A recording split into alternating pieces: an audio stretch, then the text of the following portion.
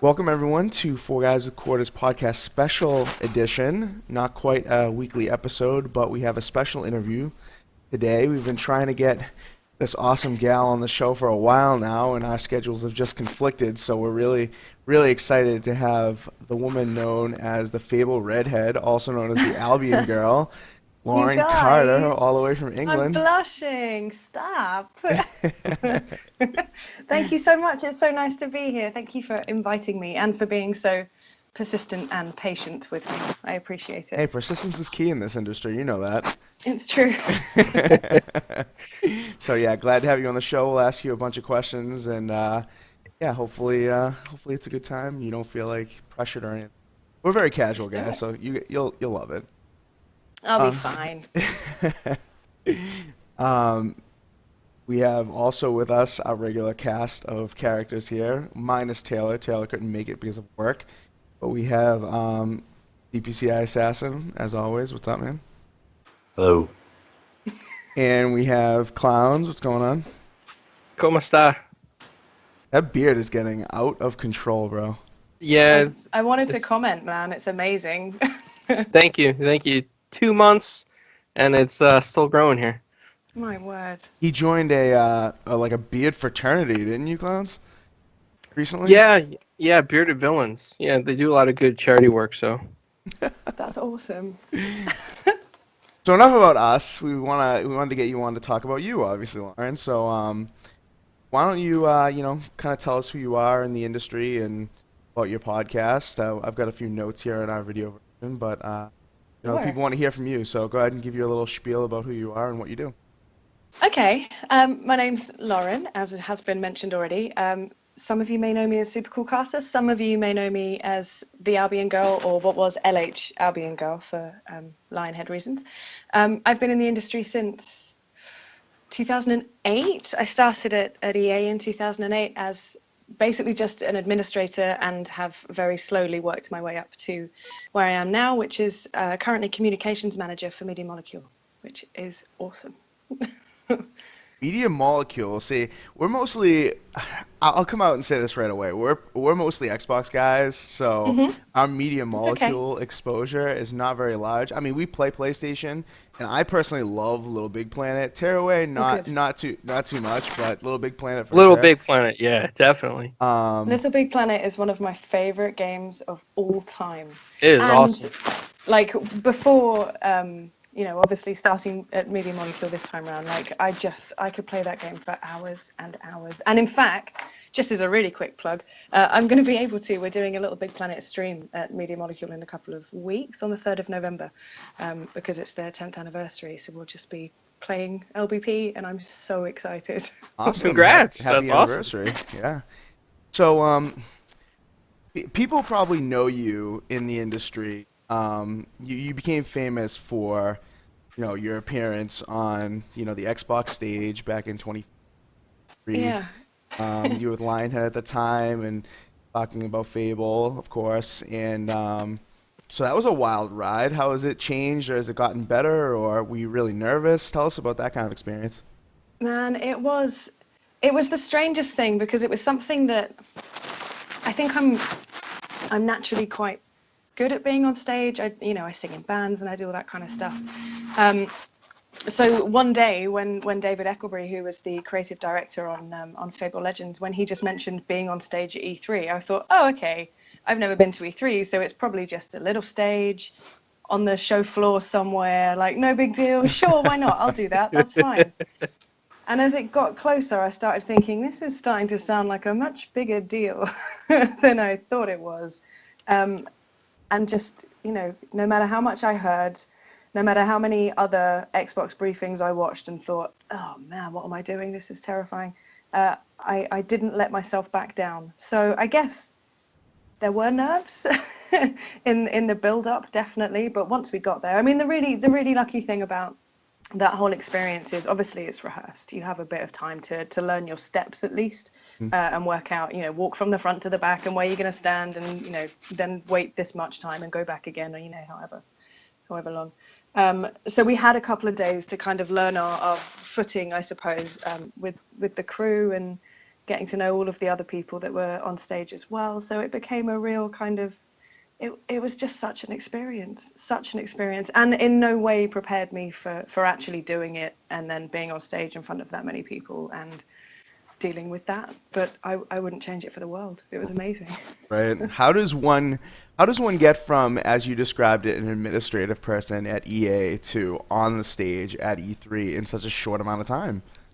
Um, I think it's a mixture of, as we mentioned earlier, perseverance, and there is an element of luck, I guess, and being in the right place at the right time. But for me, I think a big part of it was Lionheads. I don't know if you guys read any of the articles that went around after Lionhead shut down, but a lot of people described it as a kind of, nursery bed of the industry where people started their careers a lot of the time. And although I didn't necessarily start my career at Lionhead, I was already working in the industry, but I didn't have my own kind of area. I just did whatever people needed doing so that I could stay in companies that I enjoyed working for. So yeah, I guess I just pushed. I found something that would fit and just kept saying, "Hey guys, I could do that. I could really. Hey, I put this presentation together. You should have a look." And I just kept pushing until there was an opportunity. And yeah, so luck and perseverance. It's a heady combination, I think. Awesome. Awesome. Fonz or Assassin, you want to ask a question about this? Well, I just wanted to say two things really quick. One, I loved Fable Legends. I was very sad when I heard that they decided to nix it for whatever reason, but I really loved it. I enjoyed it. I love like the fairy tale-esque that Lionhead brought to the Fable series. Like it just felt so real. Plus, I mean the accents in Fable in general just made it feel magical for us. And then the other thing that I really liked that Lionhead did was black and white. I don't know if you remember that. Yeah, man, of course. And working for Lionhead, it was initially, and first of all, thank you so much for loving Legends. It means the world to any of us that worked on it to hear that people really loved it, because we really loved it too. That's the bottom line. And for the most part, we were all Fable fans to one extent or another, and we were trying, as hard as we could to make the game that we thought should have happened at that point. But no, Black and White is, the cult following for that game is insane. It's something that it seems to be, if you know, and a lot of people don't know. Although it did win some awards, I think. Gosh, I feel like I'm doing them a disservice now. But working for the community team, in the build-up to actually moving over into community, it was just my job to answer the fan mail, and sometimes that would be handwritten fan mail, and I'd handwrite something back.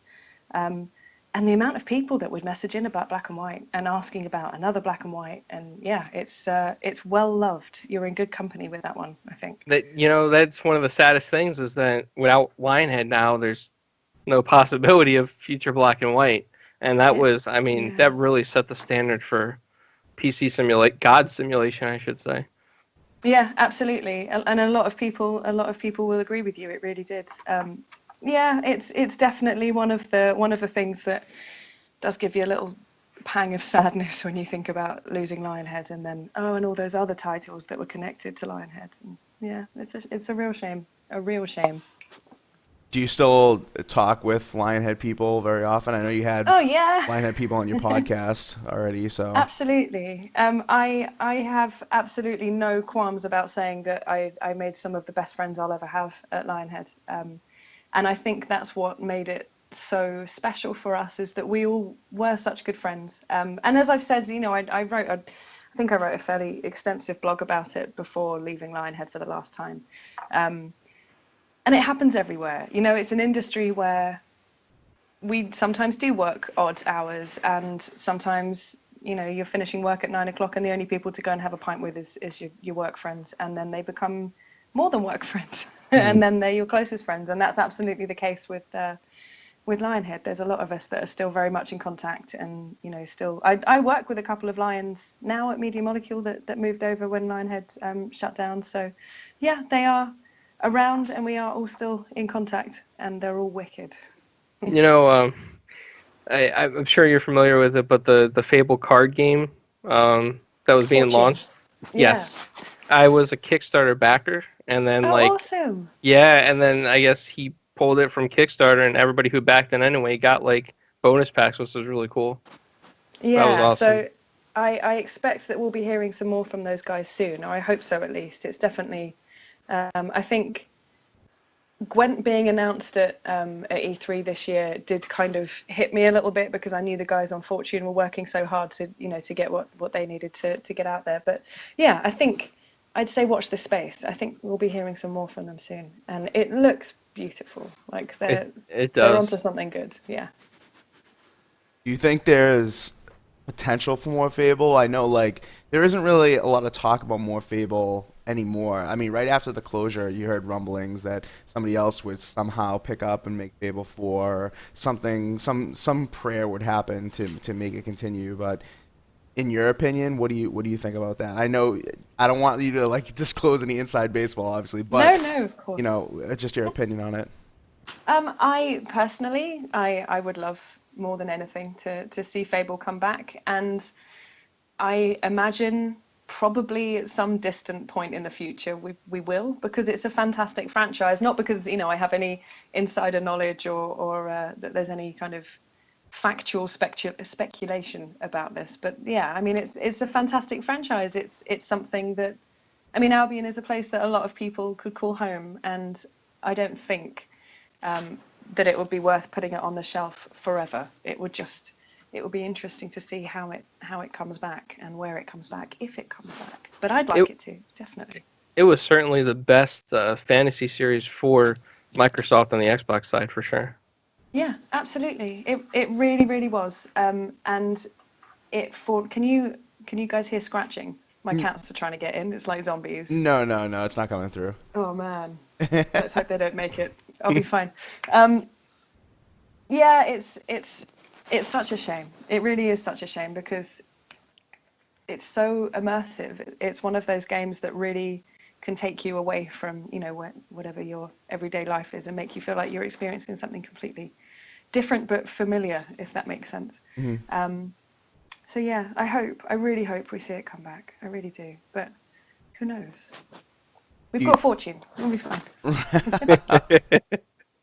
Do you think the negativity surround but I mean I don't want to sugarcoat it. I think Fable Legends overall was received negatively, even though I really liked it and I played the beta and I really enjoyed it. I was looking forward to it and Clowns was too. And do you think the negativity surrounding Legends is what kind of did Lionhead in, or? Absolutely. I think so. I think it had a big part of it, yeah. I mean, from my point of view, my job was to be on the Facebook and Twitter channels every day and speaking to people. And yeah, I saw a huge amount, and every single time I try and say, yeah, it's different, but that doesn't mean it's bad. We're going in a new direction, but that doesn't mean it's the wrong direction. It's a change. It's something different. Why don't we all give it a go? And I don't. The really amazing thing for me was once it had been announced that Lionhead had been shut down, that people were not. I don't want to say. I mean, of course, people were shocked, but a lot of people that were actively, I don't want this game. It's not for me. I'm not interested. Were then like, whoa, hang on a minute. We didn't want that to happen. What? We just didn't like Fable Yeah. Legends. Bring us Fable 4. And it's such a fine line because, companies have to do what they're doing. We unfortunately, if every games company were to sit around and only take the advice and make the games that their community told them to make, we'd be in a very strange world, a very, very strange world.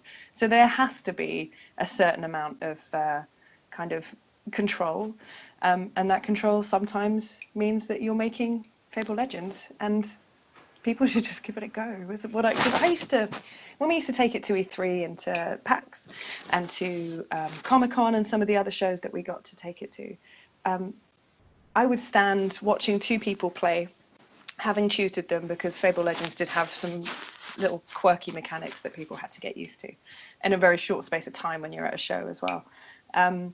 And once I'd done all of my kind of spiel, I'd take my headphones off and I'd stand back and just watch them play and see how they get on and try not to talk at them because my as you may have noticed, my forte is talking. I could do it forever. It's wonderful. So I'd stand back a bit, and quite often that would mean standing into the crowd a bit more. And even then, I'd be wearing a T-shirt that had Fable Legends plastered all over the back of it, and you'd overhear almost every time someone saying, "This isn't a Fable game. This isn't what we want. I don't know what this crap is," etc. And every time I'd be like, "Dude, come and give it a go. Come and play." And usually it would, it would change their minds. It was just that people didn't want to make that last step, and sometimes couldn't make that last step because we were still in closed beta. So it was a bit of both, I guess. If we'd been able to be an open beta, then maybe the story would have been different, perhaps. Oh, I think so, because I know a lot of my friends on Xbox that definitely did want to give it a go, and I'd be talking about it, and then all of a sudden the whole project was shut down, and they were still wondering about it, and at that point they shut it down. The servers lasted for I think maybe a month longer or something like that, but they weren't giving out any more tokens, so people weren't able to get in, and Yeah.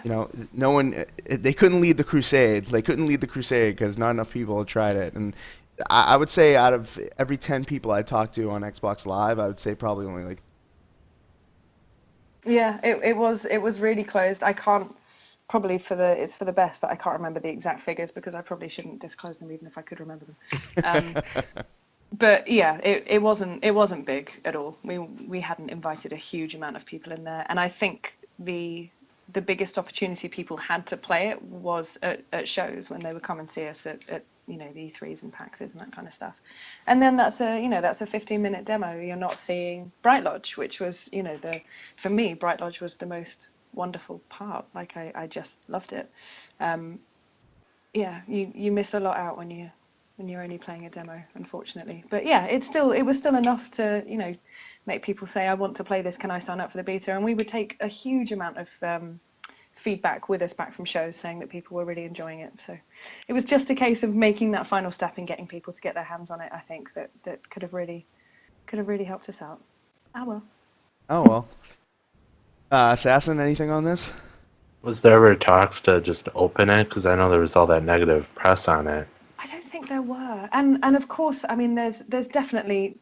I should probably say that from my point of view, my job was day in day out, be there, answer Facebook messages, answer the Twitter messages, search for the hashtags, see what general sentiment was. So of course, if someone says, "What do you think?" I'm going to go, "I think people were just too negative," but there were lots of other factors that would have been a part of that. Business decisions and whatever else that needed to be made. So it certainly wasn't the only thing that stopped us, but I don't recall there being talks about making it open. I know it was something we were aiming for if we had the opportunity to carry on, obviously. But yeah, it wasn't something that was discussed around the end of the company, unfortunately. I know the first day that I heard what had happened to Lionhead, I sent Phil a message, like public on Twitter. I was like, "Phil, what are you doing? What are they doing?" I was like disappointed. I mean, I know I don't know all the business decisions behind a business, but just for nostalgia and the love of the franchise, I was just disappointed. And it was a real shame. Lionheaded, we were about to celebrate our 20th anniversary this January. So yeah, it was a big part of the British gaming kind of scene for a really long time. And as we've discussed, it brought so many people up. And put them into amazing positions within Microsoft and within other companies too. It really was kind of that training ground, I guess, for finding your feet in the industry. So that's certainly the loss that I feel. I think not having Lionhead means that there's not a constant kind of large pool of wonderful people that are passing their knowledge on to other people. That's the biggest thing for me, I think. Speaking of that, we were talking about how you have a knack for the stage and how Microsoft gave you the opportunity at E3, but also gave you the opportunity to get on stage at a Windows 10 event as well, where you showed off some of the PC gameplay and PC Xbox crossplay, I'm assuming. So now that you're at Media Molecule and things like that aren't really popping up, are you missing that part of it? Like, feel like you're not getting that part being at Media Molecule, or? It's such a strange thing because those two occasions, the E3 event and then the Windows 10 devices event, were they felt like such privileges. You know, they felt like something that, why on earth have they chosen me? Like, this is insane. There are high ups, and there are people on the the leadership team. You know, people that are far more important than I am that could be doing this. It was just such a mind blowing thing that those two instances don't really feel real. So doing my day to day work feels totally normal, and like those two things, the Windows 10 and E3, just feel like daydreams. Like, did that really? Because it was on both occasions quite intense and viewed by a lot of people, and lots of practicing, and yeah, it was crazy being interviewed by press and all sorts. Yeah, insane, absolutely insane. But no, I think my love is for community as a whole. Speaking to people on Facebook and Twitter and doing all that kind of stuff is what I really, really love. So you know, I'm doing that, and also there's other opportunities. I mean, we're about to start Twitch streaming again with Media Molecule, which is something that I was so close to having the opportunity to do at Lionhead, but it didn't quite happen. So that will just be a new stage. That's how I'll view it. It will just be a completely different and new stage. There you go. Find a way. Yeah, right? So, Well, oh, sorry. Go ahead, I was Kyle. just gonna say, I mean, regardless of what happened, I think that, you know, the people from Lionhead that found positions in other companies are gonna help excel those companies, because I think Lionhead was talented all the way around, and I think that talent's gonna still stay in the industry and spread itself. Absolutely. I think you're right. And we're really lucky because Guildford, I don't know if you guys know, but Guildford is a real hub town for games development, where I'm lucky that I just happened to grow up nearby, and that's how I've ended up in the games industry. There's no other kind of, yeah, there's no other way to put it. So yeah, the knowledge is definitely there, and I think we're slowly starting to grow that. I mean, even this evening, there's a Guildford game dev pub outing happening in Guildford, where everyone that works in the industry is invited, and everyone just goes and has a beer together. And yeah, it's good. And I've also been doing, there's a company called Move2, who were the guys that made the FableLegends.com website, which I don't know if you recall, but it was like the stage with all of the different characters coming in and out. It was really pretty and intricate. And they realized just through working with Lionhead that there's this huge pool of knowledge in Guildford, and it's not being kind of actively shared, in fact, across the whole of the industry, because we are all under NDA, and it does get a little bit scary. You know, if you think about saying something, you have to make sure that you're saying the right thing and make sure that it's not breaking your NDA. And some people get terrified by that, so they just choose not to share anything at all. But I think when it comes to sharing knowledge, when it comes to saying, hey, I work in social media, and I'm going to tell you how to grow a Twitter following, or, you know, whatever it should be, we should be sharing that. We should be sharing that information. And throughout the industry, there's so much talent and so much knowledge, and so much of it is based in Guildford. So we're slowly kind of doing these little events where people can get up and talk about their field and share it with other devs, and also share it with students who might want to get into the same kind of situation. So we're getting there slowly, but the industry is something that I think for so many years has been shrouded in mystery. And I think it's okay to kind of take the cover off some of those things and talk about them when it comes to, you know, helping other people. We should be doing that. Right. So are there a lot of university programs for game development and positions like your own, or is it not caught up that way? It's just I think we're getting there. I was at an event the other week. I was at EGX, and I was invited to the Yuki stage to go and talk to some students and just talk about careers and if anyone was interested. I was expecting no one to come and want to talk about social media. But there were a few guys, and they were really into it, and they were doing marketing at university and making that digital or online marketing. And then I think for their kind of very final pieces, they were specifically focusing on video games and, you know, making cases on certain companies or however that may be. And yeah, I think it's changing. I think you do a course like that and you can specialize in certain parts of it, when it comes to what I do, at least. And I wish that had been the case when I was at a point to go to university. That would have been nice. But learning on the fly is just as fun. True, very true. That's what we've been doing. When we've been doing this podcast, it was a mess at the beginning. I mean, just a Oh, mine mess. still is. Don't worry about it. So let's talk about your podcast really quick. I mean, super cool cast. I love the name. I love the logos. Who did your artwork, by the way? It's a guy called Rob Fuzzard. He's a friend of mine. We grew up near each other, and he is fantastic. You should check him out. He's really, really, really, really good. So yeah, and his surname, like for realsies, his surname is Fuzzard. That's the best surname ever. Fuzzard. I love it.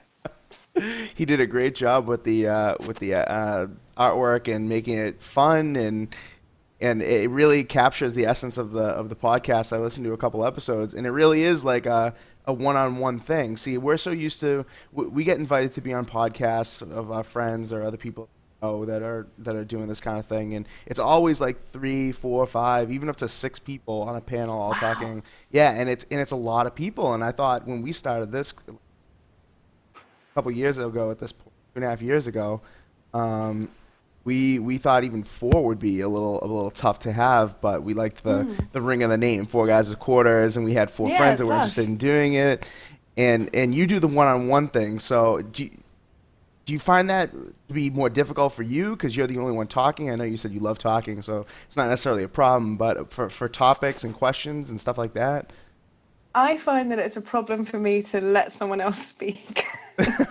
Like sometimes I listen back when I only listen to them when I'm editing them. Um, and I listen back and think, my God, girl, stop talking. Like no one's come here to listen to you. Stop talking. Um, so yeah, I don't have I'm good at filling empty spaces with noises. Wow, is um, that on your and resume? when I'm it, good at filling that's a empty really space. oh God. Um, Yeah, but when it comes to like the question side of things, I have some kind of set questions, and I'll tailor them ever so slightly and send them to the guest a little while in advance. Um, but yeah, part of me always worries a little bit. Like I always try and aim for an hour, and there is that fear of am I gonna make it? Like, is it gonna be a whole hour? Because I feel like releasing less. I'm only doing this once a month, so less than an hour feels like a bit of a cop out. Um, and more often than not, they've overrun. So yeah, it's not so bad. It's a ramble chat. That's what I like to call it. You just kind of talk, and then you'll end up somewhere else, and then you can pull it back a bit, and then you'll wander off somewhere else, and you kind of get all this extra information that a normal interview might not have pulled out of someone. So yeah, it works, I think. It definitely works. I listened to the one with AC Bongos, who, you talk about as one of your almost role models because he kind of does the same thing as you. So tell us about that experience. You got him on, and it seems like you guys are buddy buddy now. Yeah, well, we met. Obviously, the Microsoft connection is how I got to meet AC or Graham in the first place. And then it was early this year, January, February time. Um, there was a stream happening, Game, the shop. We're doing a stream to raise money for a charity called Special Effect. Um, and Graham gave me a shout. He'd seen that I'd done a few things on camera at Lionhead and said, we need some space where you come down and give away some. I think I gave away the Fable Legends console, got to unbox. Did my first ever unboxing Oh, video. Yeah, it's really nice. I don't know. Doesn't exist anymore wherever they are. I'm sure they do still exist, but I certainly can't touch one. Um, yeah, so I got to go down and do that, and it was that was probably the scariest of all the. It's weird because there's E3 and there's all those people there, but that stream, there were so many people crammed into a little room, and all these big lights on a sofa where we were going to be sitting, and then just so many people. There were so many people in there, and it really freaked me out. And then they tried to get me to play Rocket League, and I am terrible at Rocket League.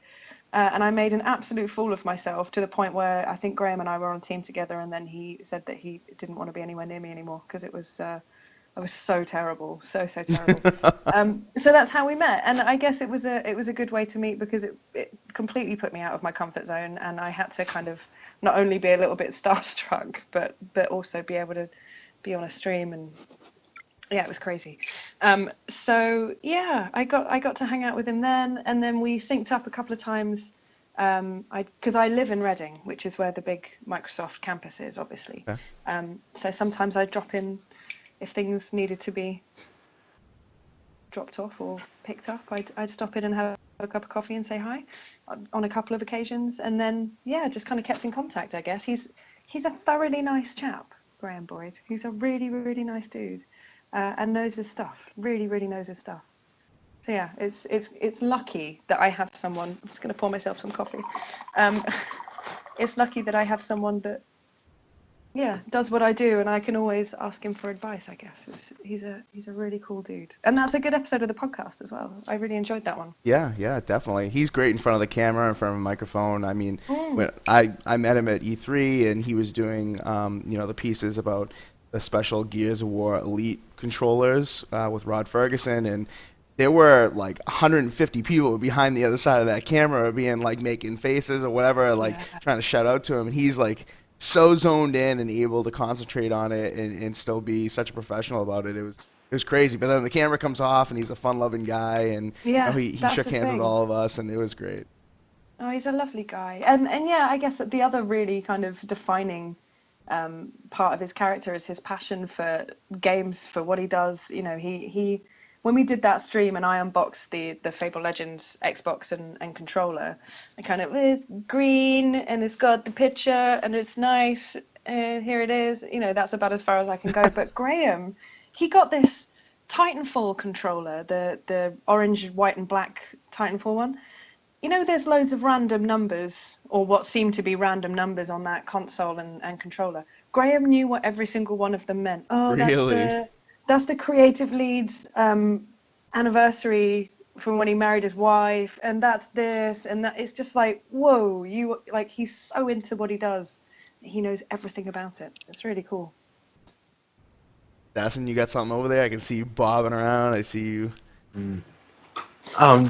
I know a while back, you may not know this, but he had that Captain America giant Lego thing. What did he do with that? Because he showed it all over the place. Do you want me to ask him right now? Yes, definitely. That would make for a good podcast. Okay. That would also make Assassin's Day too. Okay. Let's see if I can get him up here. But it is half. Who knows? He might be. Don't say sleeping. It's too early for that. No, he won't be sleeping. I shouldn't think so. But he might be having his tea. Oh, okay. I'm on a podcast and have been. What was it? Captain America. Yeah, the giant Captain America Lego guy. And he would put it in his car and just bring it along with him. Okay. I've asked. There we go. Hopefully we get an answer. Let's see if he gets back. Hopefully we get an answer. Awesome. Yeah, so with your podcast, it's a one-on-one format. You just started it. So what I don't want to say what makes it why do you think it's a great podcast, but what makes you, why do you think it's going to take off? Why are you expecting it to do really well?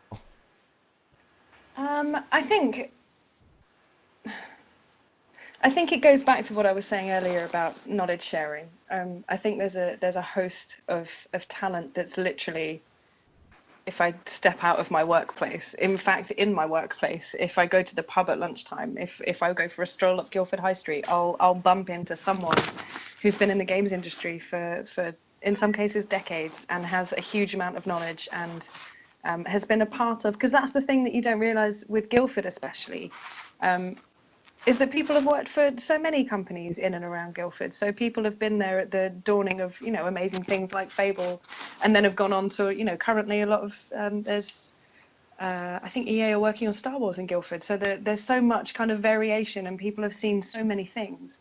And I think sharing that knowledge is really, it's really important. And to have it, it is just a relaxed chat. There's no formalities to the Super Cool Cast. It's very much a fireside conversation.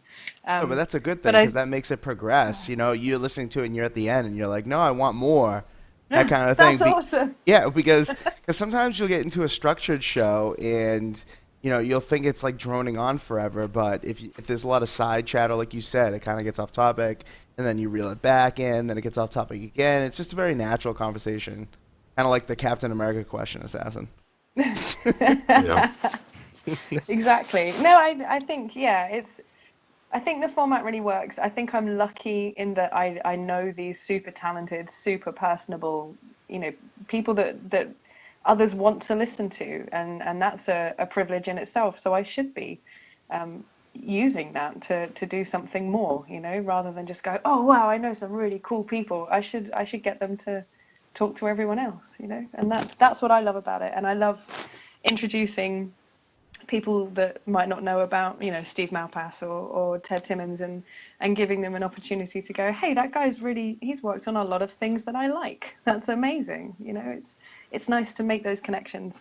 And it's always been very much at Lionhead, my kind of focus with the community was to break down the wall between us and them, that there wasn't this kind of, oh, we're a company and we're super secretive. I wanted them to have a bit of access to what we were doing, and I wanted to be able to share things that were happening within the studio and make each of those personalities, the people that were working on Legends, make them, superstars in their own right, because they are. They were doing incredible things. They have talent, beyond measure, and we should be shouting about it. And then there is the aspect of, let's talk about how you got into the industry, which is hopefully useful to people that are looking to do the same thing, I hope. But it's what I've learned from the podcast is that there is no single answer to how people got into the industry. It's again a mixture of luck and perseverance and a lot of talent in their cases. Right. Clowns, you got anything about the podcast you want to ask? Well, I was just gonna say, like, I think I know, why I think it would be successful for her, because out of all the PR people I've met throughout the last 2.5 years of doing our podcast, I think that Lauren has some of the most outgoing, bubbly personality, and it's always very positive, and I think that will always bring people in. There was never anything on Twitter or social media that she ever said that was negative. Everything's always been positive, upbeat, happy. Even when that sad day came, she was still upbeat and happy, and I think that's great. Jeez, Not that means every so much. Yeah, I mean, you don't see a PR person 100% always upbeat and happy, but Lauren is.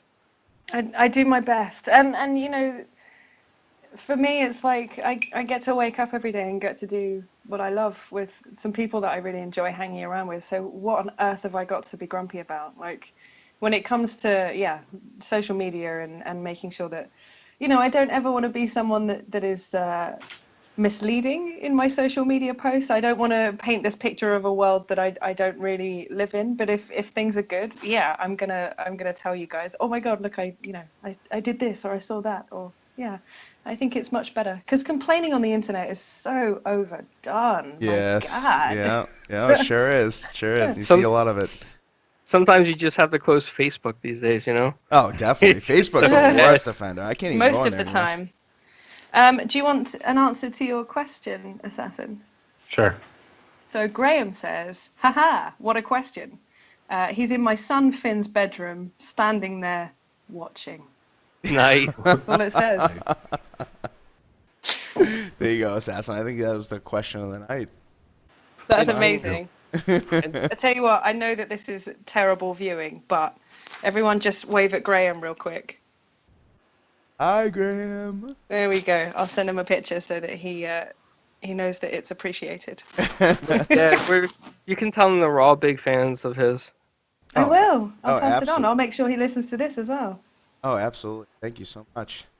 Yeah, no. Not at all. I talked to him a little bit at E3, and like I will admit, I was the one behind the camera trying to get his attention, and I realized it was annoying at the time, but I was so excited to be at E3 this year, first time ever for me, and Oh, wow. it was nice to get a picture with him, and I mean, it's nice getting that exposure. Like, even at PAX now, PAX started out so small. I live I'm in Boston, so I'm 10 minutes away with the convention center at PAX East, and seeing Major there, seeing a lot of other Xbox people. It's really awesome to be able to get that kind of exposure nowadays. These things, I mean, E3 back in the day was just, for industry people, no public allowed, quote unquote, and it kind of still is, but Microsoft throws their Fan Fest thing, and there's other various ways to win tickets to get in from the public, and it's nice to be able to get that exposure. I think that's what a lot of people want now. Absolutely, and I think it needs to be that way. I think that's what meeting developers, like for a journalist or your average press person to meet a developer, it might not be that exciting because it may be that they've been sent to talk to someone because that needs to be covered and off they go. But it shows, one of my favorite things to do at E3 was to have people come and say, oh man, I was a massive Fable 1 fan, and just point to one of the lions that was with us and go, that guy works on Fable 1, you should go say hi, and to watch them go, oh my god, dude, I loved your game, I really, it's so nice to see those connections, and it should be done because the reason I say we, I don't make any video games myself, guys, I'm just to disclose, we make video games because we love it too, and you need that validation sometimes because sometimes it's tough, like sometimes, like I said, the hours are long and the bugs are plenty and it's hard, so having those interactions for anyone, I think, that works in the industry is so valuable, and it really gives you a boost. And that's the thing about E3, it's the most exhausting experience of my entire life. Oh, absolutely. It's just killer. And then when you have to go on and do like the evening shows as well, so you're there, you work for like 12 hours standing up and your voice goes and your feet hurt, but you come away from it thinking, well, I met some cool people today, like that was so much fun. Yeah. And that's the takeaway, and that should always be the takeaway, I think, for all shows. And you should always go up to someone and say that you love what they're working on. It's really important. The only thing, it's only going to get you a positive result. I know I know a lot of people at E3 that I met that were like, oh no, I don't think I should, talk to, like Craig Duncan, for instance, from Rare was at Sea of Thieves booth, and somebody was like, oh, I don't think I should say anything, and I'm like, why not? Like, that's what you're here for. Just say, he's not going to tell you to scram. He's going to be like, oh wow, thank you. Maybe I'll strike a conversation and Absolutely. connect with him. So who knows? And that, just as a side note, that's how I met Craig. I mean, he'd come to Lionhead a couple of times, and I was a lowly administrator and hadn't really had any interaction with him. And then at Xbox Fan Fest 2015, Legends was there, obviously, and there were 4 of us demoing. And I spotted Craig, and I went up and said, I really like what you do. I think your studio is awesome, and Sea of Thieves looks great. And got a little bit embarrassed, and totally fangirled. And now, Craig is just a nice dude that I know. He's just another really nice guy. And it was cool. It was the first kind of indication I had that I was on the right track. Because when I went up to him and went, hi, it was really nice to meet you, he kind of said, oh, you're the Albion girl. How's the fan base? And I was like, oh my God. They know me. Someone knows who I am. This is amazing. Yeah, it was cool. Right. It's good to form relationships through work, because of games. Let's stop saying Because of work. games. Yeah. It's all about games. Mm-hmm. All right, so the last kind of topic that I have prepared for this lovely interview that we're having is about the Nintendo Switch. It's kind of really taking a divergence from what we've been talking about, but it is big news. Seeing that we have you here, I know that you're a Nintendo fan. I saw a picture of your desk on, I think it was either Instagram or Twitter, with all your Nintendo characters on your desk. I know that you have a few things to say about this. So we want to give you the floor and kind of open this up. What do you think of what was revealed? Are you excited or not? I loved it. Like, watching it, I watched it with my producer, Costa, and I think I just managed to bang the table a couple of times and whimper. Like, I couldn't get my words out. Like, I was so excited. But that's because, like you said, I'm such a fangirl. I'm such a Nintendo fangirl that they could probably put many things in front of me and I go, that is the best thing I've ever seen. Look what they did. It's fantastic.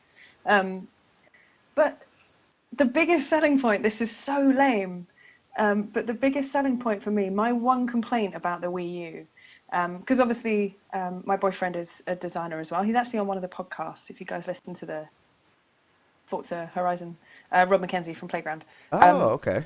Yeah, so he's here, obviously. We spent some time together. Real quick, you can always let him know that Inferno won the Forza trophy at E3. Oh, no way. Yeah, the I Forza will. competition. Yeah, yeah. I will let him know. That's so cool. And they are, like, side note, Forza Horizon 3 is one of the most beautiful things I've ever seen. Killing And I don't it. even have to say that. Oh my God, it's amazing. Um, yeah, so we're obviously a gaming household. And when Rob wants to play something bizarre, like, what was he playing at the time? Catherine, I think. Oh, Um, great game. yeah, I 360, know, but the so Ream sequence, like yeah, climbing. and the Yeah. ram horns and the Oh yeah, it's yeah. crazy. And I just really wanted to play Yoshi. So that's what I love about the Wii U is that I can play on I would just play on the handholdy bit, and Rob could carry on playing on the main TV. But when it got to like when I got sleepy and I'd want to go and sit in bed and play the game before going to sleep, I've never lived somewhere that has a close enough range from the Wii U to where I'm sleeping to be able to take it with me. And it used to drive me mental because it felt like such a simple thing. Like, Right. I know my bedroom is 5 foot above us. Why on earth can you not reach that? Like, that's crazy. Right. And now they fixed it. Like, that's the biggest thing for me. You'll be able to play anywhere. It's mind blowing. I love it. I'm such a nerd. I love it. No, it's quite all right. We're all excited about it except for Assassin. Yeah, I think Assassin's the only one who's really more than half down on it. On the downside, not on the upside, right, Assassin? Yeah. Oh, you sound so sad. He needs a Switch to make himself happy. I think so. That's what That would do it. I But I think so. wonder if like the other aspects that when I came home and started freaking out about it was the the portable aspect of playing the little teeny controllers and all of that kind of stuff. And that got me really excited. And I came home to Rob like, oh my God, that's going to be great for when we go on like trips and stuff. And he was like, how often do we go on trips where there's 4 of us and we're all going to play a game together? That's Like, how right. often does that happen? Yeah. So maybe that's something that certainly younger generations should take. When you've got the time and the money and the inclination to go everywhere with your mates and you can play video games on the side, that's when you need it. But then how many teenagers are going to be bought a Switch and then allowed to just take it out into the wild with them? Probably not that Right. many. It's a tricky balance. I'm still excited. I still probably won't buy it at launch because, like I said, I was desperate for a Wii U and then I've played maybe 5 or 6 games on it. Right. Yeah. Because I'm just running out of time in my life. Well, you can take it to so- work, right? Do you take public transit? No, I have to drive. Never mind. I have the longest driving commute ever. Probably not ever. But yeah, unfortunately, it wouldn't work. But yeah, that's the time that you'd need it. But then the other part of me is like, but you've got a 3DS and you don't even use that as much as you used to. Like, how many Right. consoles does one person need for not playing a lot of games? And right now, that's me. Do you think the Switch is out there to replace both the Wii U and the 3DS, or is it like a middle ground where the continue to exist and they're still going to do another hand? I don't know how Nintendo could justify getting rid of the classic handheld. I really don't, because I'm someone that still owns a Game Boy Color, like, and I love that thing to death. Yeah, I think it's such a big part of the. Oh, dude! Yeah, this is. Yeah. Beautiful. I don't know. I haven't got mine to hand, but mine's no big deal. Limited edition Pokemon one. Don't worry about it. Oh, excuse wow. us. Oh, sorry. It's downstairs. I should have prepared it. I'll send you a photo later. Okay, good. That's how I get my Pokemon Yellow fix. I play it on the Game Boy Color because that's the best way. What was I saying? About the Switch replacing the 3DS, the console. Market. Yeah, I don't think. I'd like to think that there will always be space within Nintendo's repertoire for a individual standalone handheld, but maybe times are changing. Maybe they've seen a decline. I mean, I know they saw their first ever decline, 3 years ago, when they saw a decline in sales. I wonder if maybe, with the addition of the 2DS, like, did that do very well? I'm not even sure. I think in the US it did okay. I mean, the price was so low compared to the 3DS in the US. Like half the price. And then on Black Friday, I don't know. Are you familiar with what Black Friday is? Mm-hmm. Oh, okay. I've been planning social content for it for years. Oh, okay. It's fine. All right. Yeah. So, but on Black Friday, yeah, the 2DS was like under $80. Really? So it was really cheap, yeah. Wow. So Yeah, I wonder. I wonder if they've just thought, you know what, we could be saving ourselves a lot of time and effort here and just combine these things. Maybe. I hope not. I really well, hope not. one of the points that a lot of people have been making is that at least here in the U.S., a lot of kids, you'll see a lot of kids playing on like their parents' iPhone or their parents' iPad. Like that's their primary handheld device from a young Mm, age, and they grow up with that. And a lot of kids have been wanting like an iPad before they want like a 3DS or something like Candy So Crush ruined everything. Candy yeah, Crush Saga okay. ruined everything, right? But yeah, I guess that's the thing. It's changing. Like, why do you need a separate handheld when I can play Pokemon Go on my phone? Right. Like, I guess that's how kids are gonna start thinking. Like, it's just, and I have to say, traveling, when you've got the iPad and you've got your 3DS and you've got your Kindle and there's so much stuff to carry around. It does get a little bit full on, especially when you're taking your Game Boy Color everywhere. Right. I took it to a wedding once. Did you really? Wow. They weren't impressed. Why Oh, well, not? there's sometimes a lot of standing around at a wedding. I thought we could all Yeah, take of it in turns course. to play. Of course, yeah. No, the, I used to love the Game Boy Pocket more than my Game Boy Color. The Game Boy Pocket was like so small, square, sleek. I love that thing. Oh, that little bad boy. Yeah, I know Yeah. the one you mean. I didn't have one of those. I used to I love think. Tiger Electronics Batman. I don't know if you remember that, Oh but my God, you're dating yourself. That thing is Uh, old as sin. Maybe I should. I tell no, you what I it's did like love though. What was it? What was Sega's handheld? Game Gear. oh Game Gear. Yep. Yeah, the Game Gear. That thing. I loved that thing. I played Sonic on that thing to death. And like, to call it a handheld is hilarious because it was about this big, Yeah, it as I was recall. large. Like, Yeah. it was massive. 6 AA batteries, I think it was, Yeah! three on each side. But Yeah. it was in full color and it had Sonic. Like, what more do you need from life? It There you go. was Exactly. an easy win for me at like 10 years old or whatever I was. Well, at least Nintendo has one sale, I guess, and I'm gonna buy it. I think Clowns I will, yeah. I'm getting it. Yeah, I'm definitely getting it. will get it. I know Assassin's so down on it. It's not even funny. Maybe in the future when it's like I want to 100 hear something. though. Give me a rundown of what you don't like about it. Give me some perspective Oh, here. well, that mobility thing, I will never use that. I don't, have many friends to go and just take it with and go play it. So, I mean, the biggest issue. That's fair. That's fair. I wish we could get to a point where we stopped comparing Nintendo to Sony and Microsoft, because it's just not the same. Yeah. Like there really are few that they both make consoles and video games. That's Right. that's where it ends, I think. I just wish, for Nintendo's sake, that, and let's hope that the third-party support that's been announced for it so far stays with it. I think that's the biggest issue that Nintendo's had is keeping the third parties on and Yeah. keeping everybody happy. Yeah, I think you're right. And the list that they announced was really extensive. Like I got quite excited about it, and then you think, oh no, but they're launching super soon, so some of those must be nailed in. Yeah, I think yeah. that's probably where Nintendo could probably do a little bit of work. My God, I'm judging Nintendo. I've never done that before. Oh my God. We bring out the best in people. Can on they this hear show. me? They may. I mean, this is going on YouTube, so. They Did you probably see won't me listen and to us though. Moto's But did you see Miyamoto's tweet No. right afterwards when he posted two pictures of? He posted a little series of 4 photos that was basically him taking the piss out of Apple because the Switch has a headphone port. What? Yeah, that's what, and it was brilliant. It was basically him just ripping into Apple, which you rarely see from really important people. Exactly. No, that's true. It was That's definitely true. interesting. Yeah. All right, Clowns. I know you had a few quick general questions to end the interview, so why don't you go ahead and ask them now? all right, yeah. I usually ask this to everybody, but I was just wondering, like, growing up, what was your favorite childhood game and favorite childhood system that you remember? Mega Drive. Mega Drive, and I have talked about this on my podcast, so apologies if anyone is listening again. My brother and I used to play, do you remember the game Zombies Ate My Neighbors? Yes. Oh yeah. Yes.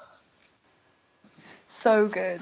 So good. And as I've said previously, I think I have mentioned it on the podcast, but It was like being able to play a female character was like, oh my god, like this is unheard of. And not that I was a 10-year-old child constantly searching for a female character to play, but it was so different. It was so, obviously it didn't feel any different, but it was such a nice treat to be able to do that, and then to be able to play with my brother, and they were brother and sister too, and we play it for hours. We would play it for hours. I loved it. Yeah, I'd say Zombie Ate My Neighbors was definitely my fave as a kid. And since you've been in the industry, I'm sure you've met a ton of people that you admire. But have you met any mentors, anybody that you looked up to for a long time? Within the industry, yeah. I mean, the obvious one for me is Phil Spencer. I think Phil is a hell of a guy, and I'm lucky that I worked in the same organization as him, and I'm lucky that I was noticed enough to have been able to do the things that I was doing anyway, on camera stuff and on stage stuff. But Phil, I'd say he was definitely a mentor of mine while I was at Lionhead. If I ever needed, if I needed advice, I'm sure I could ask him. But the great thing is that he would, if he saw a video that I was in, he'd drop me a message saying, "Hey, that video was really cool, great job." And that's like such an unbelievable boost for your day-to-day kind of working life, to think, yeah, man, I'm totally on it. Like, it's fine. If Phil noticed, I am doing just fine. So yeah, I definitely say Phil. I met Ken Lobb, and that blew my mind a little bit because I played a lot of GoldenEye. So that was like, whoa, he's the guy. That's amazing. But yeah, I mean, within the industry, I've just been lucky to meet people who are willing to talk to you. I think that's the main thing, is that there's no hierarchy as such. Everyone, like I said, we're all there because we all love the same thing, and that just means that everyone's super approachable. And yeah, good to keep in contact with, I think, and easy to keep in contact with, because you're constantly on Twitter or whatever talking about the Nintendo Switch or whatever the next thing is, and then people can just get involved, and you maintain this very kind of organic relationship, which is, yeah, it's cool. God bless Twitter. God bless Twitter. That's right. So much better than Facebook. Yeah, It absolutely. Yes. I'm And- amongst the right people. What's it like to play Forza Horizon 3 with your boyfriend? Do you want to know a secret? Yep, And absolutely. it's okay because other people know, so maybe Secret was giving it too high an accolade. Rob is a designer on Forza Horizon 3 that doesn't drive because he wasn't dealing with the driving aspect. But that always blows my mind a little bit. It's like, oh my God, how did you get that job? How did you do that? But it's because he's an incredibly talented designer, and the bit that he works in doesn't need the ability. There are people who specialize in driving. So I tend not to play it in front of him, or try not to. I had a friend of mine came to stay, a friend from Lionhead, Luke, who was our camera guy. So I don't know if you saw any of the videos that we did on Show Floors. The PAX one was filmed by Luke, and a lot of the other stuff I worked with him quite closely. And we're good chums, and he came to stay. We went out with the Lionhead community team, and then the next day he and I sat down and played Forza. And I think we were about 5 minutes in to my turn when he said, Lauren, have you ever tried playing GTA? Because I think maybe you should be playing GTA. Like, I don't know if this is for you. As I was plowing through someone's garden going, yeah! Yeah, I certainly don't play it as it's meant to be played, but I've really enjoyed it. Like, on those occasions that I have won races, which are few and far between, and it takes a real, oh God, and then it's the for me, the grind of then going back in and being able to actually beat someone because I'm that terrible at racing games. But yeah, when you do it, it's in the zone, right? That's what I feel about code, and then I'll hit a tree and I won't be able to turn the car around or something, and I'll be brought back down to earth and reminded that I'm terrible. But I still enjoy playing it. I just don't let him watch. It's for the best. It's for the best. Well, you have the rewind button in Forza. You could just press that, right? Yes, I may be wearing it out. It's nearly dead. It's Also wanted to ask you, I know that you spoke about your experiences like at E3 and PAX a little bit about being on stage and stuff, which was really awesome. Do you have any other convention experiences that come out to mind? Like you're like so shocked that it blew your mind. Maybe people coming up to you and like, oh hey, you're so and so, or hey, this the company that you're working for is awesome. Like anything that just really sticks out to you. I think aside from the I mean the two E3s that I did with Lionhead were fun. But, like I said, it's the thrill of being there and speaking to people all day long. But then being we together, and this is so cool. I think aside from that, my favorite would be we did PAX Prime in 2015. Yeah, last year. And it was a really small team. It was the first time that I'd been sent on a show that didn't have any of the kind of leadership team, any of the executives there. So it really, really felt like we were running it. Like the guys that I went with was Luke, who I mentioned, the camera guy, and then Steve Malpass and a guy called Nathan. And Nathan had never been on a plane before, I don't think. Nathan had never been to America, and he went and set everything up on his own. And then Steve and Luke had only ever done Gamescom when it came to shows. So all of a sudden I was in this experience where I was the one with the most kind of knowledge about what we were doing. And we ran it like bosses. It was amazing. It was absolutely amazing. But what I really loved about it is that we had a member of the community, the Fable Legends community, a girl called Math Katsi, who we'd gotten to know just because she was playing the beta and getting super involved with everything. And Luke and I had to film on floor kind of, hey, we're at PAX, we're having a great time, and come and see this, and come and play the game, and all that kind of stuff. And the only way we could do that was thanks to Math Katsi, who stepped in and tutored Fable Legends like she'd been doing it her entire life. It was insane. And she happily stood there for a lot of the day so that we could get these little snippets filmed so that we'd have stuff to go back to the studio with. And it was amazing. And it was amazing to know that we'd cultivated this community that people were so passionate about and really wanted to get involved and happy to give up some of their time to come and help us. And then to top it all off, Major Nelson came and gave me a hug. And then it was like, yes! Oh, that is awesome. I am That is bossing this! Yeah, it was great. It was really good fun. We had a good show. We worked so hard, but it was worth it. And it turned out to be the last Fable Legends show that we did. So I'm really glad that was my experience to own, as it were. right. Dassin, any last questions before we Lauren go? Do you have any tips you could give people that want to get into the gaming industry? Absolutely. I would say keep an eye on your local area and see if there's any, like, not just conventions, like not just things like PAX or, obviously E3, but see if there's anything happening near you that is games related. See if the nearest university to you has a games program, because chances are they'll do stuff extracurricular, kind of let's have a chat and share knowledge kind of thing. And the biggest bit of advice for me is get involved. Like, not just get involved with, hey, if you want to be a programmer, get some basics and make something so that you can go to a company and go, look what I made. Look at this thing. If you want to be a designer, you sit there and you critique other games and say, I would have done this differently, and I think this mechanic could have changed. And you can do that for every single part of the industry.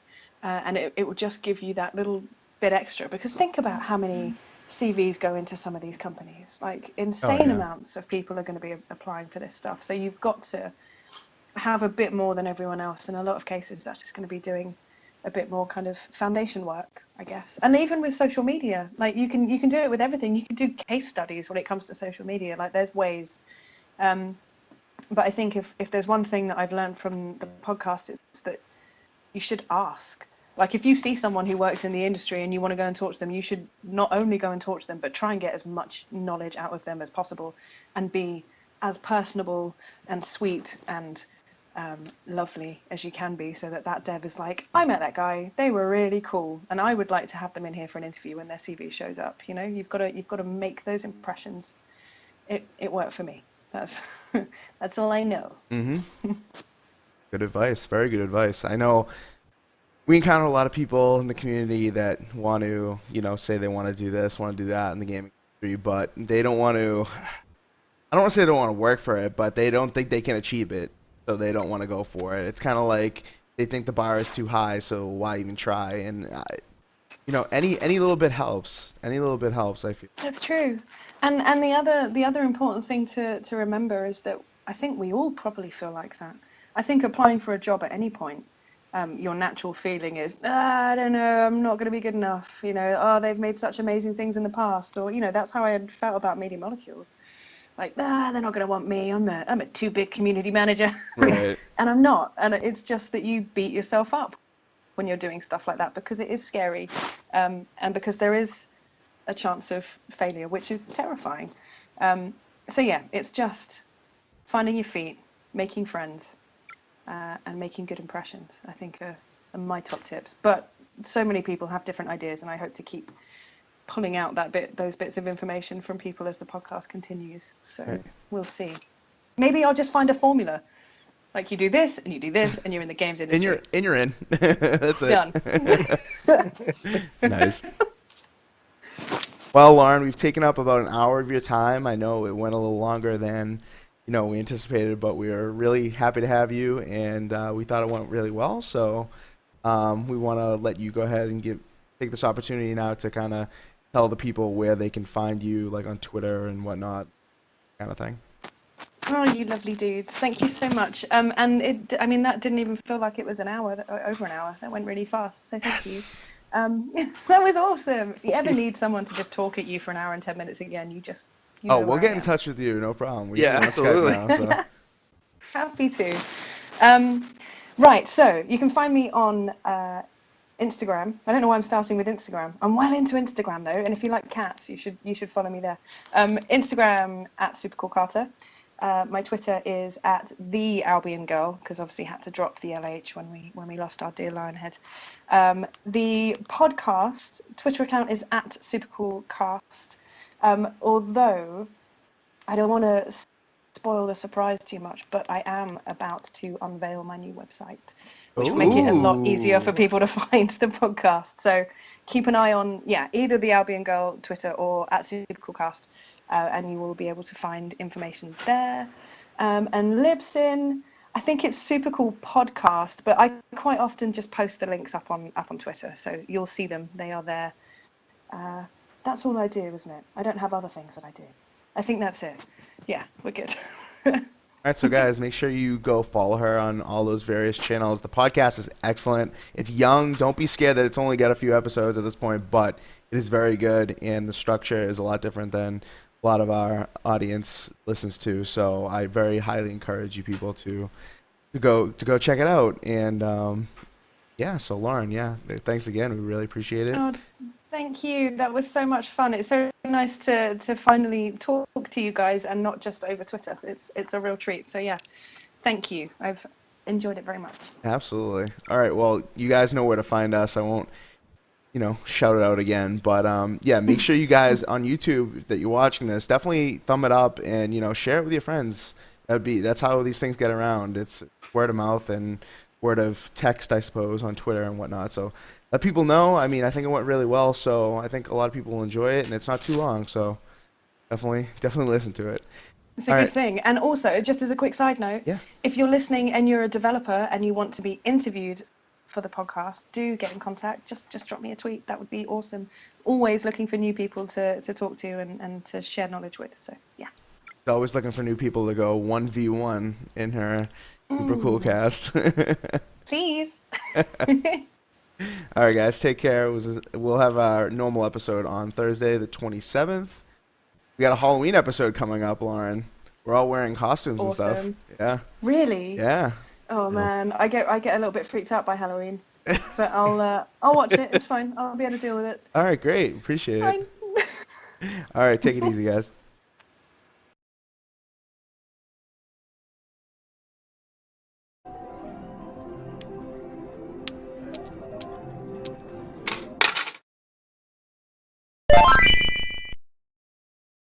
This is Carlo with Four Guys with Quarters, and I'm sitting here with. Rob Coble. And Rob, can you tell me a little bit about your part in Orlando IX? Sure. So, me personally, I've been working here in Orlando for about 12 years now with primarily in the gaming space, but with technology and gaming simulation, I spent 11 years with Full Sail University in their career services department. So I also did a lot of what they called industry outreach, where I was kind of the face or the guy who kind of played the conduit between the industry and the school. So I got really involved and got to know a lot of the different companies, not only here in Orlando, but nationally, the big game companies from LA to Seattle to, Montreal, and worked with a lot of them. So I've been pretty active in the Orlando tech and gaming scene for that entire time. And when David put IX together, last year was our first event. I moderated the gaming conference, and I'm doing the same this year. They asked me to be a part of the board this year, primarily because I know a lot of people, and I do a lot of networking, and my primary responsibility was really working to find keynote speakers and various people to speak on panels and kind of helping with the organization of some of the topics and stuff like that. Yeah, I just want to say, from going to a couple of keynote sessions and talking with a couple of speakers, the people that you put together here have been fantastic. Good, man. I'm glad that you found some not only benefit, but some interest in the topics. We tried to be as diverse as possible with the types of things that we're talking about. That obviously this year VR seems to be kind of the big entity that everybody's really focusing on, and a lot of the people are really interested to see where VR is going. It's still in its infancy right now, but yeah, it's pretty cool because a lot of the guys that are speaking here I knew when they were students, and or met them when they were just getting their careers started, and to see them be able to come to a conference like this as either the returning hero or now coming back as an expert authority on whatever topic it is they're speaking about, it's really cool to see. These guys are extremely passionate about what they do.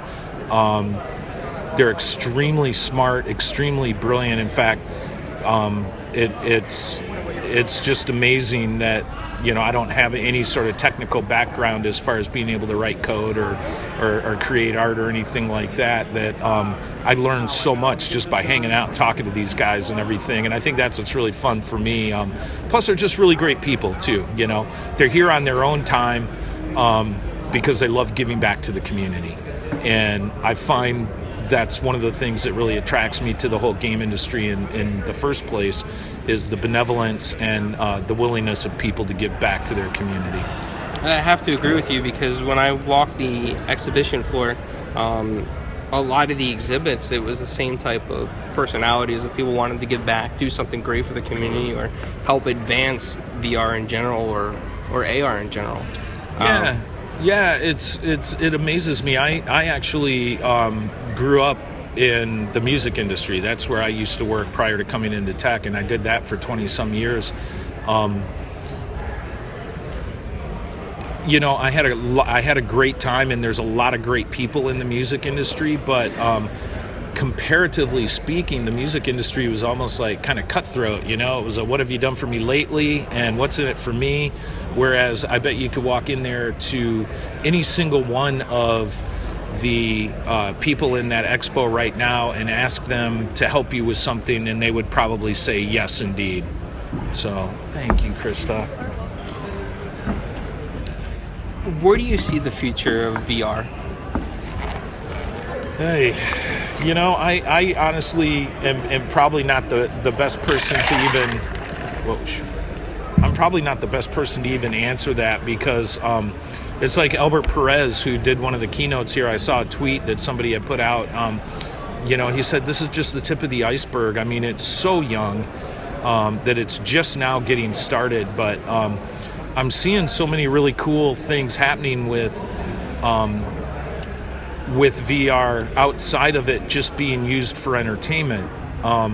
There's a gentleman in town named Steve Alexander that has a company called Maverick, MVRK, and they do experiential marketing. So basically they create interactive marketing events, and they're using a lot of the virtual reality and augmented reality stuff to create experiences for people to show off products. I think that education is really starting to take advantage of it. There's another company over in the expo right now called the Cacti Council, and my friend Jeremiah is the guy who runs this nonprofit, and their whole goal is to use technology to help educate and teach, children up through high school and college, and make that learning experience a lot easier and a lot more interactive and engaging, so that it's a lot different like than when I was in school. We used to get real excited if we had a film strip or something, and now kids are actually putting on headsets and using it to learn lessons and to actually interact with the lesson, which is pretty cool. And I just want to get something from you, like a shout out for Orlando IX, so we can tell all our listeners and viewers about it. How would you describe it to them? Well, I think the thing that the best way that I could describe Orlando IX is we have here in Orlando a very passionate community of game developers and tech people. And if you're new to the Orlando area, you could go on, probably 50 different blogs and hear about 50 different events that are going on around town or organizations.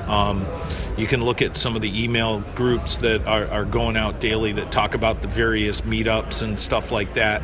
And you look at it and you kind of say, which of these do I need to pay attention to? Which one of these are relevant? Which one of these have legs? And Orlando IX is kind of put together to bring that all together under one umbrella.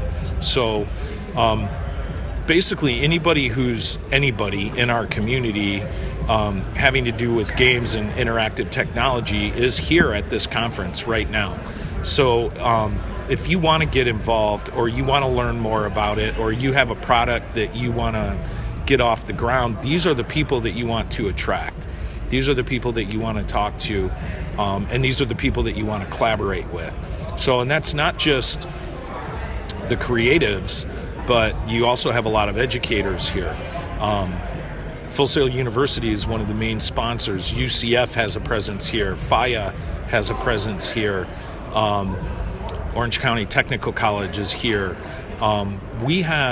Orlando is a farm club of tech professionals that a lot of companies are not taking advantage of. But if you're looking to develop or to hire and develop really good talent, we've got it all right here in Orlando. And Orlando IX is the one time of year that we bring them all together and have the opportunity to really educate ourselves, to really network with each other, to find out what's going on in the community, to find out how we can help support one another, to find out how we can help promote one another, all of that stuff. So to me, that's what Orlando IX is. And I get fired up last year I left this conference feeling like, wow, man, Orlando, it's no longer just Disney World and Universal. That's a big part of what Orlando's known for, but thankfully, because of the tech scene in Orlando and the gaming scene, we're now being mentioned in many national blogs and newsletters in the same paragraph as Austin and Seattle. And Orlando's getting known as this great tech hub.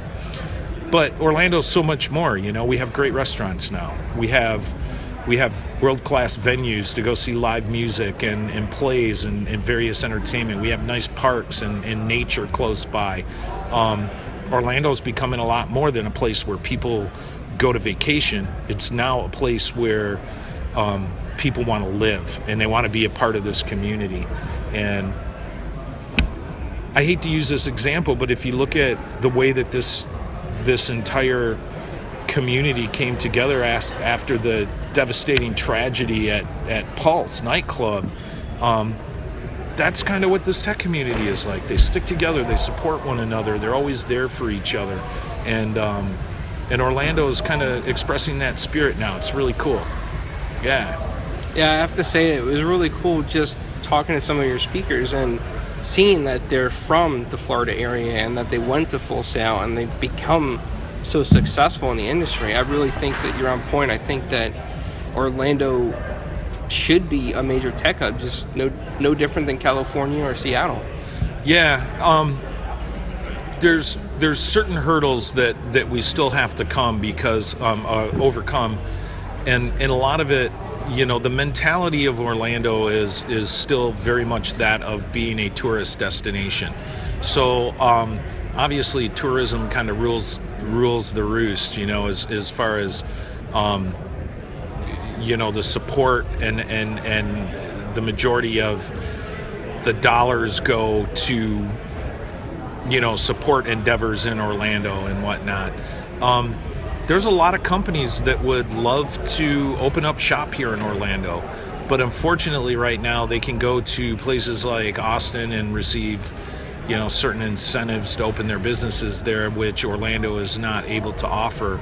I'm not one that's really qualified to speak about all of that because I really don't know both sides of the story and how that all goes. So I'm not trying to take a stance here or anything like that. But at the same time, part of what we're trying to do with things like Orlando IX is to show that, if community is important to you, if having that farm club is important to you, if having that support group and everything is important to you, then we have all that here. So instead of trying to go out there and tell everybody this is what we don't have, we're just trying to go out and show everybody what we do have, and we're really proud of it. Sounds really cool, and I'm very honored to be here. Yeah, me too, man. I every year when when they've asked me to get involved with this, it was a no-brainer to just to host the gaming sessions. It gives me an opportunity to meet everybody. The big thing that I've heard people talk about in gaming especially is if you're going to be in this industry, you got to know that you're going to be nothing more than a full-time student the rest of your life. So even today, I think I was not moderating, but emceeing the panels, and I had 5 or 6 different panels, and there wasn't one that I didn't walk away with something like, wow, that really gave me something to think about. Unfortunately, that kept me away from all the keynotes, but I didn't. Fortunately, I know all those guys, so I can find out more about what they're talking about later. So, all right, yeah. Well, sounds really good, and I'd like to thank you for your time.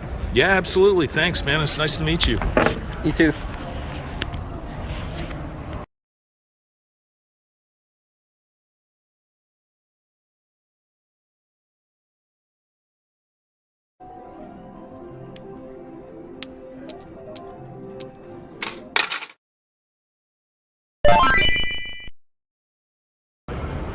This is Carlo with Four Guys with Quarters, and today I'm interviewing Grant Schonkweiler.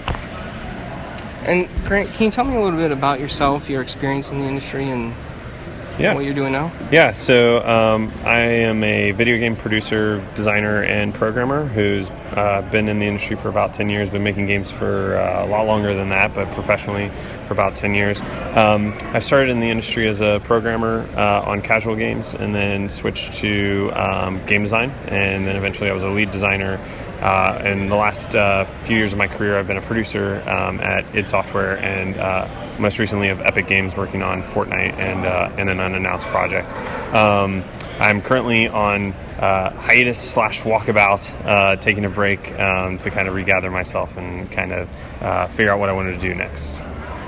What's it like being in the industry, doing what you are doing, or in your last project? Yeah. Oh, I mean, I love working in games because it's the level of passion and excitement and artistry is really high, and the talent level is also really high.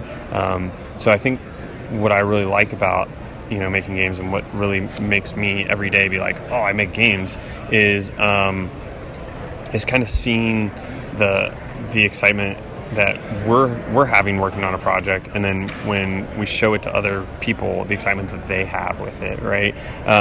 So I think, it's excitement is a cliche term and overused, but it's exciting to work in games because we're at the forefront of technology, we're at the forefront of entertainment, and we're really still, even though the industry's been around for 30 plus years, we're still kind of the new kid on the block. I mean, VR is kind of a subset of games, but we're not film. We haven't been around for 120 years. We're not music. We haven't been around forever.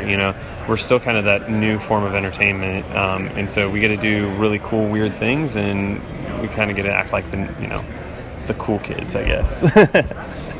What do you feel about how the future for VR is headed with video games? Yeah, I think the future for VR is like, I guess the best way to say it is open to like everything, and I think that's what's amazing about VR is it's not just games, but it's film, it's interactive software, it's experiences, it's all these different things. I think in the next 3 years, I think 3 to 5 years, I think the technology will get really good and really be commercially viable for everybody. I think right now it's so hard the barrier of entry is so high to get like a headset and a hardcore PC and all this stuff.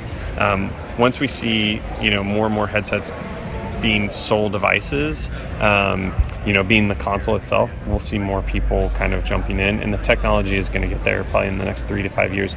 But right now, what's exciting is everybody who's working on VR, like a lot of the people here, they're exploring and they're learning and they're solving all the problems with VR that, in 3-5 years when the hardware is at that level, we as a community of game developers will have already figured out all the hard problems, and now it's just making excellent and amazing content. And it's also just so exciting, it's something new. We've been making consoles and PC games for so long that, a new way to interact and tell stories is exciting. I mean, there's a reason that the film people are just as excited about VR as we are, right? Because it's a new way to tell story. How do you feel about I know you said high-end PCs and the VR headsets, but like what PlayStation's doing with the PSVR and Microsoft's doing with the HoloLens? How do you feel about like it on the console? Do you think the consoles are at the point where it's really capable of VR? Yeah, I think the new revs of the console, like we see the new PlayStation and stuff like that. I think they're building those specifically for VR. I think that will really help for consumers to be able to buy a kit, VR thing with their console. HoloLens, I've seen both the HoloLens and the PSVR, and they are very good, and I think they're going to do a lot, but you're still asking people to buy an additional device, right? So you're not just like, you're not just buying the VR headset and that's it. You're buying a PlayStation and a VR headset, right? So the barrier of entry is still thousands of dollars at this, or $1,000 at this point. I think as the technology improves, we're going to look at full form VR experiences that are, a couple $100 or something like that. But I do think having Sony involved, having Microsoft involved, pushing, you need those big companies involved, HTC and Valve and people like that. You need those big companies really driving, Facebook obviously driving Oculus, because it's going to be an entertainment medium shift. And you need people with deep pockets because there's a lot of hard things to solve that cost a lot of money. Do you think that once the VR market becomes more viable for the average consumer, do you think that we'll see less branded headsets out there and more of just one proprietary system? No, I think it'll be just like the consoles. I think there'll be a few that are really big. I don't necessarily think they're going to be Sony and Microsoft, but there's going to be a few that are really big, and then there's going to be a bunch of like cheap knockoff versions. You can like go and get I'm sure you've seen those like cheap early day Nintendos that were made in China and stuff. You're going to have the same things. You're going to have knockoff headsets that you can buy. I mean, I've already seen like knockoff like Samsung Gears that you can buy in like dollar stores for like $15, and you're like, what in the world is this thing? And then I'm like, if I'm going to buy something cheap, I'm going to buy cardboard, right? Like, because it's $1 on the internet, So it's like, I think we're going to see it be a few, but not one. And then there'll be many like not as good versions. And for developers, it's not a problem as long as, it's not, if it's a fixed platform, that's a little easier to develop for. But if it's 13 fixed platforms, then it's much harder to develop for. Like, it's easier to just develop for PC and be like, oh, my game doesn't work on your specific PC, right? When I was talking to some of the exhibitors, they were talking about how Unity just basically has a checkbox for VR. Mm-hmm. Do you think that's going to help in the game development spectrum? Yeah, I mean, so any way that it makes it easier for someone to do VR. I mean, Epic is doing some interesting things with their VR editor, right? So you can be in the editor building in VR, so you're experiencing it as you're building it.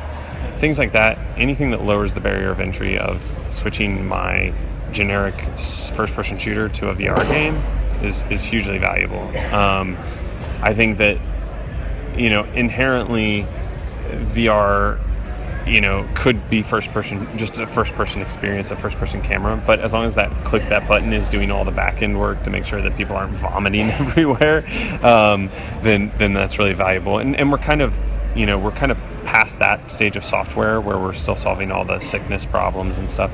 We're kind of into the stage of solving the more difficult problems. And that's what's exciting about the next 3 to 5 years is we're solving the technical problems, both software and hardware at the same time, which is awesome. Yeah, I think that's a good point going forward, because once it becomes more viable, the solutions will be there. Yeah. And just tell me a little bit about your experience, like at Epic as well. Like, what games have you worked on with Epic? Yeah, so when I was at Epic, I worked on Fortnite and a little bit on Paragon, and then I worked on an unannounced project as well. My experience there was great. I was working with some of the top people in the industry. We had tons of experience, tons of knowledge. And Fortnite was a great game to work on because it's a very unique game. There's not really any games like it out there, and I was learning how to do open development at the same time, right? So working on a game that people were playing all the time. Like, we went into alpha like over a year and a half ago, and there's been people playing the game almost nonstop since then, giving us feedback and iterating with us, and I really learned that was a way that I really enjoy making games, because when you're working on, like when I was working at id, we would work on a game for like years, like 3 years, and yeah, we do some focus testing, but ultimately we would release it and hope that it was good, right? Like, we knew that maybe a couple hundred people that had focus tested it thought it was good, but we didn't know that everybody thought it was good. And with a game like Paragon or Fortnite, you just are slowly letting more and more people in, and and fixing the problems that they're having until ultimately most of the people playing your game are like, yeah, we like it. And usually you have specific numbers that you're like, we want X number of people thinking X about this. So yeah, it was a really great experience working at Epic, and it's a great company, and I learned a lot while working there. It was awesome. Do you ever go back and play the games that you've worked on? Yeah, I definitely. Right at launch, I usually play through the game again. Now at that point, I've probably logged thousands of hours. But I usually go back and play it and experience it with the community. If it's a multiplayer game, I'll play it a lot.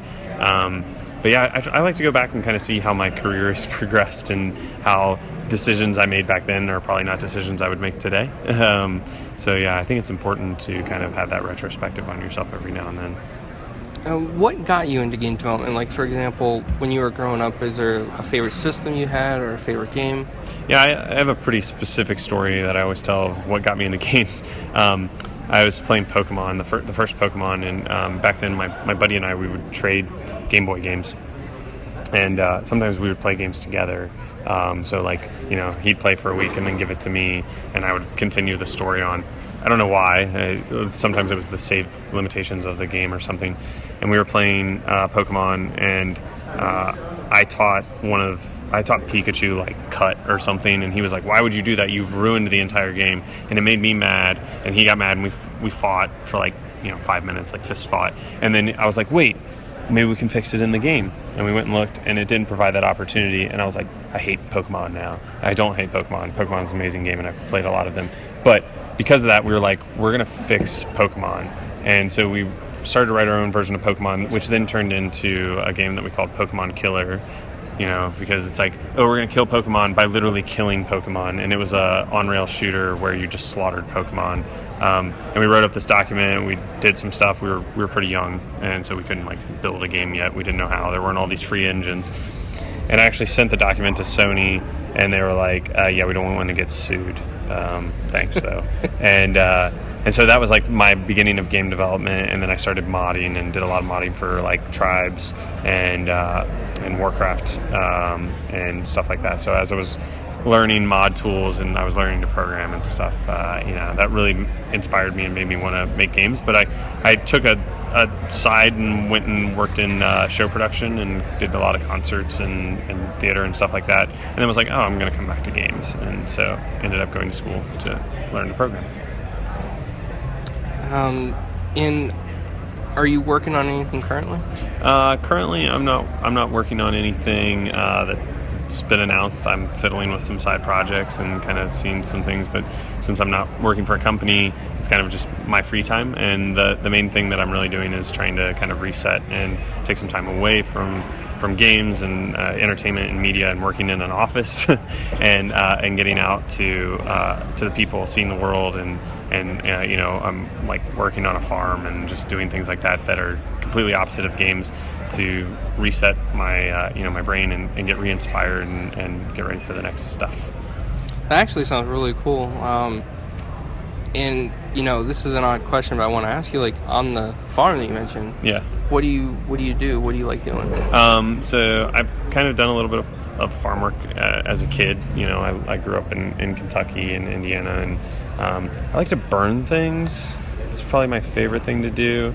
But really, anything that I get to use my hands to see the fruits of my labor and work on. So just anything that they'll let me do. I'm not a trained farmer. I'm just a plebe who's let me do whatever, dig holes or light things on fire. I think I like doing things that physically exhaust me, and then I look back and my brain is completely shut off and I'm engaged in the task, and then I look back at the end of the day and I'm like, huh, I did that. That's cool. I dug that giant hole. I don't, woo. But yeah, that's anything that can be useful, really.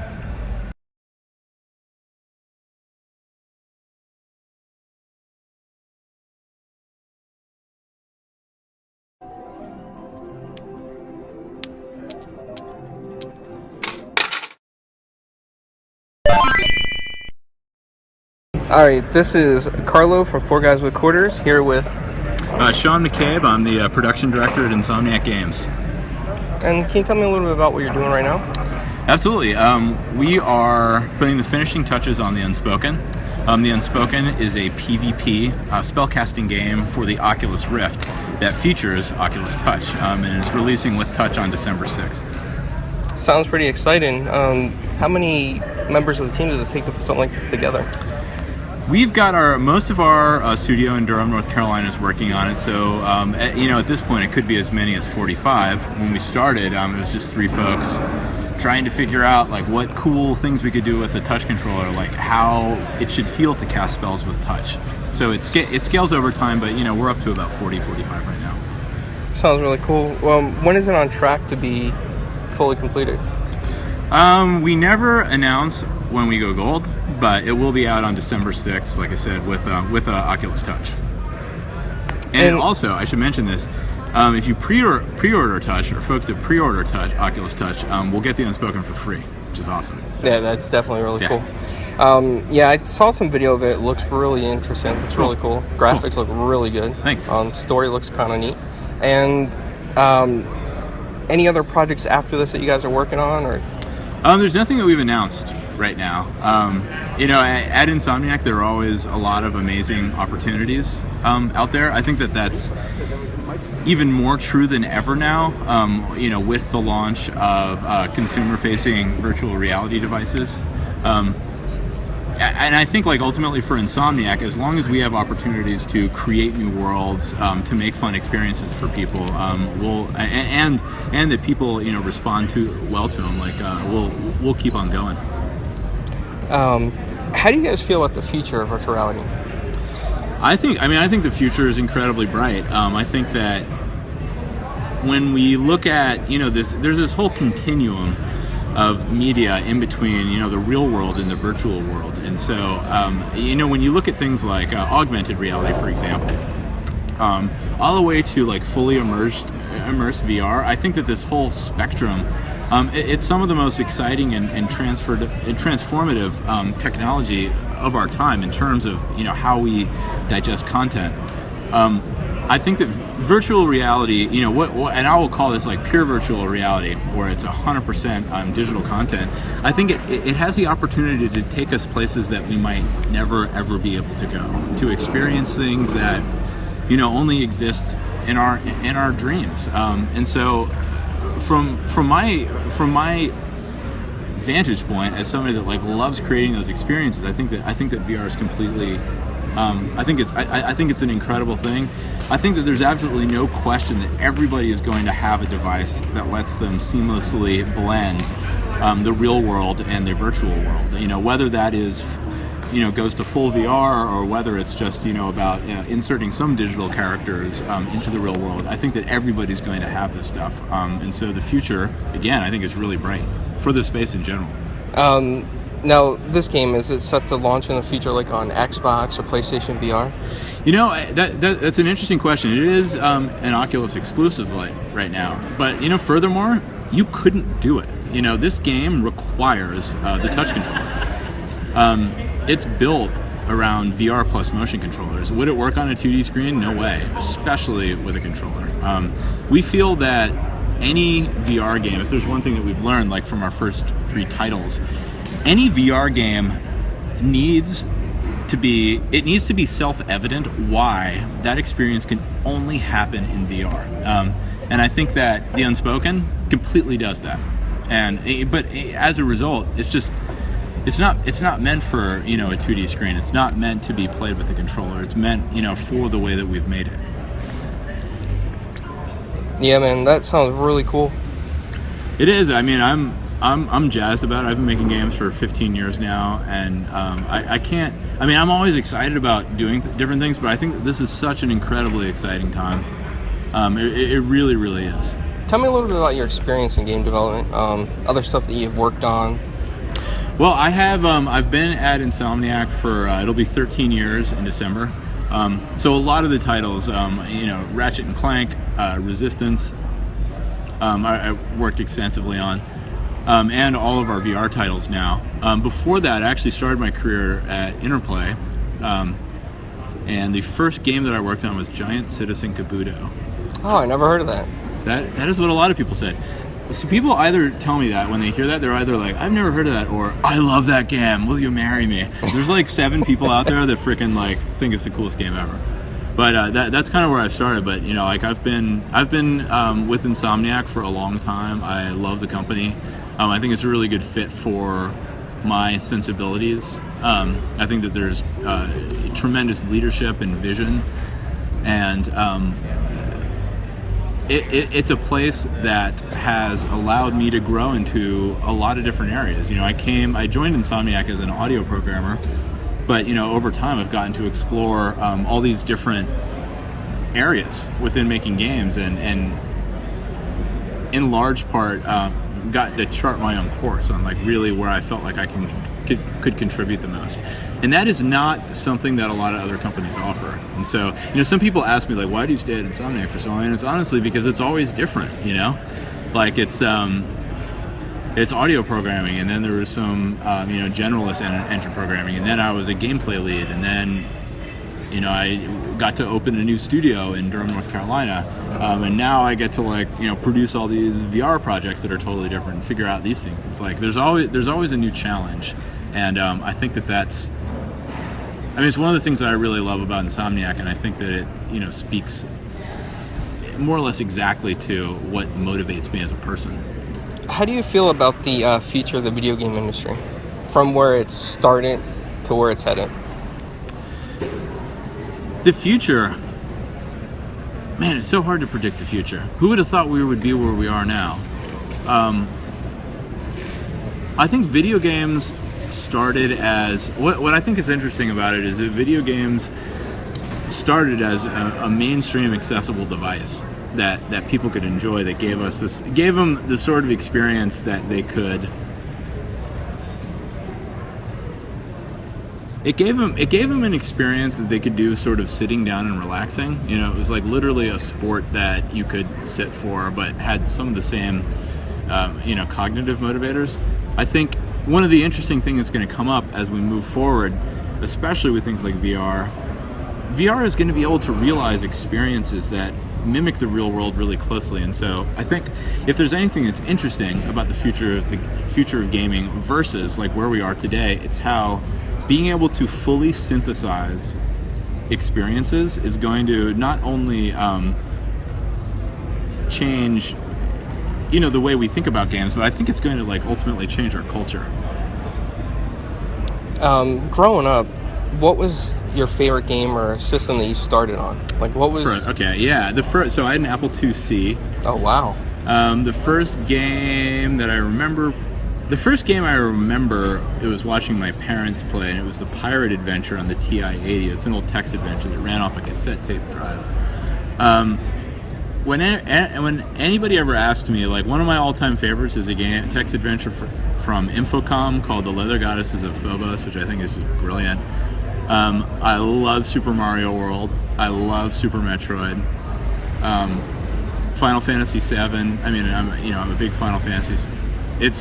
Basically, anytime you ask somebody like me what's their favorite game, it's impossible. I'm just going to give you like, I could list so many things, but I kind of always gravitate back toward Leather Goddesses, Chrono Trigger, Super Metroid, and Super Mario World. And since you've been in the industry, have you had a chance to meet anybody that you looked up to? Oh my God, yeah, all the time I get to work with them. Yeah, it's amazing. I think I recently had a really, really, really awkward moment with Hideo Kojima, where I ran into him at a party, literally like physically ran into him and probably violated a litany of etiquette protocols by like forcing myself in his face. But I remember when I regained my composure, I just said to him, I said, Mr. Kojima, you have been an inspiration to me in my career, and just thank you, thank you for contributing so many wonderful, experiences, to my life, which I hope he mostly got, and he kind of smiled. That was a pretty amazing moment.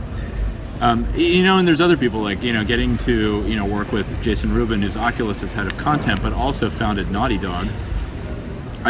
I actually remember playing Jason's first game that he created with his brother in like 1989 called Dream Zone on the Apple II GS. I think that gaming, I've been really fortunate to get to work with a lot of my heroes. Like getting to work with somebody like Mark Cerny has been, that's been really amazing. I've been really lucky, and I've also found that game developers tend to be fairly accessible and willing to share things. So even though like you feel, at least I feel starstruck because like meeting somebody like Shu Yoshida or something like that, I feel starstruck, but he's a gaming guy, right? I think that's one of the wonderful things. There was one time when Miyamoto, we were at a Sony event. This was with Ratchet & Clank All for One, and Journey was next to us from that game company. And somebody whispered that Miyamoto was like coming up to the special area where we were showing the games. And we were really excited. We're like, well, he has to stop here, right? And I remember specifically, he walks by, and like I'm completely starstruck, right? Like, how could you not be like that? And he kind of calmly walks by, and then he walks and then he sits down and plays Journey. And we're just like, wait, over here, boy, we're over here. Which, it is what it is. It happens. But I think that is the one that got away for me. I would have loved, again, similar to Kojima, just to say, thank you for inspiring me to do what I do. Another quick question, because I know that they said you're short on time. Yeah. But how did you start getting into game development? What got you into that? Well, going back to the first computer I had, that Apple IIc, there weren't a lot of cool games for it. And so learning to program was sort of an avenue to making stuff that I would want to play. Later, it really just came back to a love for the medium in general, and crafting, interactive experiences, sort of the superset of what games are. Making games is something I wanted to do since I was really little. So I don't. There are a lot of detours as we grow up and we want to do different things. I remember thinking I wanted to be a lawyer at one point, which is crazy. I was into music for a long time, but I think I was always drawn back to games because it is this intersection of art and technology. Things that I love so much. It's really rare that you can find like this nexus of so many interests that I have. In audio and music as well. There's all these pieces to it that I really love, and gosh, I'm happy that it's worked out. Can I say that? I'm really happy. Yeah, absolutely, man. And another quick question. Yeah. Did you work on Sunset Overdrive? Did you have a chance to work on that? I played it a lot, and I wrote some feedback for it. I didn't work on it directly. There were some people in our studio that did, but some of our games are developed in the Burbank studio, some in the North Carolina studio. Sometimes we collaborate. Sunset was one that was almost everybody was in the Burbank studio. I just want to say, I played Sunset. I loved it, Cool. and I wish it would have got more, exposure out there. I thought it was a really good game. Well, we always wish things got out there more. There are a lot of people out there that really love it. I mean, it was well received, and we're incredibly proud of it. One of my Marcus Smith, who is the creative director on it, is a really good friend and mentor to me, and I remember just seeing him on stage at one of those events. It was like the proudest moment because I'm like, this is, just seeing someone that you love and support and like have learned all this stuff from, just kind of like killing it up there. It was a really incredible experience, and I think that game is also such a perfect reflection of who he is. He's done a lot of direction, but I always think back to Sunset. Like, this game is so Marcus. And if you want to just shout out Unspoken again, the release. I would, yeah. I will always shout out. Yes, the Unspoken, Magic in the Modern World, PvP spellcasting featuring Oculus Touch. It launches with Touch on December 6th, and if folks pre-order Touch controllers, they'll receive the Unspoken for free. All right, sounds really cool, man. Cool.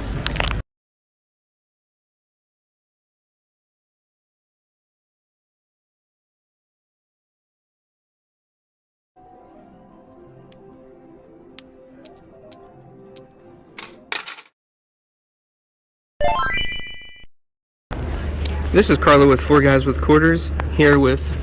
This is Chance Glasgow. I'm a co-founder of Doghead Simulations, formerly of Infinity Ward and the Call of Duty franchise. And can you tell me a little bit about your experience, what got you into game development? When I was in high school and middle school, I was messing around with basic programming, doing little text adventures, and didn't really have any resources on learning how to program. Nothing at the library. Internet wasn't really much of a thing at the time. A friend told me about Full Sail, and I was 45 minutes away from where I lived in Florida, and so I decided to go there for computer animation. I was there for 15 months, got a 2-year degree, went out to California, failed to find any kind of work, had a pretty horrible experience, slept in the back of my car, crazy stuff like that, and ended up failing and driving back to Orlando. But on the way, I stopped in Tulsa, Oklahoma, where I had family. Found a friend there who had an internship at a company called 2015, and so I contacted them. I said, hey, you want any more interns? I need to get my foot in the door. And so I got an internship for 3 weeks, unpaid, working on Medal of Honor Allied Assault. And then they hired me right after because we had a bunch of work for E3 that needed to be done, and so they hired me, and I helped out with very basic animation tasks, and eventually finished that and left and started Infinity Ward with 21 other guys and created the first Call of Duty. What was it like to work on the Call of Duty franchise, and what were you guys thinking to expect? Were you expecting a massive success like it is? Not as big as it went. I mean, I think our goal initially, our dream number was what if we could sell 5 million units? That's it's like Halo, Grand Theft Auto territory almost, at the time at least. And so the first game, Call of Duty, no one had heard of the franchise because it was new. And it was only on PC, and it did really well. It was one of those things, usually games, they sell crazy the first week or two, and then the sales drop. For this, it was really slow sales at first, and the reviews came out, it got better and better and better. And so even though it was one of the highest rated PC games in a long time, it just didn't have the notoriety because it was an unknown franchise and it was only for PC.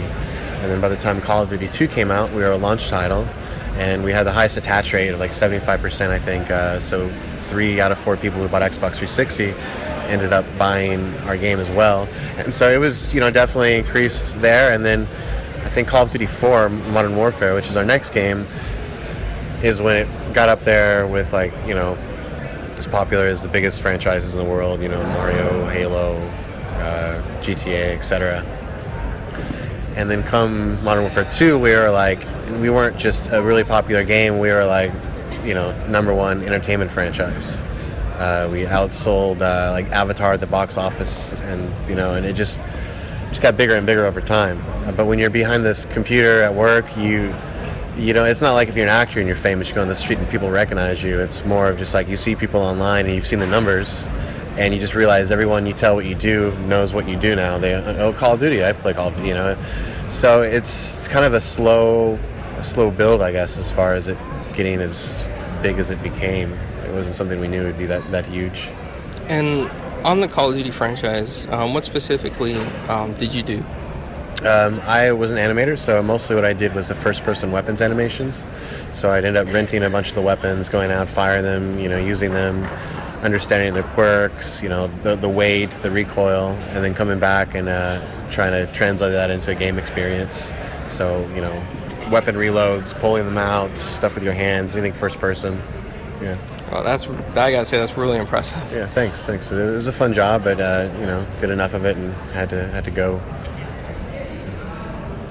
How many Call of Duties did you work on? Not counting any expansion work, Call of Duty 1, Call of Duty 2, Call of Duty 4, Modern Warfare, Modern Warfare 2, Modern Warfare 3, and Ghosts. Out of that, do you have a favorite? COD 4. Yeah, definitely. That's the only game that after we released it, I spent weeks of gameplay time still playing. Modern Warfare 2 was pretty good too, but I think COD 4 definitely. Modern Warfare 1 was the best for development, the best team, the funnest to play. Have you had a chance to take a look at the remaster? I've only seen the videos. I probably will have a copy once it's officially released, but I'm excited to play it. So. Yeah, I can't wait till they get it back online. Everybody's on there again, having fun. Yeah, like flashbacks, like high definition flashbacks. Absolutely. Yeah, because online was so much fun because it was the first time a game did kill streaks, and so there was so much reward for doing things. It felt like and the perk system was almost like that was a new thing as well, and so it was kind of a scaled down RPG mechanic in a way. I gotta ask this, since you're been involved in the Call of Duty franchise, what's your take on the the exosuits now and the boots off the ground kind of gameplay? What happens when you have a franchise that's been around for so long? You run out of ideas. You have to reach for something. And I'm kind of, there's probably exceptions, but not typically into sci-fi shooters. But I haven't played Infinite Warfare, so maybe they'll do something cool and exciting that I haven't experienced yet. But honestly, before I left, I was pushing Call of Duty with dinosaurs. I want to do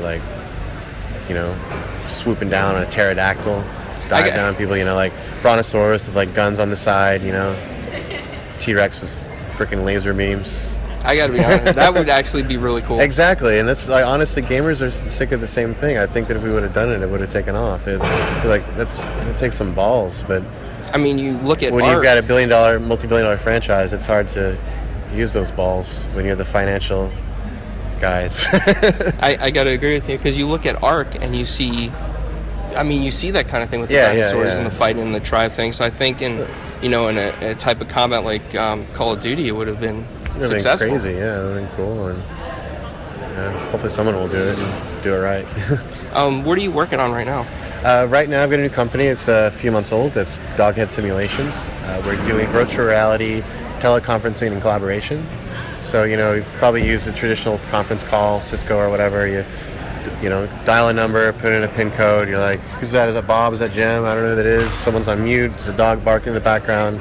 You're on your phone playing Angry Birds while you're supposed to be in a meeting. This hasn't really evolved over time. So with our software Roomie, you go into virtual reality and you have your business meetings or your project meetings inside of virtual reality. which first off is great because you're not distracted by the outside world because you're completely surrounded by your environment. But with the power of VR, you can do things you can't do in a traditional meeting. Like for instance, if we were talking about a character model I was working on, we couldn't just have him pop up here in front of us. You can do that in VR. And it's all networked, so we have all of our meetings in VR. I live in Sao Paulo, Brazil. We have 3 guys in the Chicago area, someone in Atlanta area, a couple in Orlando, a couple in Seattle, and we all do our meetings inside of VR now, using our own software. And other things you could do, for instance, let's say you missed a company meeting. Since you have all that data, the rotation data of the characters, translation, the audio, everything, you can just go back in that meeting and experience it as if you were there. Support different file formats, like for architects, you work in AutoCAD, bring in a house, architect can walk through a house with a client that's in a different country, So I'm sure you can use your imagination to figure out where this could go. But the idea is to basically save companies, thousands of dollars or more on travel expenses. Yeah, that sounds really cool. It's a bit far from Call of Duty, but That's the future, though. Yeah, that's exactly. Have you had a chance to work with, outside just a regular VR, have you had a chance to work with like the HoloLens or augmented reality? I've only used the HoloLens once. I imagine AR will be something we'd support as well. I mean, right now we're using the Vive for our main platform, but we're also supporting the Oculus desktop mode, mobile desktop mode, and mobile VR mode. Daydream, when that comes out. Supporting as many platforms as we can so that, let's say, your person you're working with doesn't have, something in VR, they can still pop in on desktop and still experience the meeting. How do you feel about the future of virtual reality? Do you think that it's going to expand successfully into gaming as well as like the business world? Yeah, I think games is, the initial push that people are going to get into are because of games, but it's just going to be incredibly useful for things that aren't games. And it's funny because I talk to a lot of people who haven't really used VR or good VR, and they think of VR as like this, it's a game thing. It's not. It's like saying that VR is like just a different kind of game thing is like saying that theater is just a different kind of book, or that radio is a different kind of movie or something. It's its own medium. And so there's a lot of challenges in developing for a new medium we haven't had before. So. Yeah, it sounds really awesome. And just before we end the interview, can you just say who you are again and your experience? My name is Chance Glasgow. I'm a co-founder or COO of Doghead Simulations. My background traditionally has been in game development. I'm one of the co-founders of Call of Duty and Infinity Ward, and now I'm working with VR. All right, thank you.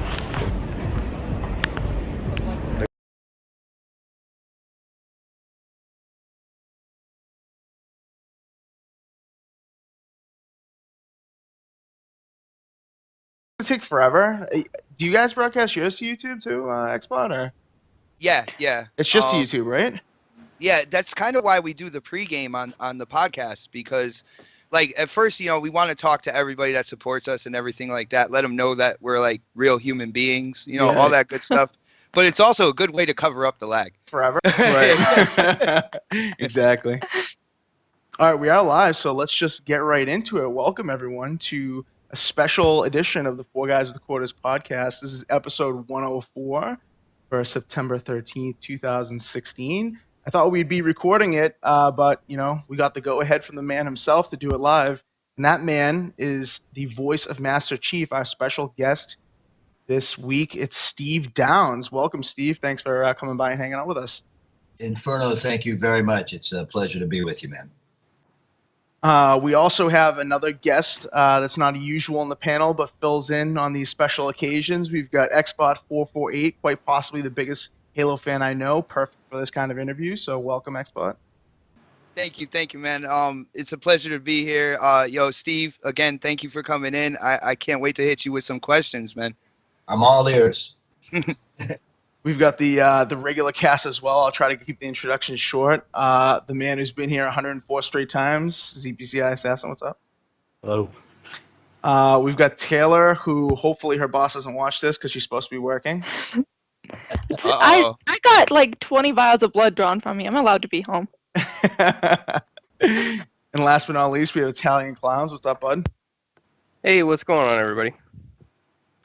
Nothing much, man. We're here to, do this special interview. A lot of people, don't really, I hate to say it, but don't really respect people that do voice acting, but they really should. And, Master Chief would not be Master Chief without this lovely voiceover radio veteran voice of Steve Downs. So we thought we'd get him on, talk to him about what that's like in the industry. I know it's a very important thing, and people kind of overlook it, but if Master Chief didn't have a voice or had a weird voice, you'd probably notice it more and appreciate Steve even more. But so let's just get into it, Steve. Tell us, a little bit about you, how you got into voice acting, and maybe even how you were approached by Bungie to do this kind of thing. Well, first of all, let me thank you for referring to my voiceover as lovely. That's probably the first time that's happened, but I do appreciate it. My background initially in the entertainment business is radio. I started in radio a long time ago. And when I was in Los Angeles, I was working at a couple stations in LA, and that's when I got into voiceover, mainly commercial voiceover. And in 1997, moved to Chicago to do a morning show here in Chicago at a station called The Drive, which I was at up until a year ago last March when I retired. But while I was doing that, I continued to do voiceover, and Bungie was based in Chicago at the time. And Marty O'Donnell, who of course was the guy who wrote all and performed actually much of the music in the first 3 Halo games and did all the voice casting, used to listen to me on the radio and thought I might, be an interesting voice for this new character. Actually, he cast me in a small role on another PC game about a year before Halo came out. And that was the first time I'd worked with Marty. And then about a year later, he called again and said, asked me to come in and do this voice for Master Chief. Little did any of us know that this would be something that, 15 years later, we're still doing. So, right. I mean, if you would have asked me 15 years ago, do you think you'll be doing this, 2016, I would have thought you were crazy, but here we are. And that's really how the whole thing, as far as Halo is concerned, that's really how the whole thing got started. Right. And like you said, you can't believe it's even gone this far. And I know, I've done my research and checked out a few of your other interviews, but I want to bring to light for our viewers a story that you told another interviewer about how you did the first game, and then I think it was your nephew or son or somebody was playing the game, and they were asking, who did you do the voiceover for? And you were like, oh, this guy in Halo. You weren't even sure of it. You kind of were playing it off, and look what it's developed into, this huge, franchise, this huge, game industry icon. So even further than you could even believe, right, Steve? Well, yeah. I mean, what actually happened was I was visiting a friend down in Florida, and this was about the time.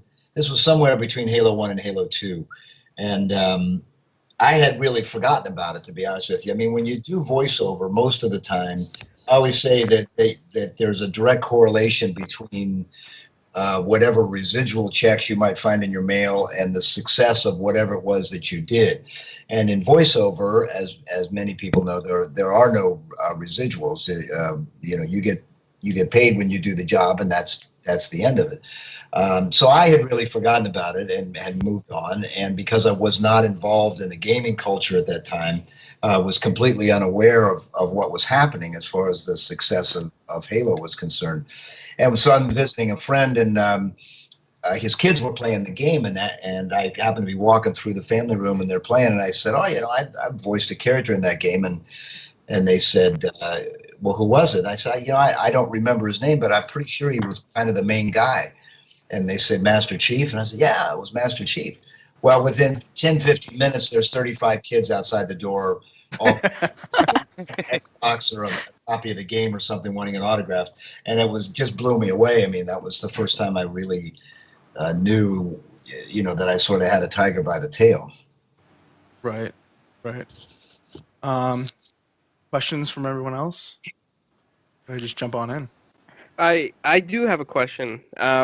When you do the voice tracks for Master Chief, has there been any instances where the script has changed and you had to change the emotion of Master Chief and redo the track? Yeah, probably more in Halo 4 and Halo 5 because Chief's role, especially in Halo 4, was a more involved than it had been in the past, and there would be times when the writers sort of have an idea of what they want, and then we will go into the studio and do it a few times, and it may morph into something else, and so anytime that I've recorded anything for Halo, we've done it many, many times. I don't think there was ever an occasion where they got it on the first take, but sometimes it will change, and they'll hear it differently once I've done it and say, I think we want to approach it this way. I think we want him to be more angry, or I think we want him to be, we want a little more doubt in his voice, or whatever. And sometimes, it gets rewritten on the spot. You may be doing something and they'll decide that they want it, a completely different way, and they'll actually rewrite it. So that's happened on more than one occasion. So you're trying to say that even someone like Master Chief can have an outtake? The outtakes, my friend. I can just imagine. Steve, if you don't mind, I definitely want to ask this question, because I know Halo went between two developing companies. You had Bungie, with the first three, and then 4 and 5 with 343 Industries. 343 decided to go more emotional, and I wanted to know kind of what was the feel between, making the first three compared to making the last two that had more of Master Chief's emotion and more of his character involved in it.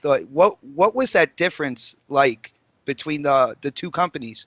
Well, it was in that particular regard, it was a quantum leap as far as I was concerned, and I was very excited about it. When I realized where they were going to go with Halo 4, it was sort of where I had always hoped it would go. I always wanted the relationship between Master Chief and Cortana to go deeper than it had gone, because I always thought one of the beauties of the storyline of Halo is the relationship between those two, and it's a complicated. Oh, excuse me. Sorry. Hang on one sec. Can you? I know we're live, but it's my agent. Can you hang on a minute? All right, take the call. That's fine. Just mute yourself. We'll talk amongst ourselves. This is what live live recording is all about. Guys, I do want to say it's really cool that he was really excited with going into the more emotional Halo, because I thought with Halo 4, a lot of people complained about the multiplayer.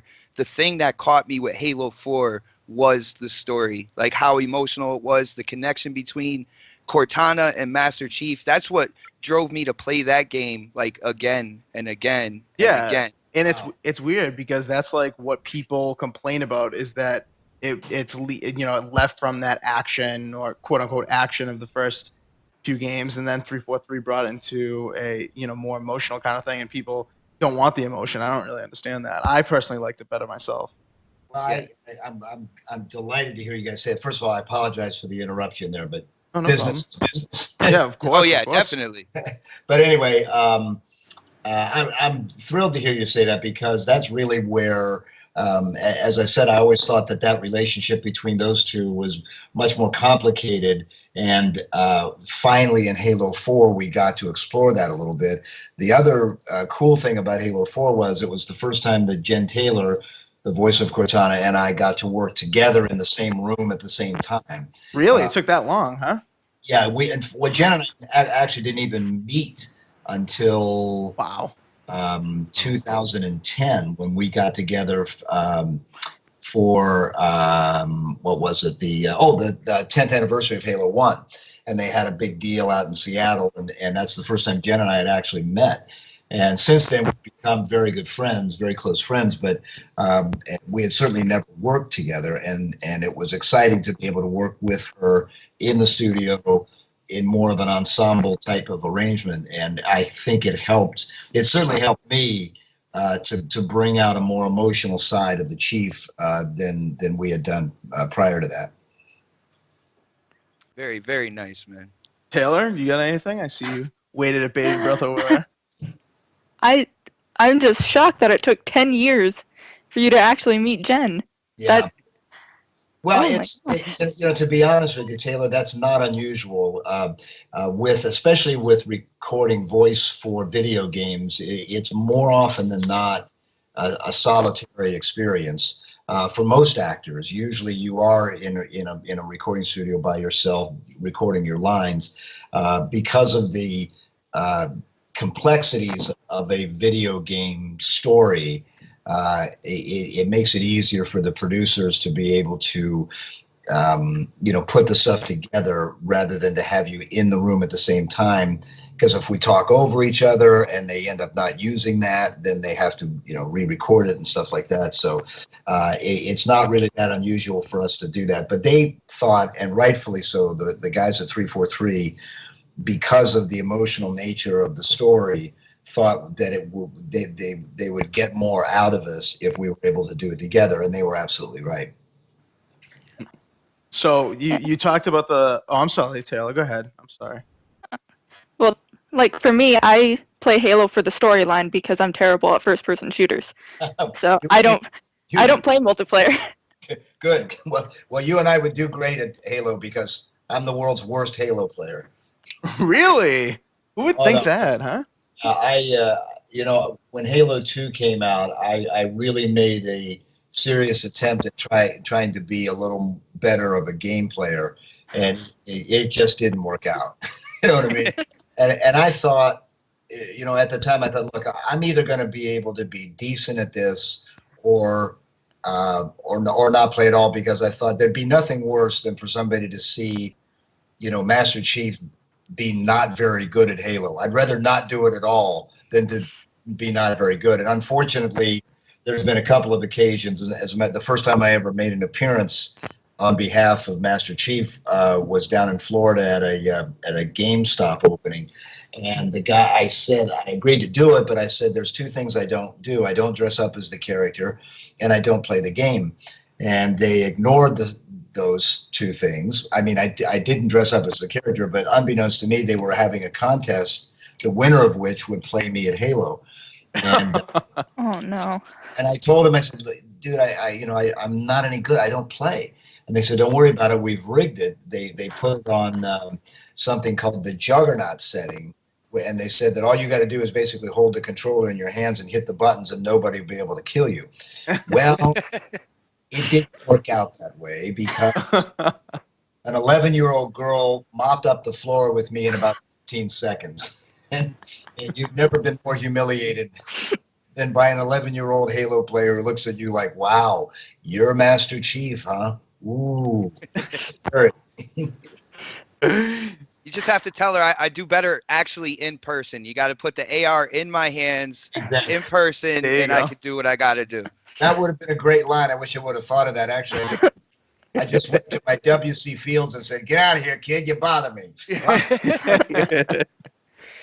So you talked about like the transcending to the more emotional connection between, Master Chief and Cortana. And in Halo 5, there's the focus isn't as much on Chief, right? So going into Halo 5, did you still have the same excitement for doing it for Halo 5, or was it is it lost on you? I don't want to say lost on you, but are you, thinking about getting away from it now because of how the story is going, or?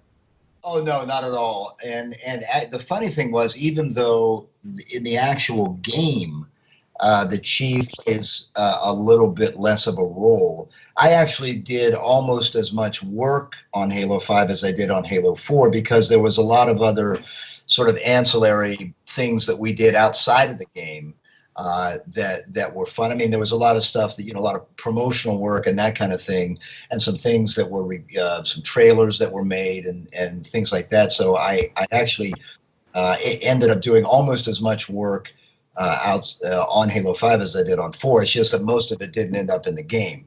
It ended up in other areas. So I still had fun with it, and again, I really liked the story. I liked it, that they were bringing in new characters and Chiefs, where things were going or where they were trying to go, at least with Cortana, and what happened with all of that. I still found very interesting and very exciting, and it certainly sets us up for a very exciting next chapter. Which, of course, you know all about, but can't say anything about. Perfect. I'd be happy to tell you, but I'd have to kill all of you. And, oh, wow. To some people that might actually be worth it. Yeah, I'm just saying, throwing it out there. I've said that before, and I get that reaction. They'll be, okay, go ahead. Now, Steve, I do want to know something when it came to Halo 5, because there were people out there that, with talking about the story of Halo 5, they thought it kind of had like that premature ending and stuff like that. I want to know, like, how you personally thought the entire story of Halo 5 up to the ending. What did you think about it? Do you think like it stopped prematurely? Do you think it was a nice flow to it? Just let us know how you think about that story in Halo 5, man. Well, it's interesting because I remember hearing a lot of the same kind of stuff at the end of Halo 2. Oh yeah. People thought Halo 2 ended prematurely, and were there was a lot of complaining about that. But that's really what that's kind of what when you have a continuing story like that, there's got to be some point where you say, well, you'll just have to stay tuned, and that's sort of what happened with Halo 5. I thought it ended, I don't know how else we could have ended it other than to literally end it. And quite frankly, none of us are ready to do that yet. So there is still a great story out there that needs to be finished. And I thought I thought they went as far as we could go, and sort of left it in more or less a cliffhanger, kind of situation. So but I'm certainly aware of the fact that a lot of people thought, that it was cut off too soon. But I got to say, I think that's, we went as far as we could go with it, and you got to stop it at some point, and again say, wait till next time, Yeah, exactly. I actually thought, like, with the ending, with Dr. Halsey and the Master Chief finally getting back together again on the alien planet St. Helios, I thought that was an awesome moment. And then to show like the actual ship like on the run from Cortana. I'm sorry guys out there watching live if there's any spoilers. This game has been out for a while. Yeah, it's fine. You should have hit the story already, but just one more question for me. I'm trying not to hog up all the time here, but when it comes to the other Spartans, because now you have Chief's blue team, you have that brand new Spartan team of Team Osiris. How do you think all these Spartans? How do you think it's going to change, like, the dynamic of Halo going forward? Well, I think it will change it inevitably. I don't know that I can tell you how it will change it, but when you have, some brand new and very important characters introduced in the story, and along with with Agent Locke, it has to change the dynamic going forward. I don't know that you'd have to ask the writers how that's going to happen, but I think your suggestion that it will change the overall dynamic of the Halo story is probably correct. Yeah, I wasn't trying to poke and prod. I was actually trying to get your thoughts on that, to be very honest with you, because to me, it's a brand new thing. Finally, Master Chief has friends besides, like, just Cortana and occasionally talking to Halsey. He's got a crew of people that actually have his back for once. I mean, he hasn't had that before. That's a good point. That's a very good point. Yeah, he's been pretty much a loner up until really Halo 5, and yeah, now he's got people that presumably he can count on, and that they can count on him. And you're right. But you said something earlier that I think is not, how can I say it, may not necessarily be true, and that is the relationship between him and Halsey. Whether I would call that a friendly relationship or not, I think is questionable. Oh yeah, it's definitely on eggshells and broken glass and stuff like that. But it just seems like deep down there is some type of care there. There's a lot of negativity put, layers of really bad things put on top of it. Yeah. But it just to see the look on Halsey's face. And by the way, 343 did an absolutely amazing job, with your voice and then the cinematics that were involved in between the missions. Absolutely incredible job. But it looks like there's something there. Yeah, well, it's an interesting relationship. She's the one that changed his life in a very, very, very dramatic way when he was a child. And I thought it was interesting when the two of them finally met on screen. It didn't feel like it was. I mean, I think she was excited to see him. Mm-hmm. Whether the feeling was mutual with Master Chief, I think is let's put it this way. Maybe that's one time when it was a good thing you couldn't see what was under the helmet. I was gonna say I wanted to see what was behind that amber visor at that point in time, man. Yeah. I did too. That kind of leads into my next question. It's like a perfect segue. How do you voice a man that has no face, no real identity? It's a brand new IP, and you're going into it. Obviously, you had done voice acting before. That's how they plucked you out of that scene, like you said earlier. So with voice acting somebody that you can't even see their voice or emotion or anything like that, how difficult is that? How difficult was it for you?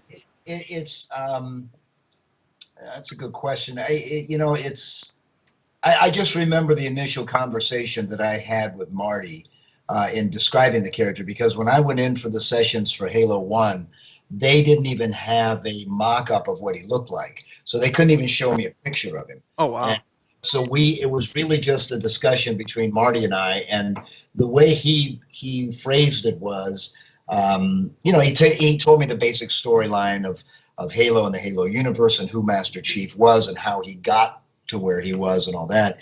But then he said, he's a loner. He's very much of a military man, but he's very much on his own. And he said, think of Clint Eastwood, when Clint Eastwood used to do the spaghetti westerns and all that. Mm-hmm.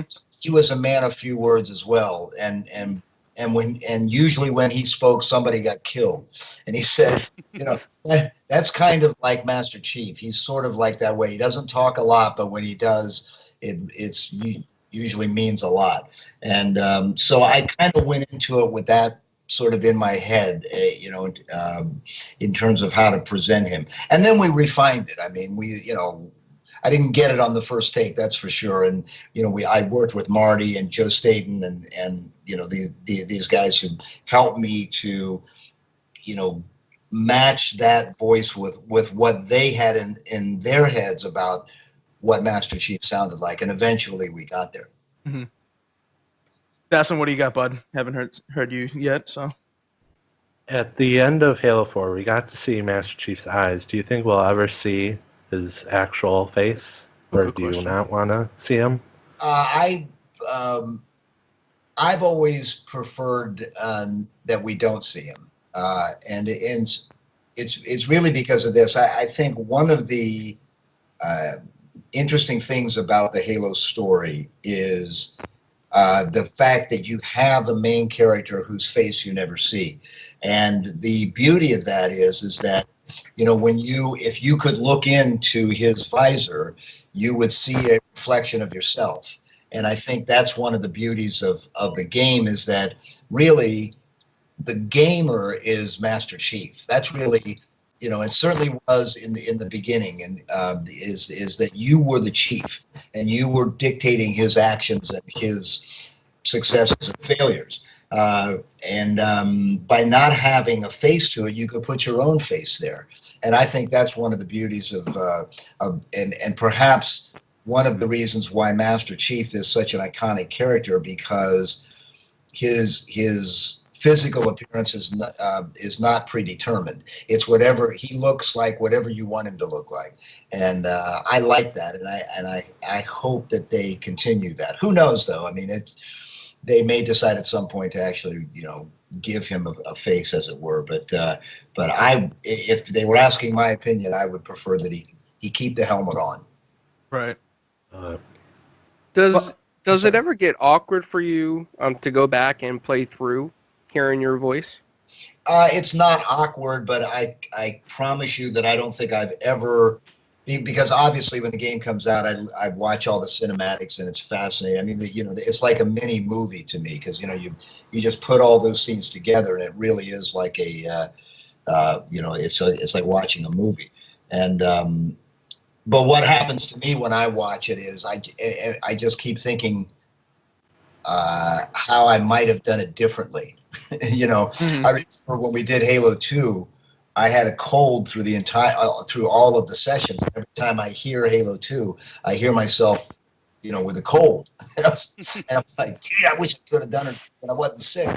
But and the other day, I told that story in front of Jen one time, and she said, I had a cold too. And so we were both sick when we did that.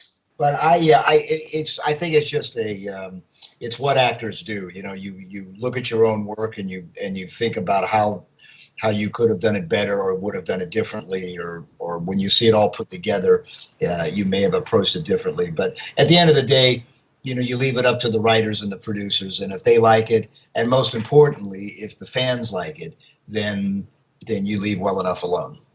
Well, Steve, that's kind of like the moniker of a great artist. I mean, I've been drawing since I was like 4 years old, and I've had people tell me about my drawings all the time and how great they are. But for the artist, you always kind of you have the ability to look back and say, well, that arm's not quite right and this and that. But like you said, as long as the audience, the fans, of course, the editor and stuff, as long as they say it's good to go, right? Absolutely, and you're right. That at the end of the day, that's what is most important. But you can't help it. You can't help it saying, I would have liked to have tried that a different way and all that. Oh, yeah. But yeah, it is. At some point you got to wrap it up, or else the thing never gets done. So you gotta at some point you gotta let it go. And overall, I think the finished product on all of the games has been fantastic. I mean, you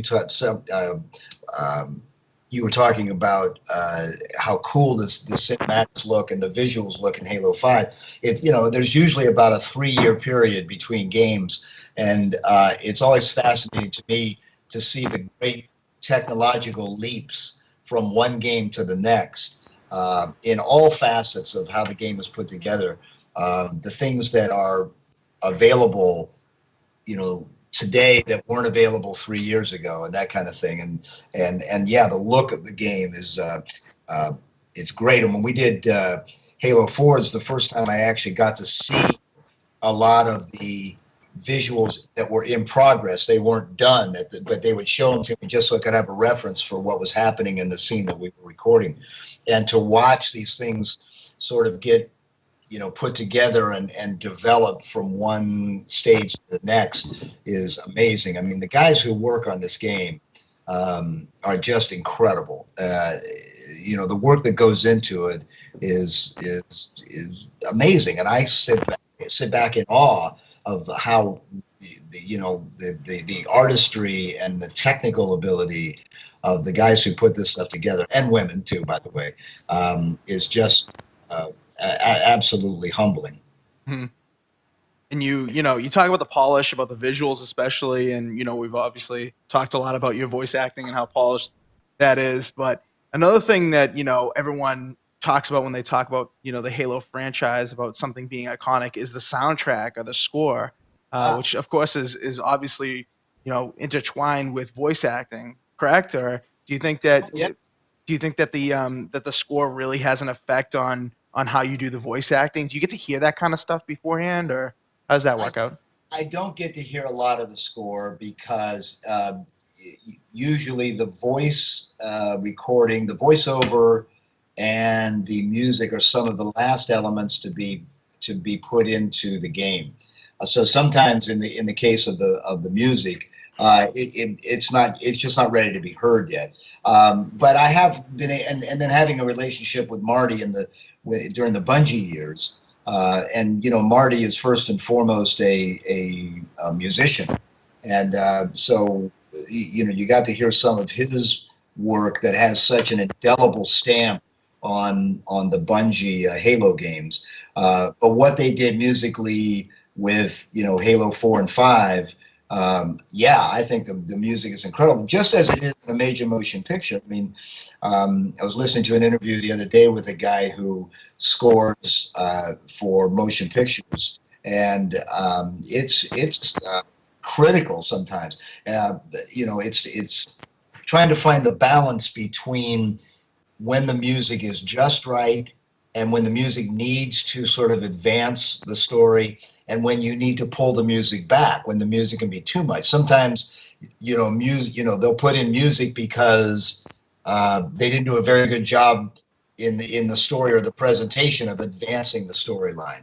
You know what I mean? I mean, we've probably all seen movies like that where it was the music that got you to the next level when it really should have been the story. I don't think that's been the case at all with all of the Halo games. I think they've only enhanced the story and not sort of overcompensated for it. I was going to ask you, Steve, if you have a favorite Master Chief line. Well, no, personally, I don't. My favorite lines are your favorite lines. And I don't mean that as a cop-out, but it's just that it's really the fans that have determined what the iconic lines are. And, so I go by them. We had a lot of fun with Halo 4, especially during the closing scenes of that between, Cortana, Jen and myself doing that, the part when Cortana dies. And, those were the most emotional, some of the most emotional work I've ever done as a voice actor. And, so those were some of my favorite moments. But it's really the fans that determine, what the best lines are. And they will let me know in no uncertain terms.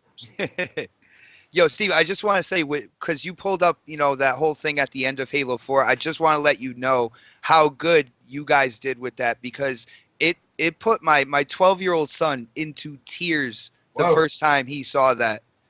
Put me in tears. It was that emotional.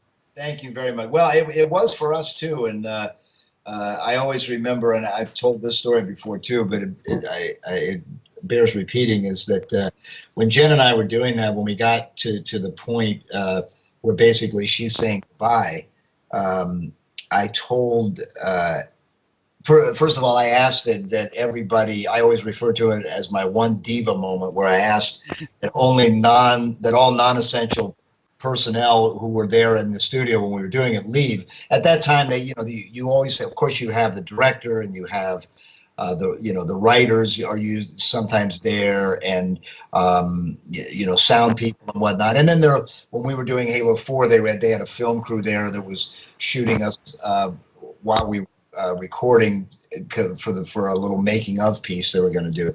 And I just asked that all of the people who didn't absolutely have to be there leave, because it was going to be a very emotional thing, and it was going to be difficult for me, and I wanted it to that would make it easier.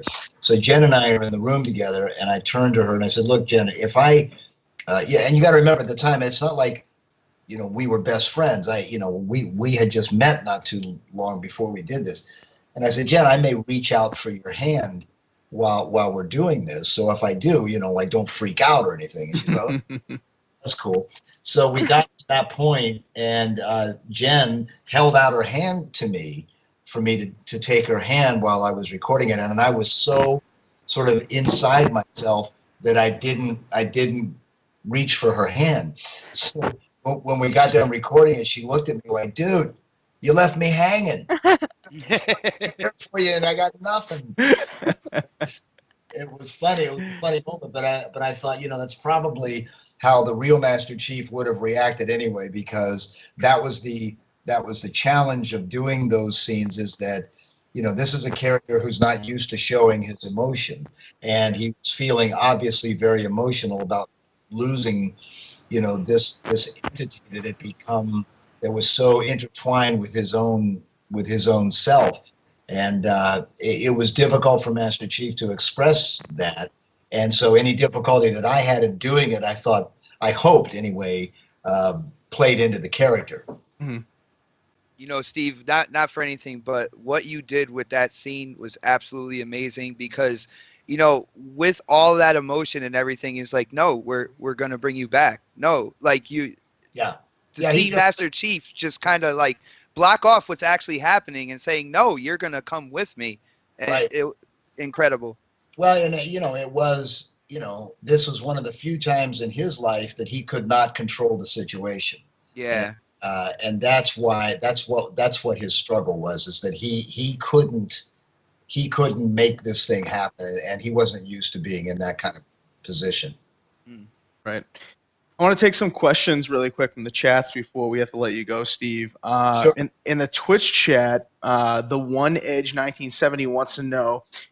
He says, ask Steve, do people know who don't know his voice ever say, or don't know that it's you, say, I know that voice? His wife just came in and said, I know that voice from Halo, and knew it was you right away. Do you get that often, or? Not often, and you can probably tell from our conversation right now that my normal speaking voice, is not the voice of Master Chief. I mean, I don't go up to McDonald's and say, I'd like a double cheeseburger with fries and make it quick. That's not usually what I do. But sometimes it happens. And it really depends on the person. If you're a gamer, I might get recognized from time to time, but it doesn't happen as much as you might think. I never wanted to work at McDonald's so much in my life right now.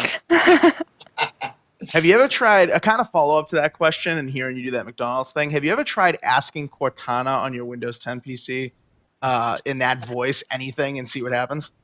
No, but you know what? That's a great idea, and I will try that. Yeah. I don't know if I'm breaking any protocol here, but I'm kind of an Apple guy, so. Oh wow.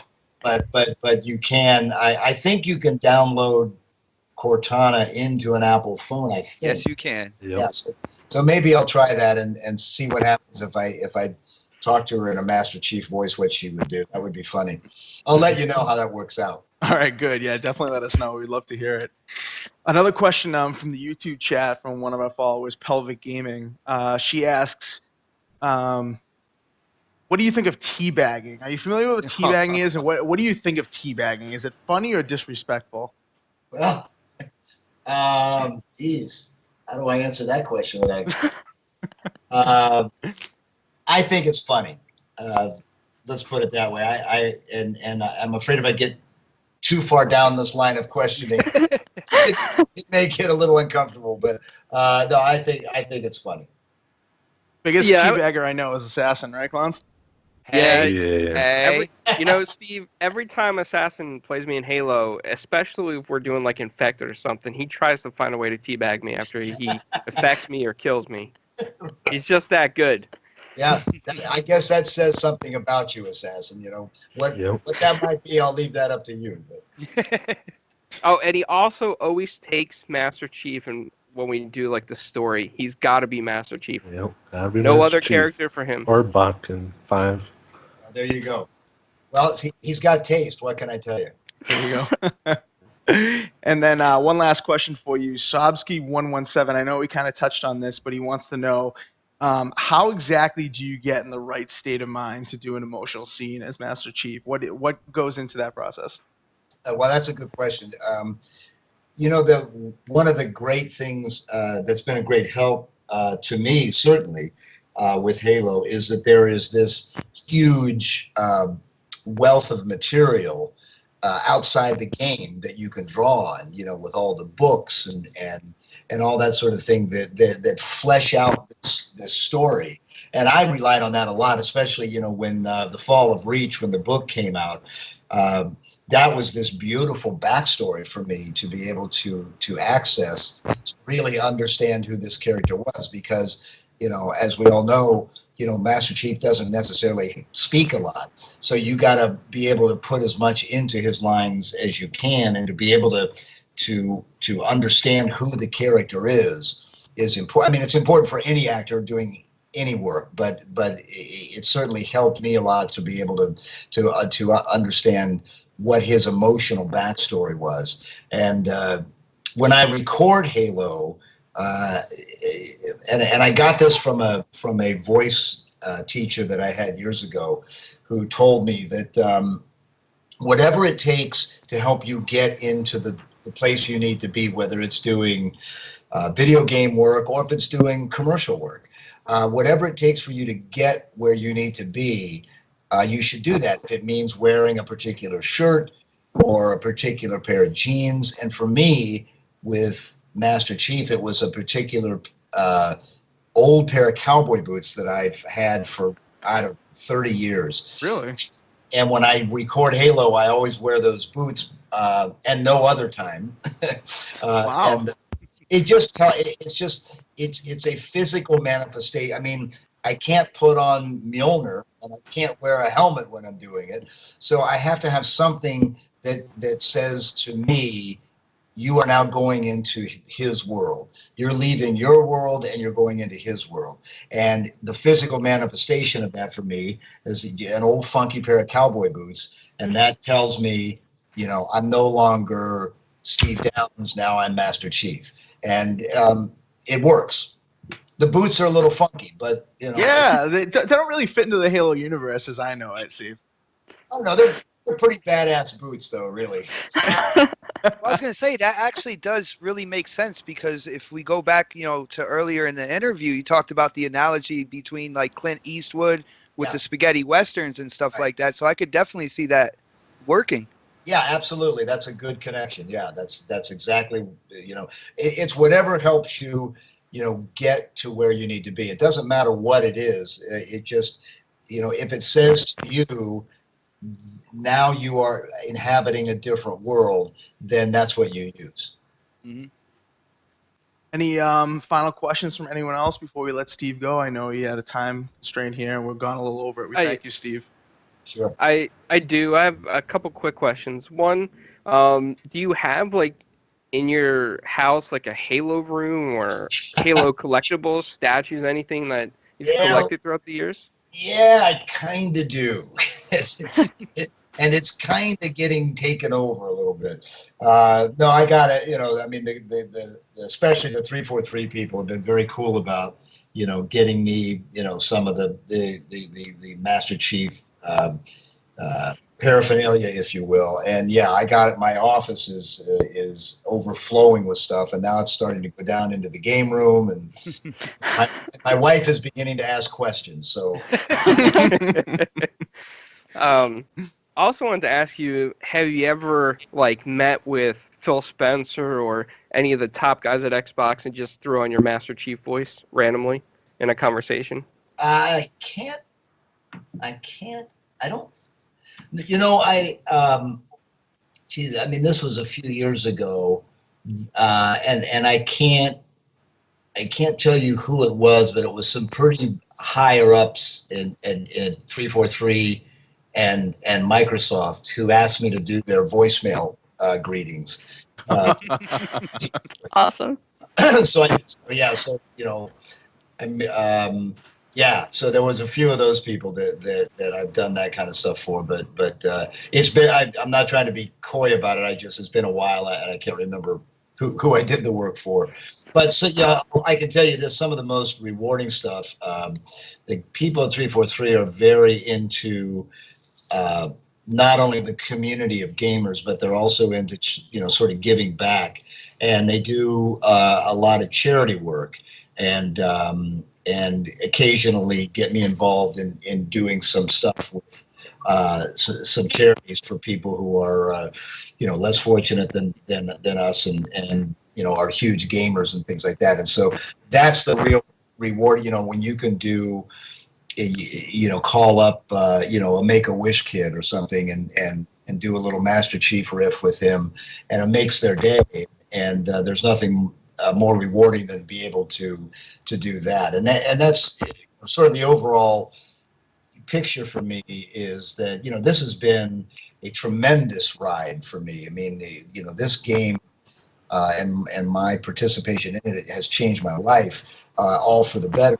And I have not only the fans to thank for that. And so I go to conventions and stuff like that and get to meet a lot of people. And it's all, I'm always so grateful that the gaming community has embraced Halo the way they have.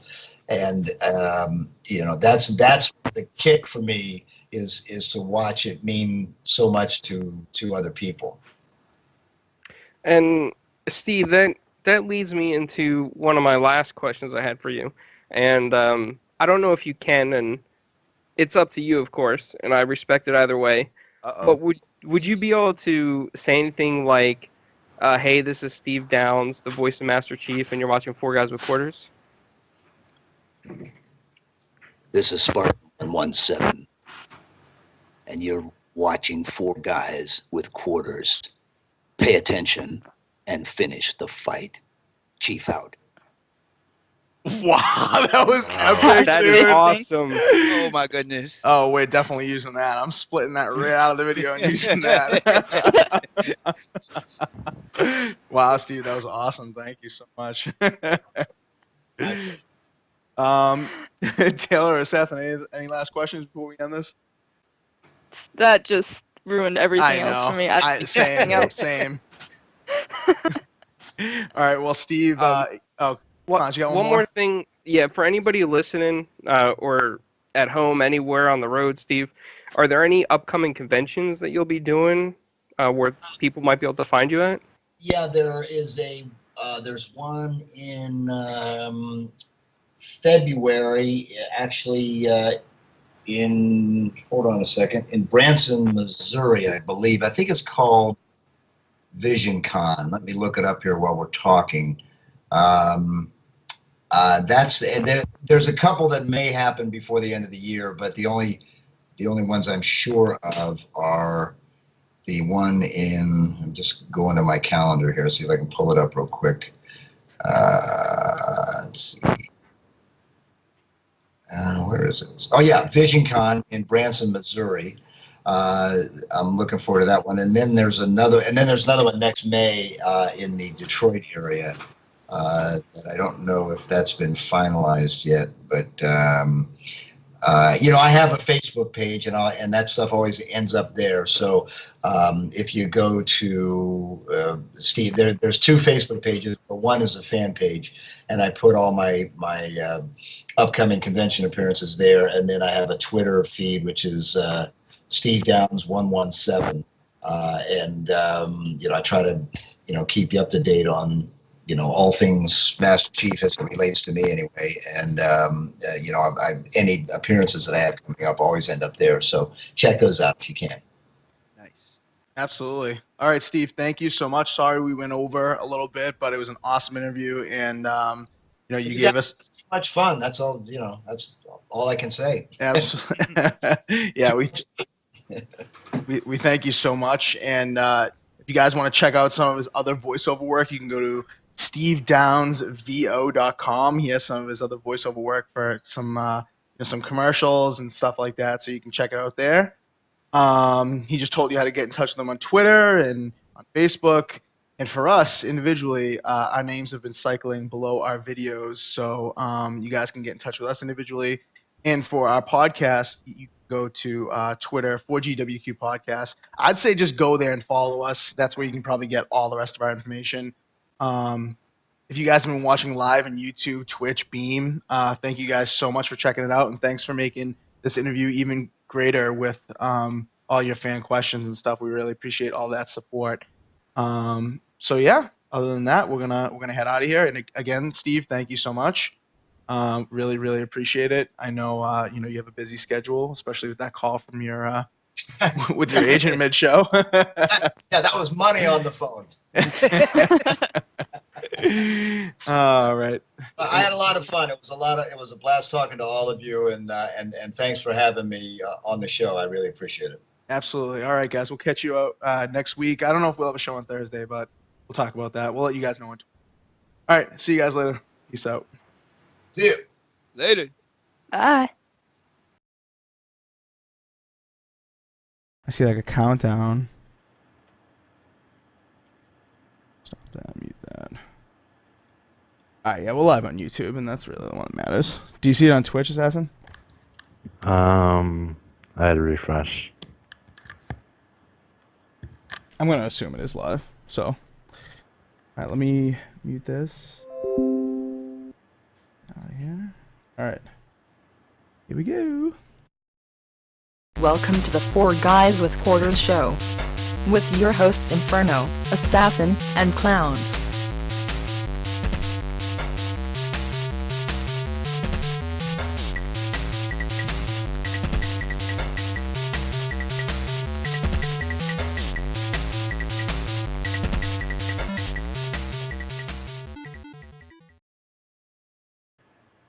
All right, everyone. Welcome to this special Sunday edition of the Four Guys with Quarters podcast. Not an official episode, but nonetheless, we have a very special guest with us this evening or afternoon, depending on where you are. Maybe morning, depending on when you're watching this. We have Jay Bartlett, who was the star of an awesome documentary that you guys should check out, whether you rent it, buy it, or you can watch it on some streaming services like I did, Amazon Video.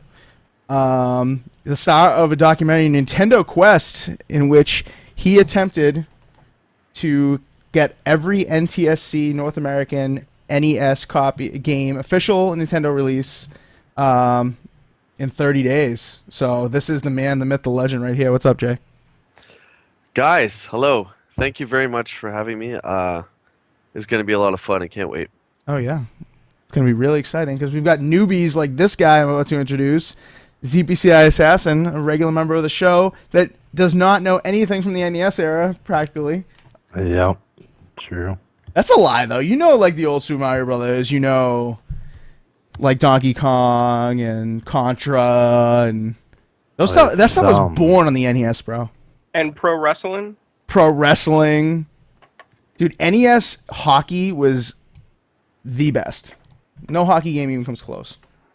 No, I agree. Blades of Steel was a close second, but yeah, ice hockey was the best. Where it's at, absolutely.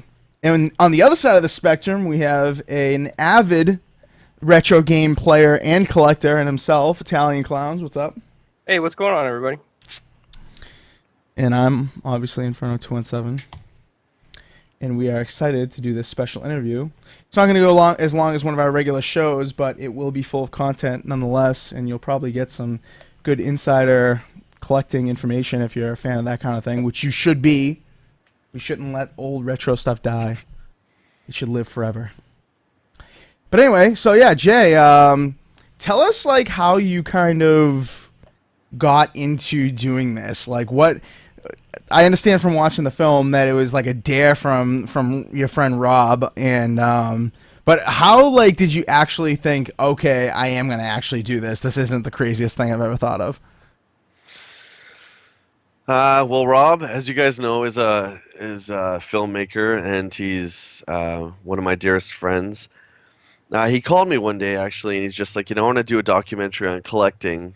What are your thoughts? And we wanted to do maybe like something on action figures or blah, blah, blah. And then I came up with the idea of, when I go on my rounds looking for retro games and stuff, you could film that. And he's like, yeah, but that's been done a million times. Mm-hmm. So we kind of just let it sit for a while. And he called me a couple days later and he came up with this almost game show kind of spin on things where we would do it in 30 days.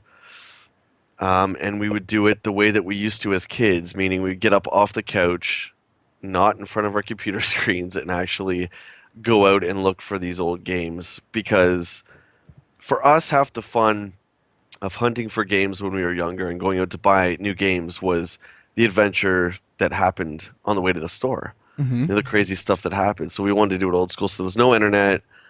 So you say in the documentary, not to interrupt, but you say in the documentary, just for people who haven't seen it quite yet, no internet help, so no eBay, obviously, like you just said, but also no like internet leads either, or were there internet leads on where to find this kind of stuff?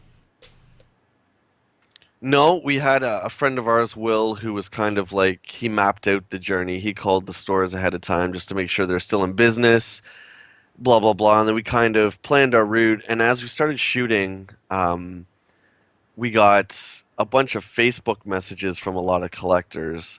Now, we say no internet, as in no internet purchases. Oh, okay. But obviously, people contacted us online and said, hey, man, I got a collection you guys should check out. Are you in the blah, blah, blah area? So we met a lot of collectors that way, too. Is that how you got in touch with like Todd Curtis, for instance? Yeah, absolutely. So- Yeah, he reached out to us. We put it out. And really quickly, as we started to journey into the States there, because we're, in Canada, that as soon as we put it out there, people were like contacting us left, right, and center. Right. They're really interested in being involved with the film in one way or another. So that was really cool. Right. So your director, Rob, director, writer, editor, producer, jack of all trades, one of your better friends. You had a lot of friends that, were along with you in this journey throughout this movie, documentary. But Rob was there, by your side the whole time. So tell us, how awesome that was to have a friend like that to put on this kind of documentary, get you guys in the scene and be there, through all the anxiety, all the craziness, getting down to the wire, that kind of stuff.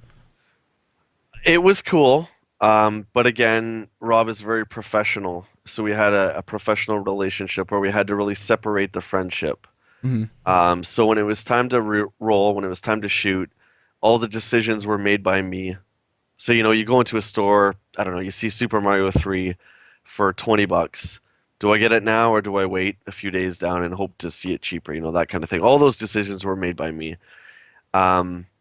It was really good. He was really supportive, but yeah, it was both like, it was incredibly stressful for both of us. I'll just put it to you that way. Mhm. And it was the first time we worked together where we really had to truly separate the friendship from the business. Yeah, there was a part in the documentary where it kind of got tense between you guys because you had I remember like a negotiation went sour, and then you put like all the rest of the games you were going to even negotiate back because you were like, screw this, I'm not going to deal with somebody who won't even come to the negotiating table at all.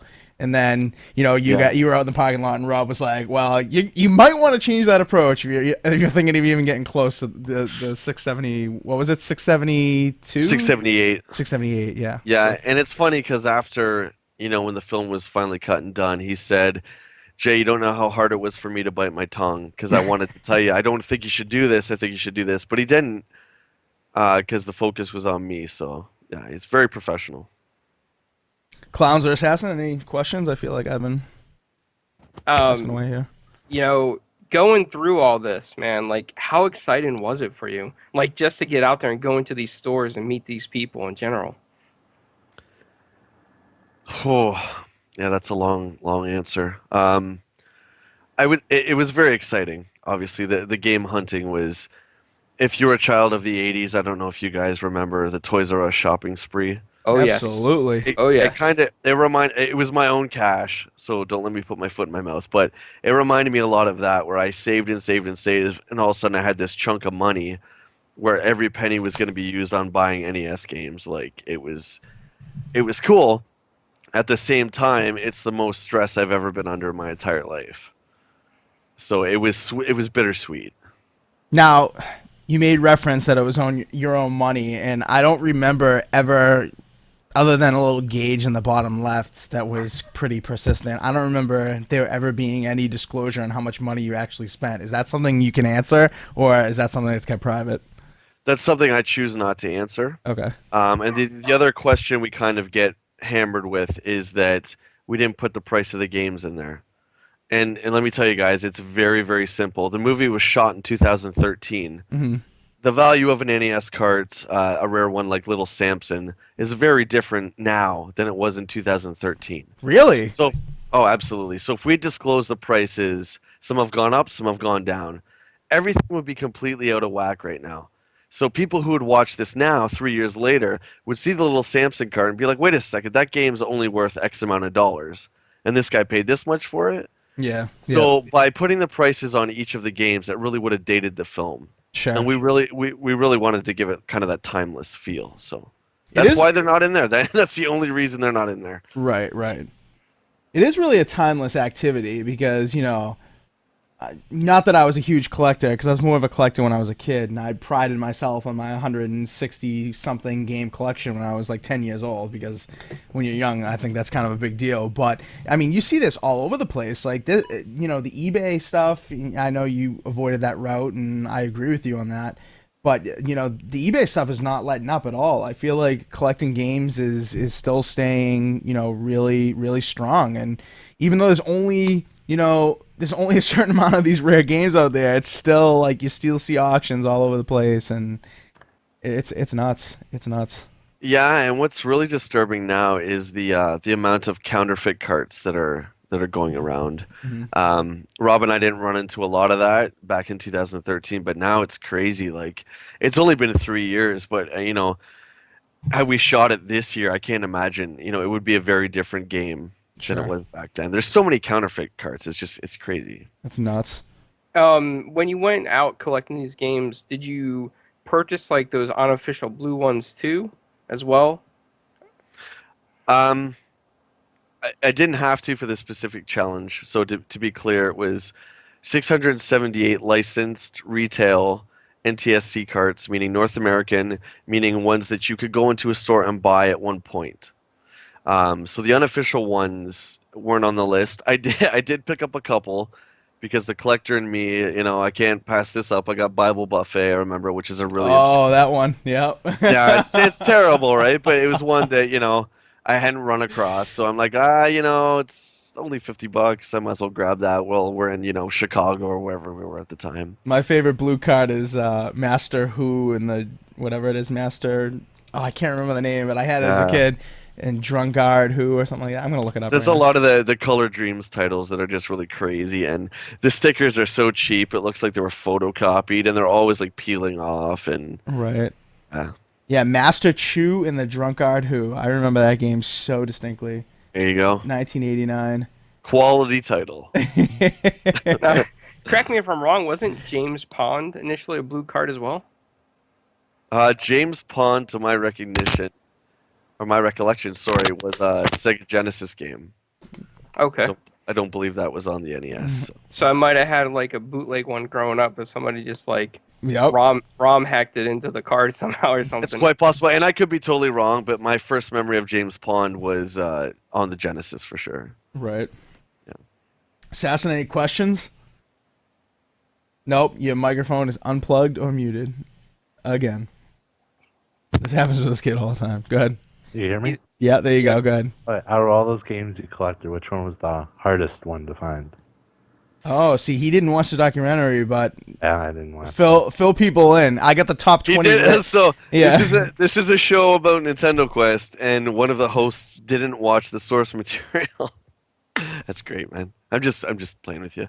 I don't know if I want to say that if you hadn't watched it. I don't know. That's a pretty big spoiler. I will say that some of the games that you would think were easy to find were not so easy to find.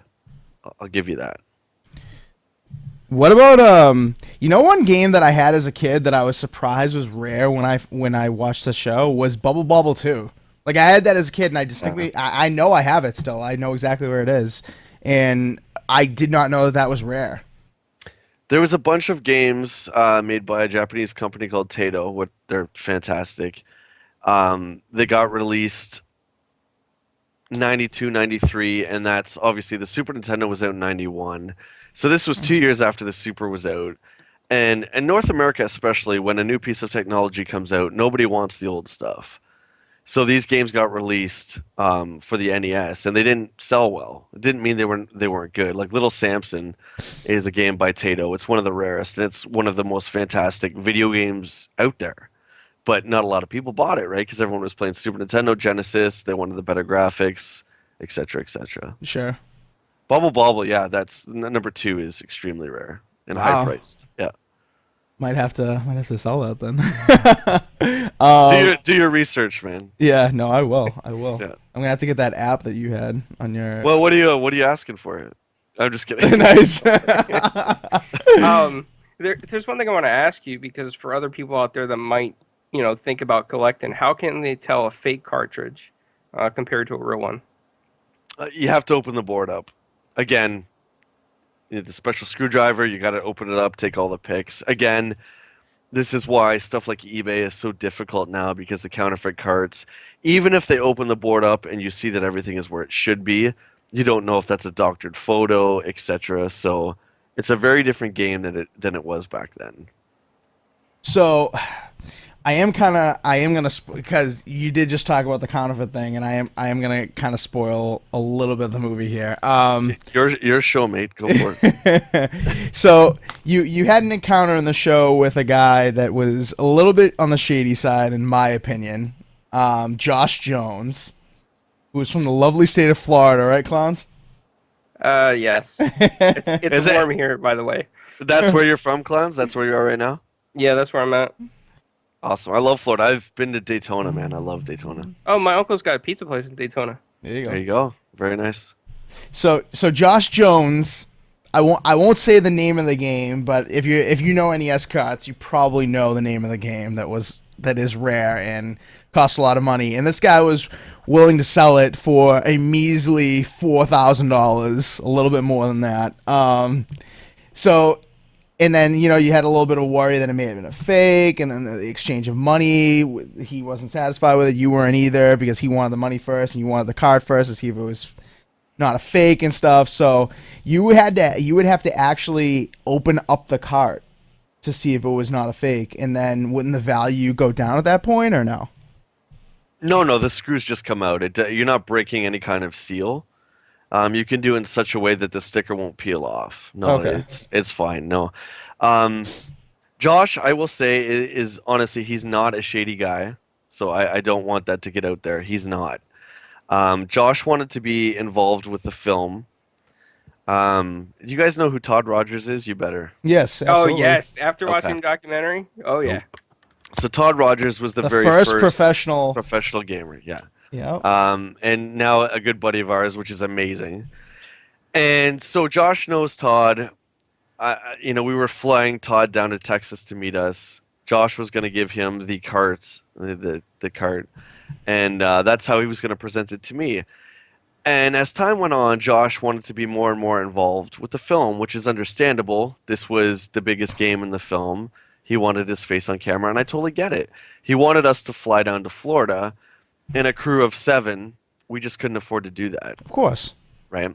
And it's a road trip movie on top of that. So, yeah, you'd already planned out driving everywhere. You're not gonna, yeah. So we were, and then it just went on, and he's like, okay, how about you just send me, the $3,500, and then I'll send you the cart. And I'm like, okay, this is just getting weird. And then Josh proceeds to tell me that he's purchased 3 stadium events. I mean, it's no secret. Right. He purchased 3 stadium events, and he only ever received 1.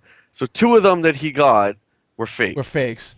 And then in the movie, you could see it on my face. Yeah, that kind of raises the I'm alarm. Just like, okay, oh, they dude, get like, fakes. well, you know what I'm going through, so I'm not gonna send you the money. There's no legal contract here, right? So I'm not gonna do that. And the deal was off. Right. But he's not a shady dude, man. It was just, I get where he was coming from. He just wanted to be involved with the film, so. Right. Yeah, and I think at that point too, like, you were feeling kind of the pressure of like trying to get your collection up, and using budget with your money and stuff. So I get that. You were kind of like at that pressure point, trying to budget. And I don't know the misconception of what people think. I am by no means rich, and $3,500 was a big chunk of what I had. Of course. And so to run into an offer for stadium events so early in the trip, I think it was around. Oh, Rob's gonna kill me here. I think it was around day 8 or 9. Yeah. I don't know. Oh, there you go. Yep. Okay. Was just a shock to all of us, and it just happened, and that's why the call was at like 12 at night, because it was just something that Todd Rogers had brought to us. He's like, hey, you should call my buddy Josh. He has this. We're like, what? So what you see there was just like, us filming like late night. Right. No, I mean, a lead on a game of that rarity, and I mean, it's even for people who don't collect, it's kind of like a known thing out there. You see the articles on like Kotaku or Engadget and stuff about like, ooh, Stadium Events, full box mint copy just sold on eBay for like 78 grand or some shit. Like, it makes news. So like that is like the game to collect if you're a collector, and you just happen to run into a guy later in the movie that had 2, which is absurd. In Todd Curtis. Awesome. That is awesome. But So real quick, without getting into a big history lesson, the reason why this game is so rare, it was released by a Japanese company called Bandai on the eastern side of the U.S. In a department store called Woolworths. If you guys even remember, I remember what that Woolworths. is. Yep. Okay. Yep. It was only released to Woolworths. 2,000 copies were shipped, and then almost instantly they were recalled by Nintendo themselves because they wanted to repackage it and put it out as their own with their Power Pad, a game called World Class Track Meet, which you can get for 5 cents anywhere. But it's reported that around 200 of these sold. The rest were recalled and supposedly destroyed. So even if they were all sold, there's still only 2,000, but there's about 200 kicking around. That's it. Sure. Yeah. How do you resist the temptation to open that box up? You know what I mean? Is that box sealed or no? That box is not sealed, is it? No. Okay, he didn't reseal it. See, I would want to. This is the problem with me in collecting. Like, I want to touch the stuff. I want to fully examine everything. Like the manuals, especially, those days are gone with the NES manuals. Like I want to flip through those, go down memory lane. But I feel like every time you touch it, it loses value. This was a segment. It's like comic books, right? You almost want to put gloves on. Yeah. Oh yeah, yep. It was a segment that Rob and I wanted to do in the film, actually, about how the instruction book of the NES told a lot of the backstory. If you look at something, it's just amazing as the first Legend of Zelda. If you open up that instruction book, there's a whole backstory of Hyrule and Link and everything that happened in this guy's world that's not in the game simply because they didn't have the technology to do that. Right. So there's something magical about going back to those and, so you have the game, you have the wonderful box art, and then you have this great backstory. I mean, that's, you pick up Call of Duty today on the Xbox One, you're lucky if you even get a picture on the back of the box now. Yeah. It's just so crazy. true. You open the game, there's nothing. It's just, yeah. I sound like an old guy now, but things were better back then, guys. I agree with you, man. Like I remember opening up the Nintendo boxes, like that smell. That it had a distinct smell too when you took it out. Yes. And it had styrofoam at the bottom of the box and everything. Yep. I loved it. Mm-hmm. The new game smell, I always said that they should have made that into a cologne. Yes. Of course, it never happened, but And now they have like the weirdest shit for colognes, like backyard and like fresh lumber and stuff. But they can't Fresh have lumber, yeah. They can't have like NES. Like that would be. They should have Fresh Game NES. There you go. There you go, guys. There you go. Shop that to like Calvin Klein. They'll do it. I wanted to ask you, like, we know the documentaries about NES, collecting the NES cartridges. What else was considered besides Nintendo when you guys like talked about it?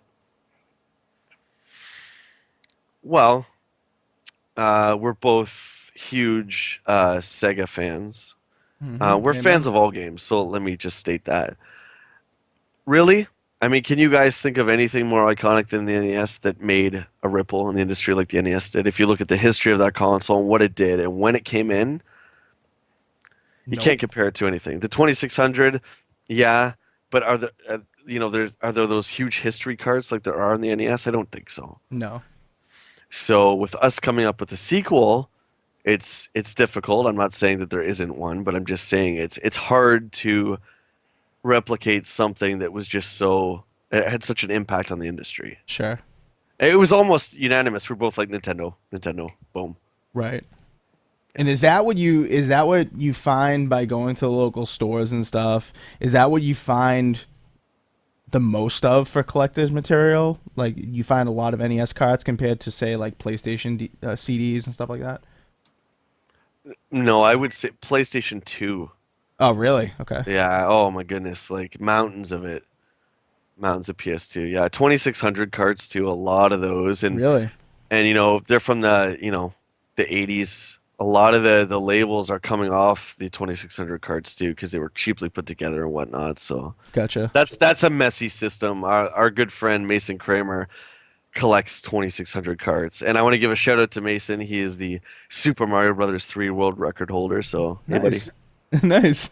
Yeah, he collects 2600 cards, and yeah, it's messy. Gotcha.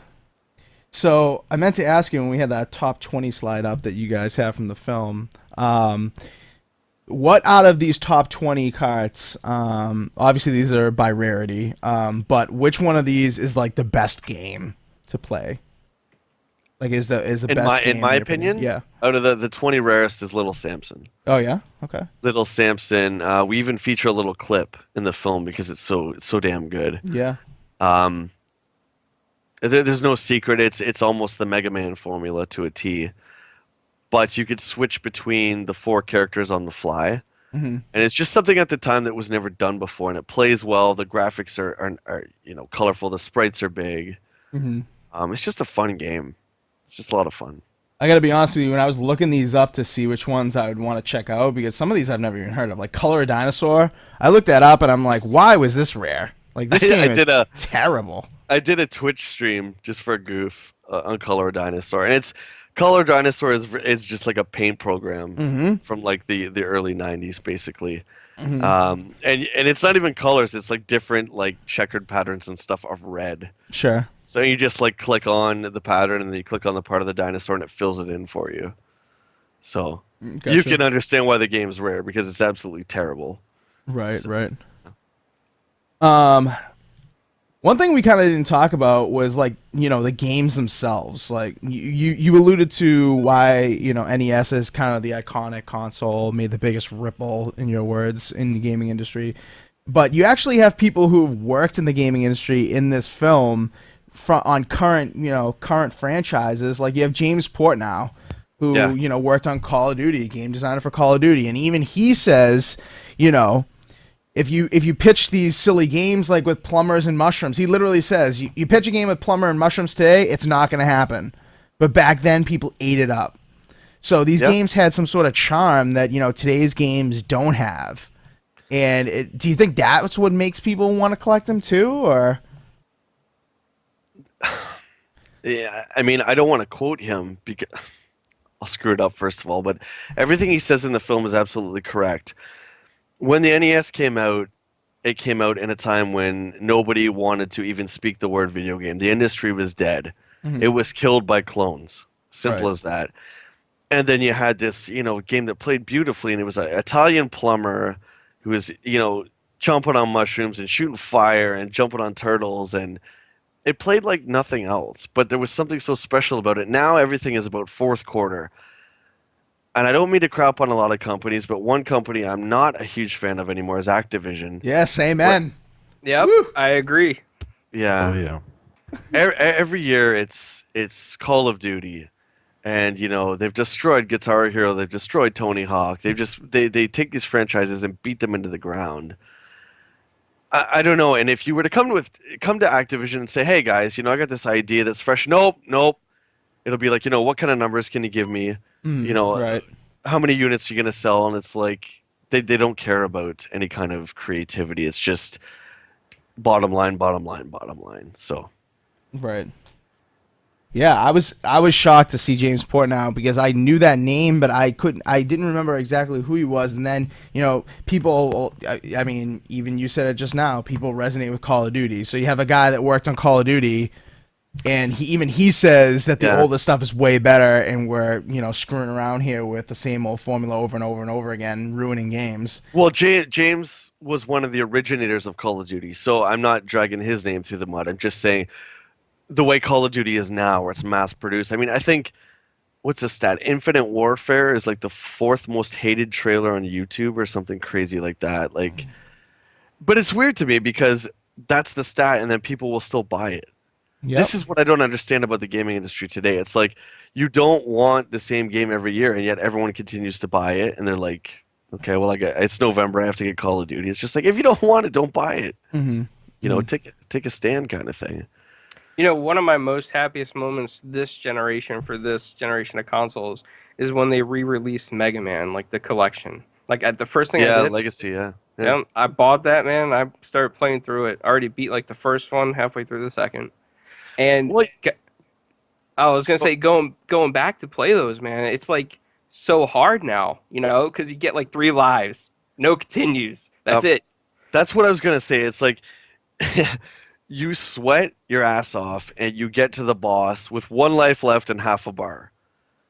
It's not that way today. You play Halo, right? You're playing Halo, you die, and you start 2 steps back. There's no penalty. I think the game that comes closest to that is Dark Souls. Mm-hmm. Dark Souls is hard only in the way that it's very brutal. It's like the games the way they used to be. You know, it's like you die, do it again. You're going to the beginning. I miss that stuff, really.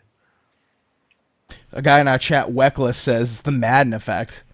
Yeah, I mean, sports games were really the first ones to do this kind of like yearly release and, you know, kind of set the tone for the industry. I mean, Madden was insanely popular, not when, you know, the first Madden ever came out, like on the Sega Genesis or whatever it was, like Madden 94 or whatever, but like very recently, like in the 2000s, when you made the jump to the new hardware and, you know, you had X number of polygons on the screen that were way more and were more authentic. So that's when Madden got popular, after they released one every year for, you know, whatever, 15 years or so. So well, Madden became popular because Electronic Arts gave people, they took away their options. They bought the license to the NFL. Mhm. So it was like you had no choice. There was no more 2K. So then they couldn't. Yeah, They exactly. couldn't produce NFL games anymore. They couldn't use the NFL license or the Players Association. It was done. So it's like if you want NFL football, you buy John Madden football. Well, you know what I That's did it. on the Genesis, right? I bought Mutant League Football. Yes. You remember that one? I do. It's a great game. And Mutant League Hockey. Yes. It was basically the programming from NHL and Madden. They just put monsters in it, and they were fantastic games. We actually got to talk to Michael Menheim, the developer of Nice. Mutant League. Yeah, he's an awesome dude, man. We gotta get an update from him. We have to have him on the show again. Get an update. That's really cool, guys. Because again, Rob and I are big fans of those games. We last year we toured the film across America, and we had our own kind of list. We had 8 games each that we were looking for, and one on Rob's list was the Mutant League Hockey. And we actually found it in Los Angeles. Oh, nice. Which was sweet. But yeah, those are fantastic games and really underrated too. Yeah, definitely. Assassin, what do you got? If you were gone back and would you do this again? If I was to go back, would I do this again? Yes. Yeah, like if you would tell yourself in the past to not, would you? I'm sorry, I'm writing this bad, but would you just do this again? Like, would I do it again? Would you go through all the craziness, all the anxiety, all the you know, because there was a moment there in the film where it looked like, you know, it was getting down to crunch time. You had like almost 100 games left, and you weren't gonna get there. Yeah, I mean, Assassin, to answer your question, absolutely. The film changed my life. I was a completely different person before and when I shot that compared to the guy I am now. Mhm. So, yeah, absolutely, I would. Yeah. What would you say? Now you went to when the film starts out, you kind of went to collectors first. Like you didn't want to go to retail. You have a lot of retail experience, right? You at the time managed a gaming store, right? That does Yes. retail of gaming stuff. Yes. So then you went to guys like Sid Bolton, who has the PC Museum. I've seen that a little bit online before the show, and I watched. I mean, before watching the documentary, and then I watched the documentary and I saw the collection he had, and I'm like, Jesus, like this guy could almost go to one of these things and these collectors and get the 600 and walk out of there and have it done almost day one. But you didn't do that. So well, Sid, first of all, he has the biggest collection of video games in Canada, which is a huge feat. Right. Great dude. he had tubs of doubles. Sid is known for not selling anything from his personal collection. He has tours all the time, and he has, boxed Earthbound and, Transformers and boxed for man. N64 and stuff like that, right? And people are always making him offers. He will never sell. He had one NES game that has just been, a guilty pleasure of mine for years. That's Donkey Kong Jr. Math. And I pulled it off his shelf, and I practically begged the guy. That's not in the film, but well, what is in the film is him going, "I never, ever sell stuff." Yeah. And he actually he sold it to me, and I was just completely beside myself. But yeah, the tubs of things he had, it was just mostly commons from his place. But I got a lot of stuff from him, yeah. But it was nothing out of his collection except Donkey Kong Jr. Math. But not even specifically Sid, like collectors in general. Like, is that a common thing to have? If they find a good deal on a double, they'll buy a double and then, have it in their collection and sell it to people? Or is that a thing? Or do they usually only get like one copy and call it a day? I've run into a lot of guys that do upgrades. So especially on the sticker games like Genesis, NES. The labels wear and tear like comic books. Mm-hmm. So they'll get, again, let's use Little Samson because that's the flavor we're talking about. So you get a Little Samson, it's got a big rip down the sticker. Well, you're going to buy it, right? Because you've never seen Little Samson before, and it's a huge discount because there's a rip. I don't know about you guys, but I would buy it. Yep, just to say I have Little Samson. Right. A few years later down the road, you find one with a better sticker. So you take your ripped Little Samson, trade it to that guy, and upgrade. So there's a lot of guys that do upgrades. But they don't keep the original. They'll trade it. It's tough to say. Okay. I mean, for me, I would probably do an upgrade unless it was one of the carts from my childhood, like the original Legend of Zelda that has my name from, when I was in grade 8 kind of thing. But Sure. I got that too, like the gold one. Yeah, absolutely. If the battery still works, most are still working, but some are dying. Right. So, Clowns, you want to ask something before I went on that tirade? Yep. I was gonna ask you, what got you into collecting video games in general? Like, what happened, like, to make you start collecting, or did you already have a collection from childhood that you never let go of? The second part, absolutely. Again, when I was growing up, the new game system would come out, and everyone would want that. I remember '95, everyone, they wanted PlayStation. Nobody wanted Super Nintendo and NES and all that stuff, and everyone got rid of it to get money to buy the PlayStation. Yep. Well, I always hung on to my stuff, and I always put it on bookshelves. And I can't tell you how many times I got made fun of. Like, why do you want these old crappy games? Like, you're never going to play them again. I'm like, well, yes, I am. Like, do you watch films from the 70s? Yeah. Because they're great movies. It doesn't matter if they don't look like films look today. You're still going to want to watch it. So it's the same kind of mentality, old books and such, right? So I always hung on to all my stuff because I knew that at some point in time I'd want to go back and play it. Sure. So most of my collection, save for NES, is stuff that I've had since I was a kid. That goes, with my Star Wars and all that stuff. So do you collect as much Star Wars as video games, would you say? Because I know in the film they said Star Wars, video games, rock. Yeah. Are your three things. So yeah. I'm pretty simple. That's it. That's me. Those three things. You know that, you know me. That's it.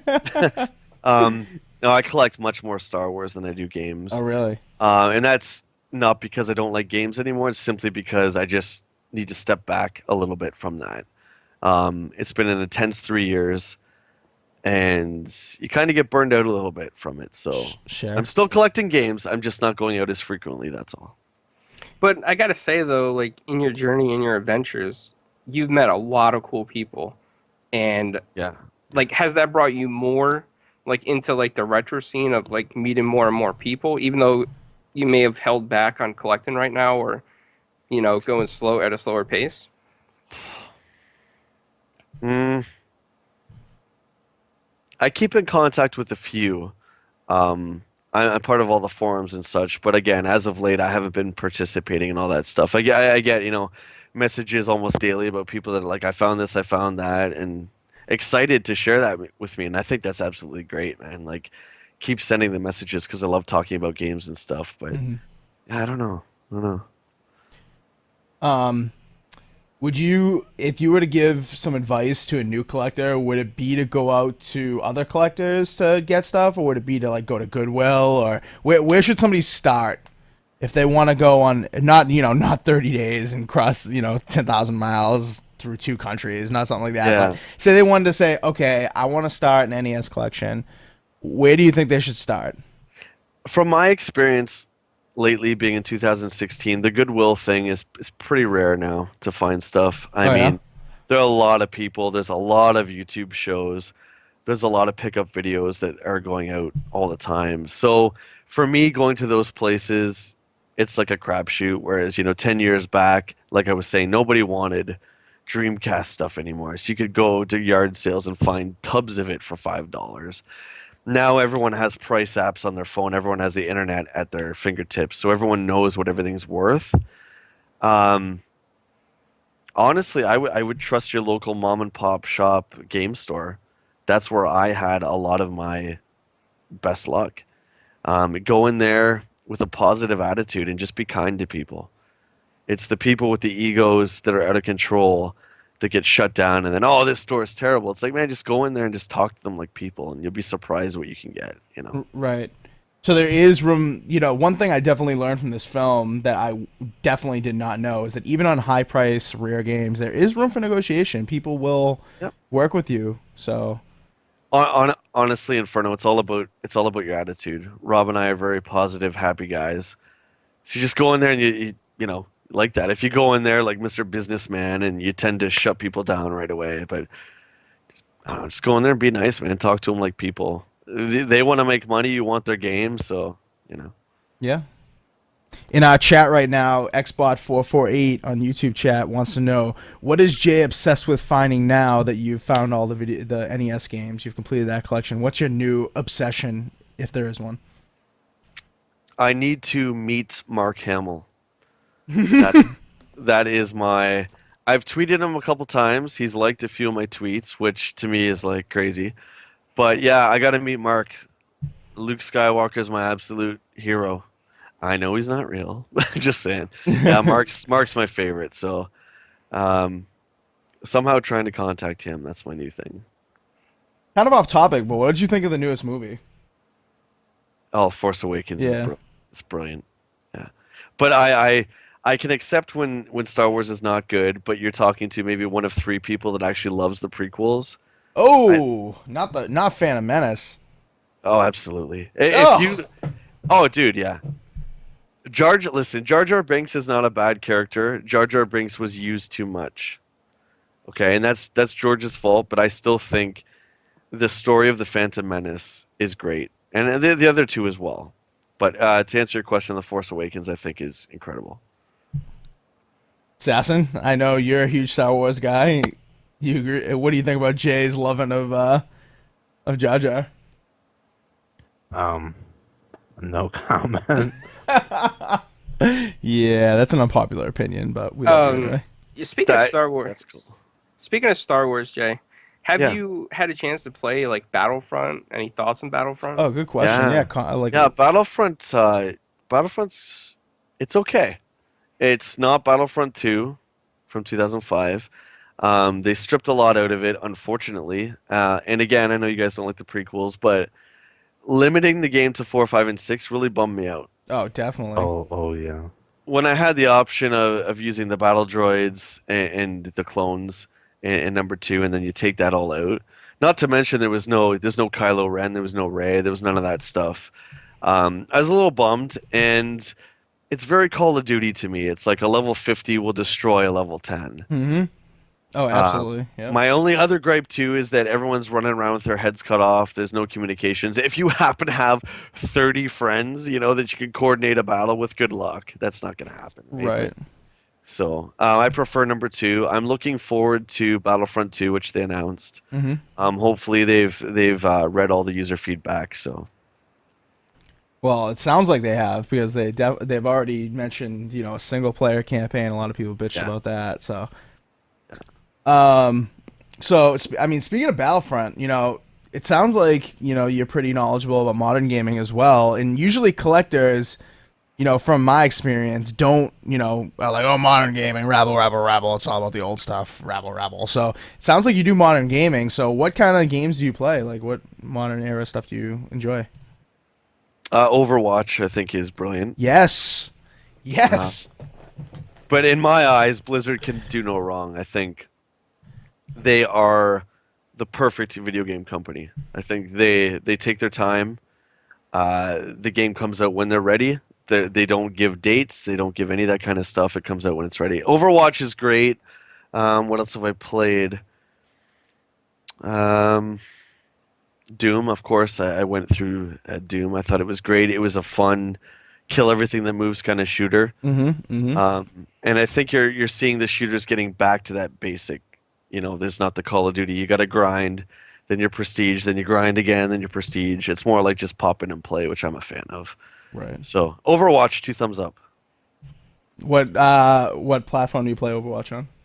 Xbox One. All right, I'll have to add you then on Xbox. I play that very often. For sure. Let's see. Back to the NES stuff and back to the movie. I've got a couple more things I've got prepared here. Oh, one thing I wanted to ask you. We talked about the Goodwill thing. What do you think was your most successful state or province when it came to gaming? Like some of the in the documentary, some places were definitely a big miss, and some places seemed like they were big successes. But what area of North America, I should say, was probably the best for retro stuff? Again, I'm gonna mix up cities and states here, so forgive me because I am Canadian. But nice. Pittsburgh is a city, and Pittsburgh was great. Mm-hmm. Texas is a state, and Texas was great as well. So those two, yeah. Are you judging that on the amount of stuff that you got or the quality? But both. Okay. There's a lot of great deals in both. There was a chain that I'm not going to mention on the air because they don't want me to, but sure. I happened to go into this chain in Pittsburgh, and the district manager happened to be working there. Our producer Mike said what we're doing, and he called around to all the other stores and said, these guys are going to go around, give them a deal kind of thing. But he didn't want me to mention it in the film, which is fine because he didn't want everyone going in there thinking they could haggle and stuff like that. Sure, of course. That was one reason, man. They were great. Texas has the most crazy flea markets, which I got to roam with Todd Rogers, and it was hot as hell. But man, it was cool. It's just huge, like miles outside. Mm-hmm. Cool, yeah. That's awesome. Yeah, and flea markets around here. And I'm in Boston, Massachusetts, so flea markets around here don't really have retro stuff anymore. Like a lot of it's like Guitar Hero drums and controller and guitars and nobody wants that stuff. It's just like old broken guitars. And right, stuff. Right, exactly. And like you'll go into Goodwill and you'll happen to score like a Legend of Zelda gold card. Like that's not something that's unusual at a Goodwill. That's kind of why I asked about that because I wasn't sure if that's like how it is everywhere. Or I'm speaking in Canada. We have a couple of those, and I go in. I don't go in too often anymore, to be honest. But yeah, a few years back, there's nothing because again, there's so many people that make their rounds, right? Right. So unless that's like your job, you're consistently doing it, then I don't know. I didn't have any luck myself, so. Right. I will say here in Florida, at the flea markets, you either get two kinds of sellers. One that knows what they're doing and jacks the prices up, or two, like the older, people that just sell it as cheap as they can in bulk. We still get that here. Yeah, again, I mean, I think that's rare clowns because, like I said, everyone has an iPhone attached to their hand, right? So to look up a price of something takes a few seconds, right? Right.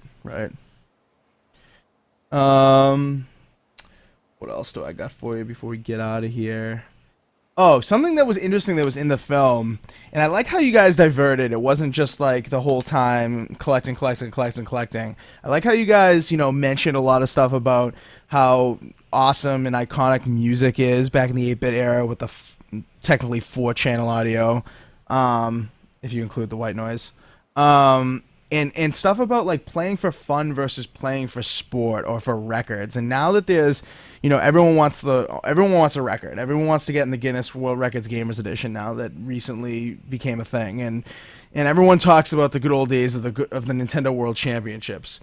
Mm-hmm. So first question, do you game in order to get records or just for fun? And second question, why the hell haven't they had a good World Championships since 1990? I know they tried it in 2015, but where is that time gone? Like, why can't they do something like that anymore, in your opinion? I don't game for records. No, I only game for fun. To answer the second part, gaming is different now. If you look at the way it was back then, especially with arcades, what was huge back then, Street Fighter, right? You and your friends go into an arcade, and again, I don't know if you guys remember this. Again, I'm a little older, but you go into an arcades, and it was a hangout. It was an event. Skip a little bit further, 96, you got the N64. 97, everyone pops in GoldenEye, Mario Kart, that's it. You're at your buddy's house for a night. Switching off controllers, everyone's in the same room having a great time. What is it today? You're playing Call of Duty in your room by yourself with a headset, isolated from everyone else. Mm-hmm. The NWC back then was representative of everything that gaming was then. They tried to bring it back in 2015. It's not the same industry anymore. Yeah. And as we get closer, we talk about this on a Gamercast, which is our podcast. We talk about it all the time. As gaming gets closer to VR and that crap, which I call it, because I have absolutely zero interest in it. I mean, you're already taking my friends away from me in gaming, and now you want to take my reality away. I think it's crazy, man. I've tried the Oculus Rift, and it's awesome. But do I really want to play, Grand Theft Auto 6, a 70-hour game immersed in this? No. I like my world. I like reality. So, anyway, Inferno, to answer your question, I just think gaming was much different than it is now. It certainly was, and the Nintendo World Championships was such an event. Like, everyone... And there was a movie that came out just before that the name escapes me, that kind of like built up the hype for something like this. Wasn't like The Wiz? It was The Wizard. The Wiz? The Wizard. Red yes. Savage. Yep. Yeah, so, and then everyone was like, ooh, The Wizard, like, this is cool. And, video games are starting to take off again a little bit. And people That's why I love the Street Fighter tournaments. And now that name of that tournament escapes me. Do you guys know what I'm talking about?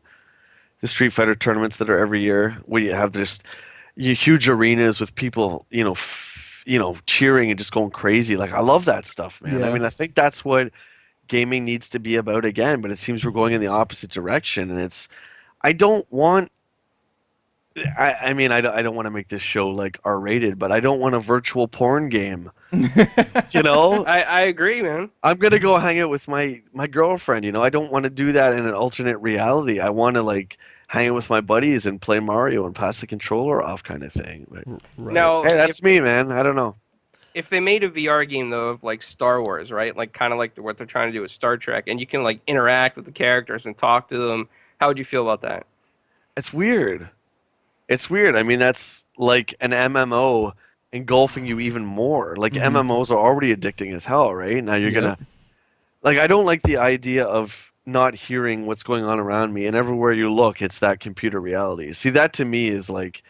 I'm not a Star Trek fan, but that's like holodeck stuff. And you remember that episode? Everyone was getting addicted to the holodeck and that. I have no interest in that.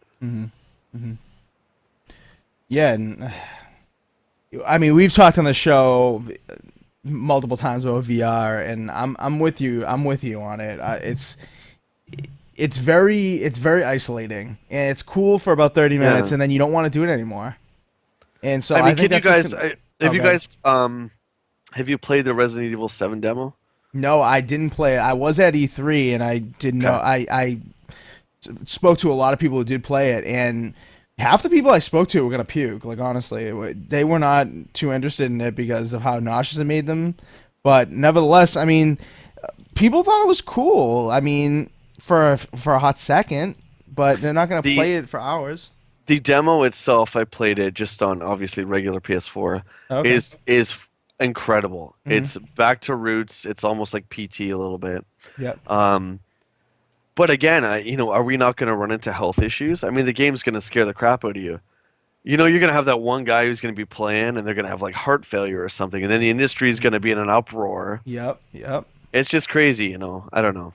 And then that's gonna ruin the entire industry, not just VR, because then that game you can experience in VR or not VR, and it's just going to be the game that's smeared, really, not.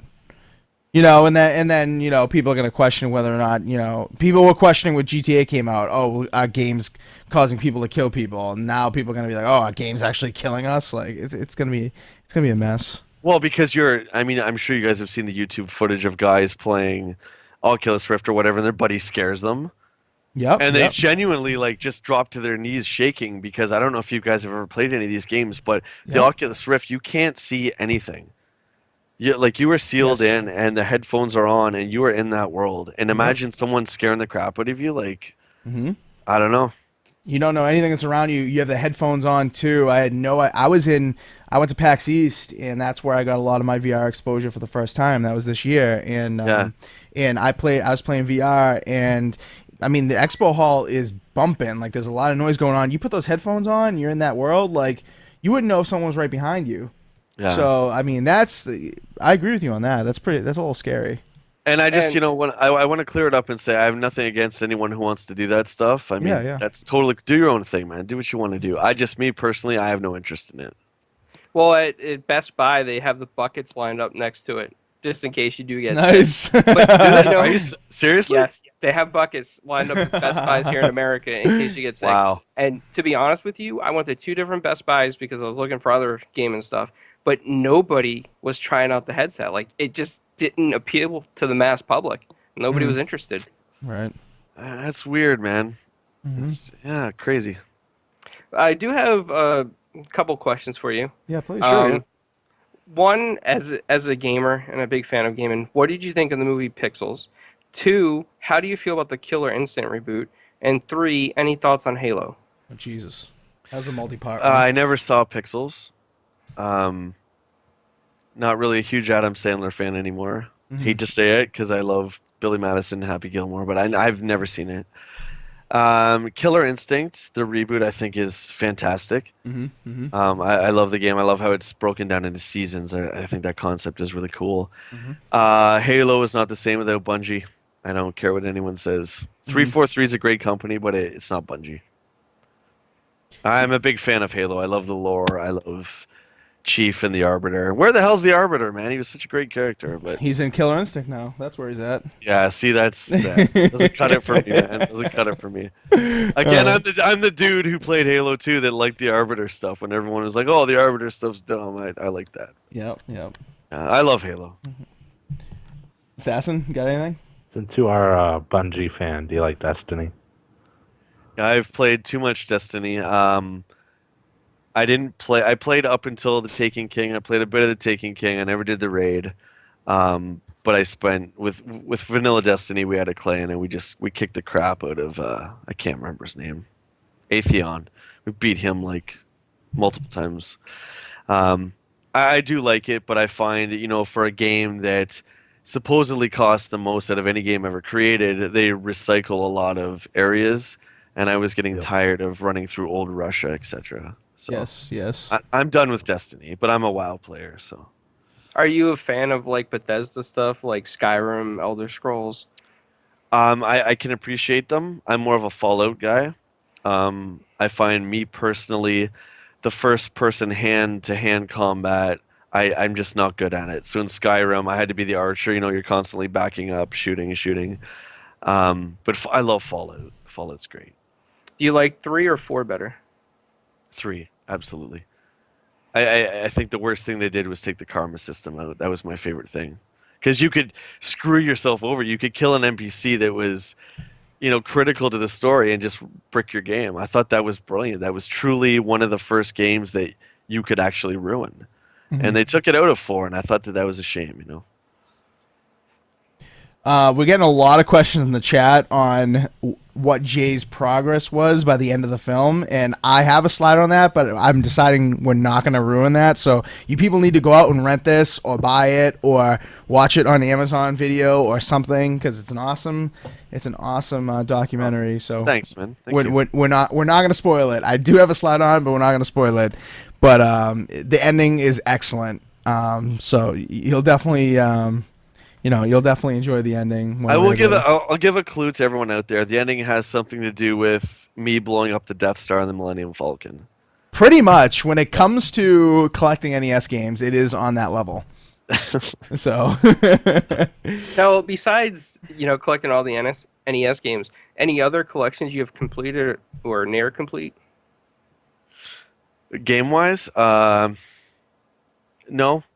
To be honest, that's the first one that I've tried to get all of them in. I usually collect pieces that I've either heard good things about, enjoyed, or rarity. To be honest, I'm a sucker for rare games. I recently acquired Link Faces of Evil for CDI. I don't know if you guys. Ew. Obscure CDI system. That's really obscure. Yeah, no, I know exactly what that is. The game is absolutely terrible, but it is such an amazing part of video game history that is something that I've tracked down forever. So yeah. How about that Super Mario CDI game or whatever that wasn't even complete? Have you ever tried that out, like the ROM of that or anything? No, I've played Hotel Mario, which is actually it's a decent game, but I haven't. Yeah, I saw James Rolfe did a video on that a while back. Yeah, but no, I haven't tried that. No. Another question that we're getting in the chat, a couple of people have asked this by now, so I want to get to it, is what do you think about the rumors of the Nintendo NX going back to cartridges? Because that rumor has come out recently, and while it doesn't make sense for a storage perspective, it may make sense for nostalgia's sake, potentially. So what do you think? Do you think that's a smart move or no? Nostalgia's sake won't make Nintendo the money they need. Mm-hmm. When you're looking at it from that thing, if you're putting 8-bit Mario or anything, yes, that makes money. But to put games on a cart, I mean, Square passed up on putting Final Fantasy VII on the N64 because Nintendo was doing carts. It just doesn't make sense, right? So I don't think that rumor's true at all. Even as you said it in the film, there's a story behind the cartridges, right? The story, what was it? It was a story, quote unquote, behind the cart. That's kind of like gone in modern gaming. If you had a cartridge system again, maybe you'd get that back, right? You don't think that's good enough? That was more of a metaphor speaking to where us going and acquiring each game, we knew where that game came from. Whereas if you're on eBay hitting buy it now, okay, that came from New York. Great, shows up 2 weeks later. Where we got, Bonk's Adventure, I can tell you exactly where we were, the time of day it was. That's what we meant by this. Okay. Each cart, obviously because they're NES carts, but the story behind each game. Right. Because that's kind of lost in gaming now. Like, even if you were speaking of, like, the wear and tear, like, the actual physical, like, ooh, this is, Super Mario Brothers 3, and it has, like, a pizza sauce stain on it. I wonder what they were doing. Like, were they pulling an all-nighter in order Domino's or something like that? Like, even that kind of stuff is gone because, like, you get a CD, and, you just wipe the back of the CD off, and there you go. So that kind of, like... Yeah. Story of collecting, even for... That's why I would never collect stuff like Xbox games, because, like... I mean, it's just there's no story behind it, I feel. They're just a little bit more difficult to take care of, especially something like 360 that if you jolt the console, it rings the disc, right? Yeah. But yeah, I'm with you there. Yeah. What else? Something else in the chat. Clowns or Assassin, you got anything else while I find this in the chat? I was going to say, what do you think of Virtual Boy? And what do you think of Jesus, man. What do you think about Game Boy as well? So I'm not a big portable guy. I have a Virtual Boy. I have a Game Boy, of course. Yeah, the Virtual Boy never really did it for me. I mean, that's no secret. I don't think there's many people that like the system. I think the games were great, and I would really like to see on the Wii U or whatever, a Virtual Boy collection disc. I think that'd be awesome. We don't need it in 3D. I'll just have the red monochrome. That would be cool. Game Boy, the green monochrome never did it for me. I thought Mario was so small. It was like a pinhead. And again, I had a Lynx, I had a Game Gear, I had all that stuff, but I was never a big portable gamer. So I appreciate the titles, and I've played the milestones on the systems, but not a huge fan of portable gaming. I like my big TV in front of me. I remember going on family vacations as a kid, And like you said, the screen is so small on the Game Boy, and it's monochrome and the green background. My dad actually bought me the magnifying glass. You remember that? God, The I do attachment remember that. with the Yes. little light. Yeah. So Yeah. I played all the way with that. on You end up, vacation. you put the light on it, the magnifying glass, the speakers on the side, and before you know, you're holding like a Neo Geo controller. It's Yes, like- yes, yes. Oh my gosh! You needed a stand, a table to put it on and stuff. Oh my. There's God. that great. I'm sure you guys have seen that little, cartoon that loops every 5 seconds. It's the kid looking at the Game Boy, and the next frame is like it's dark, then it's light, then it's dark, then it's light. And you see Yeah. like he's driving, it's the street light going by. Yes, yes, yes. Very cool. So you got a game coming out, right? That's kind of related to this Yeah. film. Tell people about that. Our buddy Joe Granado is making the game for us. Rob and I are writing it. It's based on Nintendo Quest. It's based on You Play Me, and again, everything's not finalized yet. We're still in the production phases, so it's basically me going out and collecting the games. We're gonna have dungeons. We're gonna have boss characters. We're gonna have NPCs. You're gonna have a party. The structure of the game is built off of Final Fantasy 1. So Okay. it's the turn-based RPG is what Rob and I chose because that's our favorite kind of genre. Gotcha. Working on it, we were originally planning on releasing it by the end of this year. I don't know if that's going to happen or not, but it is in the works and it'll be out very soon. So hey, we're going to be like Blizzard. It's going to be ready when we're done. How about that? There you go. No dates. Ready when you're done. No dates, it's Awesome. ready when it's good. Yep. Yeah, hoping to have some beta testers too, so we'll let you guys know for sure. Oh, definitely, we're man. in I'd on love that. to play that. Yeah. I'm hoping for boss battle against JD. I think you might see that. I think that's safe to say. JD Low, hopefully. Boss At battle. any point, would we be able to pull out like a lightsaber? Oh, 100%. All right, awesome. I'm Yeah, in. 100%. We were discussing the armor sets, and the first thing I said is we have to call it, a laser sword. You can't call it a lightsaber. Of but, course, yeah. yeah, it's the first thing. I'm like, man, I gotta have. Let me ask you guys this. I just want to go one by one. I'm not taking over the show. I just want to know, Inferno, if you could have any colored lightsaber blade, what would you pick? Oh, definitely green. Green, you'd be the guardian. Okay, assassin, what would you pick? Red. Sith Lord and Sick clowns. Blue. Blue. I'm with you, mate. I'd have blue. Yeah, Luke all the way. The Skywalker saber. Anyway, sorry. Continue. Assassin, you'd definitely be JD in this game. You'd be JD Low. You'd be the enemy. Oh man. Hold on. People are asking in the chat. You guys have a Kickstarter. What platforms is this game gonna come in? There will be a Kickstarter for the Nintendo Quest game. It will be first and foremost an NES cartridge. It will Yes. play on Nintendo Entertainment System. That's as far as we've gone for now. So you will need a Nintendo or at least what's it called, Retrocon? Yes. Yep. Yeah, one of those. Yeah. It's supposed to represent the film, so it'd be a card that will play on your NES. Awesome. That is really cool. Yeah.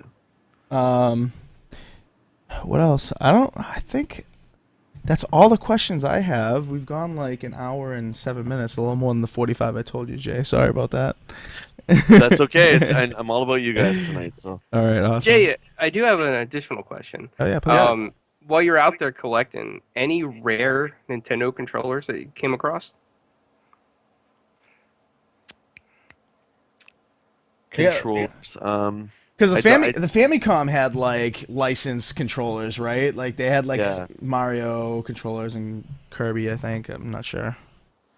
I don't know about that, to be honest with you. Rare controllers, man, not off the top of my head. We did see a bunch of really cool, like, old Mario, like, cabinets and fixtures and old Nintendo signs that used to be in, like, Walmarts and stuff like that. Like the display cabinets. Like, Todd Curtis has a wonderful World of Nintendo, and it's, like, in pristine shape that he has all his games on. We saw a lot of stuff like that. But controllers, not off the top of my head. We saw a bunch of Play Choice 10s. Mhm. Those are pretty sweet. There's a guy at PAX East who had a Kickstarter, and I can't believe I don't remember the name. It's like I think it was called like Retro Rampage or something like that. And they made the NES carts on 3D printers, and they were selling them like that for their game. Retro City Oh. Rampage? No. Oh my god. I'll look it up as we're talking. No, it wasn't Retro City Rampage. It wasn't called Retro Rampage then either. I can't remember it exactly. Have you collected any like display models with the consoles and little TVs and controllers? Interactive units. I do not have any. I have a lot of Nintendo merchandise. You can't see, but to my left here, to your right, I do have a Choplifter arcade cabinet. Oh, nice. By Sega. I always wanted an arcade game, and I just happened to find someone in the city who sold it to me for like $200. So, wow, cheap. Yeah, very cheap. I want first and foremost Donkey Kong. It's my favorite arcade game, and I do want a Street Fighter 2 cab at some point, preferably Championship Turbo. But that's in the future. What was I gonna ask? So if you were to get more deeper into the gaming scene and like you were to collect every Genesis game and every PlayStation game, would you look in Canada first, or would you go to the US after having this experience? Actually, to be completely honest with you guys, the US was much kinder. Really? Everyone was a lot more friendly in the US, which, I mean, Canada has a reputation for being friendly. I'm not saying it's not, but just our experience, the US was great. Yeah, I would head to the States for sure, man. I'm a big sucker for Vegas, which is where Rob lives. I think it's one of the best places I've ever been. I love the desert and all that. So yeah, we definitely hit the States. But again, it's finding that, you know, what can you put on the same level as NES to make a sequel? Yeah. Or do you have a sequel? Do you know what I mean? Like Genesis, no. Super Nintendo, no. You know, what do you do? Yeah, I know you're not a portable gamer, but I mean the original Game Boy. Original Game Boy, yeah. Well, I mean, the Sega Master System had a little bit of charm to it. The Alex Kidd stuff, and I mean, it had a charm. But are the titles as impactful as the NES? I would say, you know, no. Yeah, and that's the thing. If you're gonna release this thing in a theater kind of setting, you know, it's tough to trump the NES. I don't know. We're thinking bigger though, so we're still in the writing stages. Cool. All right, I think everything I've written down for questions, I think we pretty much got to.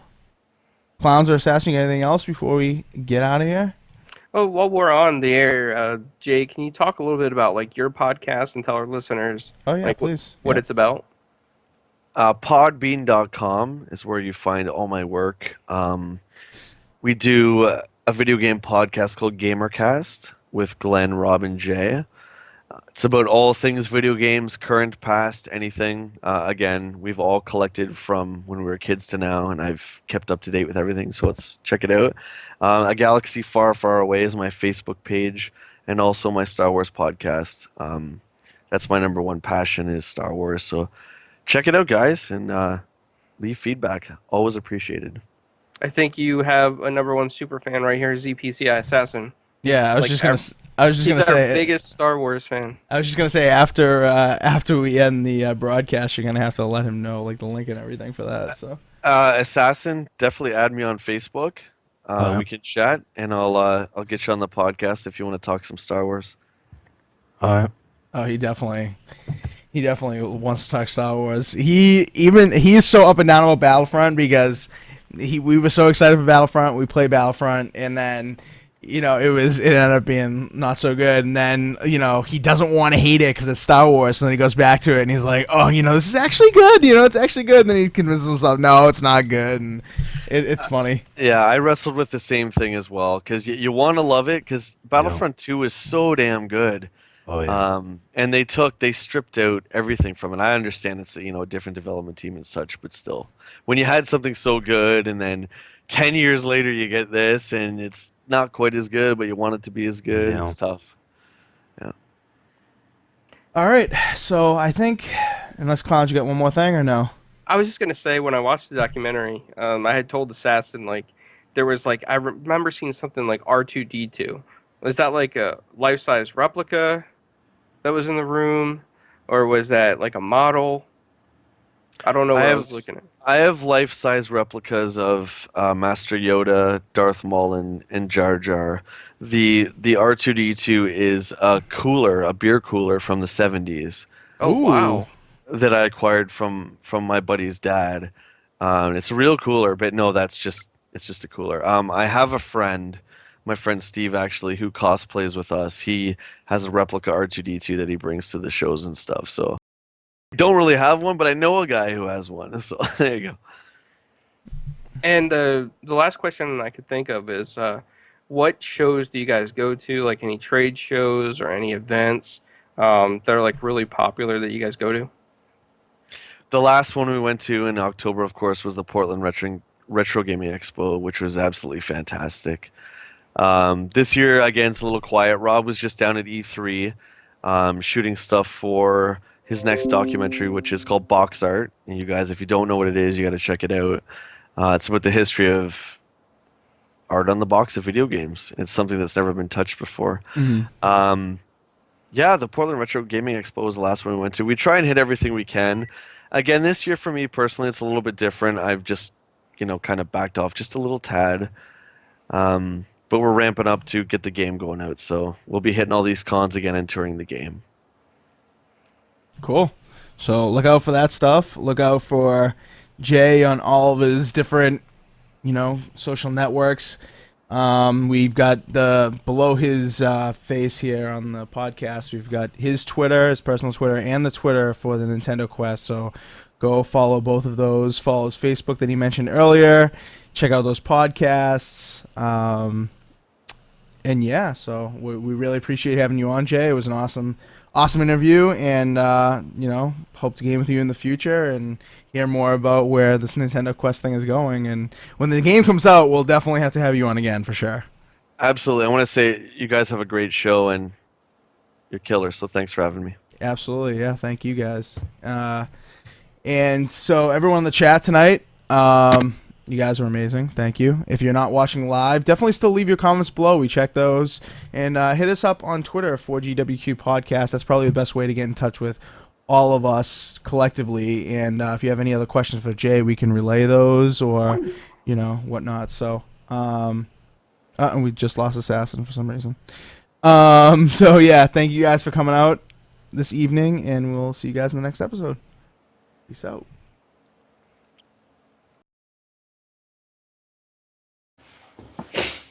Come on, YouTube. Let's go.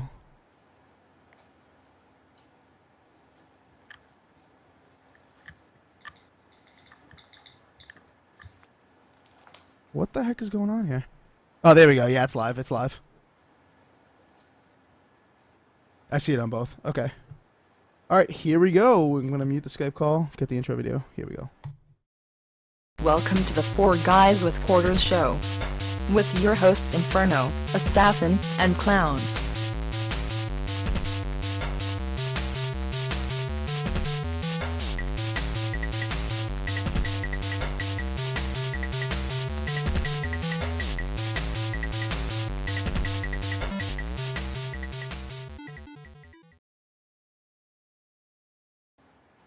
All right, everyone, welcome to Four Guys with Quarters podcast, episode 83 for April 14th, 2016.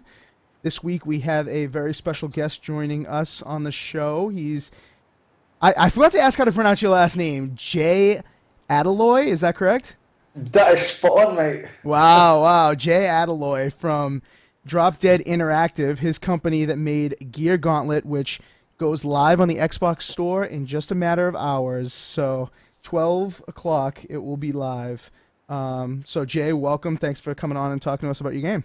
Thanks for having me. Absolutely. For the rest of the panel, we have making his 83rd straight appearance on the show, ZBCI Assassin. Hola. We've got Italian Clowns. What's up, man? ¿Cómo está? Oh, muy bien. And I'm Inferno217, coming at you always. Not as much as Assassin, but almost. So this week, we brought on Jay because his game comes out this week. It's been in development for a long time, I'd say, for an indie title. He's put his heart and soul into it. He's made an extremely challenging game. We were lucky enough to get an early copy and play it and get our thoughts on the game. And we wanted to, get a little background information from him and find out how he got into the gaming scene and stuff. And we like to bring developers on the show and bring some indie guys in to talk about real gaming. You know what I mean? So Jay, tell us, how did you get into the gaming scene? Like, what's your gaming history, and how did you become a gaming developer? How did you decide you wanted to do that? Oh man, I think for me, it always, people always say, when it started with them being a kid and stuff like that, and one of my earliest memories, that I'm really sort of fond of is, I'll probably say, spending time playing Sonic the Hedgehog. I grew up sort of really ill.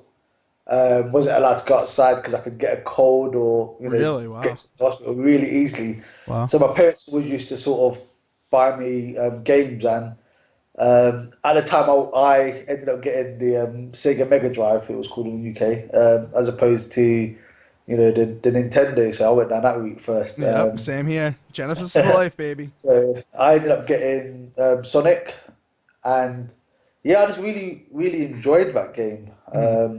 And those were the days where you couldn't really save games. You just had to either leave your console on or try beat a game in sort of one sitting. Oh, we know those days, huh, Clowns? Oh, absolutely.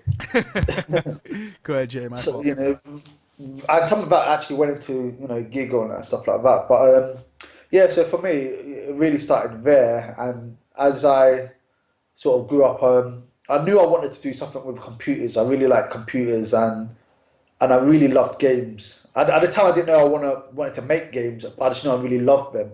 Sure. So as soon as I went to college and stuff, and I learned, the basics of programming and stuff like that, it started to kind of, all come together, and it was like, well, I'm sort of learning how to make software, and I really like to play games. So why not I sort of geared towards that path, and yeah, I sort of made my first game that I made was actually like one to teach kids how to read.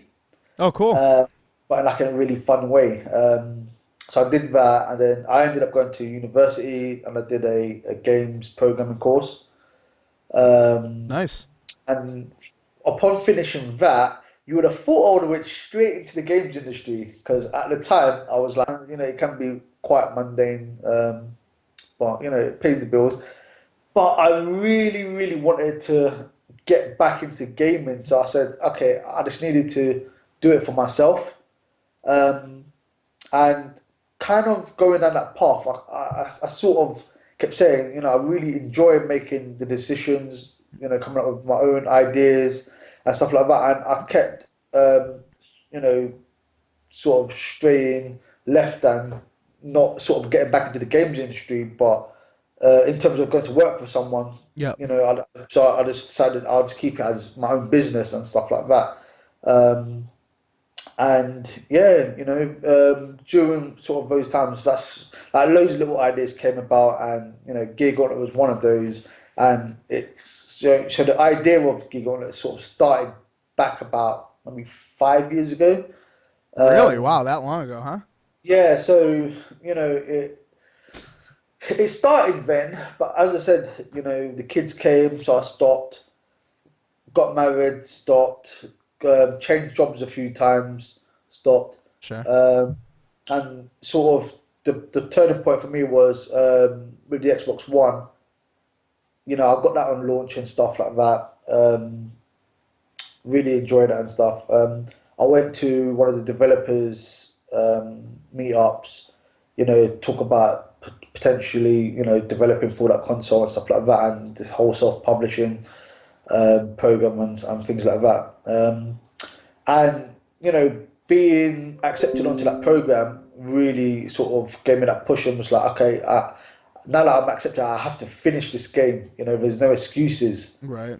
And I had to do it with with quite a high quality, because do you know what I mean? You don't want to bring out something and then it's just not. It's just trash. Yeah, I know exactly what you mean, right, Assassin? I'm not gonna pretend it's got the same production as you know, these like a Halo or anything like that. Of Do you know what course, I it's mean? only two of you, right? At Drop Dead, it's only two Yeah, of I you. mean, yeah, I mean, the core team really was myself, Yeah. and Steven, who made the levels. Right. And you know, we basically paid for everything out of our own pocket, and we had to keep sort of the budget really low because you know I couldn't say to my wife, "Hey, I'm gonna go spend thousands of pounds Of doing course, this yeah. thing that could tank." And I mean, I guess that's what really helped us because we didn't make the game thinking it's gonna change our lives. It's you know, we're gonna quit our jobs and all that kind of stuff. You know, we did it in our spare time. You know, tried to enjoy it. As I say, we had the passion for games anyway, and I was lucky enough to have done the games course. I mean, Steve's actually a game designer, teacher. So do you know what I mean? We had sort of the basic tools needed to you know get us started. So yeah, it's just been a bit of a crazy ride really. But yeah, glad that the game's coming out and everyone's gonna be able to play it in a few hours. And yeah, just can't wait to hear some feedback on it. Yeah, yeah, of course, of course. Assassin or Clowns, any questions for Jay before we get into the Gear Gauntlet talk? What was your favorite game growing up, Jay? Oh man, I'm a very big fan of Final Fantasy. Whenever I get this kind of question, I mean, there's a few, but the one that sort of stands out the strongest for me definitely would be Final Fantasy VII. I think that was the first time where I sort of was like a story had me so engaged. Absolutely. And you know, I mean, I'll say spoiler, but come on, it's been years. But Yeah, of course, yeah. Anything is fair game on that at this point. Go ahead. the part with Ares, you know, and Sephiroth killing her and stuff like that, it was just like, for me, I really felt it. Yeah, of course. I really just loved the way that I was able to sort of just, you know, delve so deep into that game. And at the time, for me, it was just like, wow, this was so stunning. I mean, you look at the graphics now, and you're just like, God, what the hell is this? But at the time, it just looked so amazing. The FMVs were amazing. I loved calling my summons. It had hours of gameplay. You know, you could explore this. There's still some stuff that I know I haven't done. You know, you're always reading about, did you go to this place and blah, blah, blah, stuff like that. I like the puzzle elements in that game. It just had so much, and you know, it's when you compare it to games of today, at the same sort of budget, you kind of just feel you're getting cheated a bit. Yeah. So for me, you know, that's always something where I'm always like, oh man, I wish games sort of gave me that same experience. As I say, games look a lot better today, but the experience that I got from Final Fantasy, I just don't think has been rivaled yet. Yeah.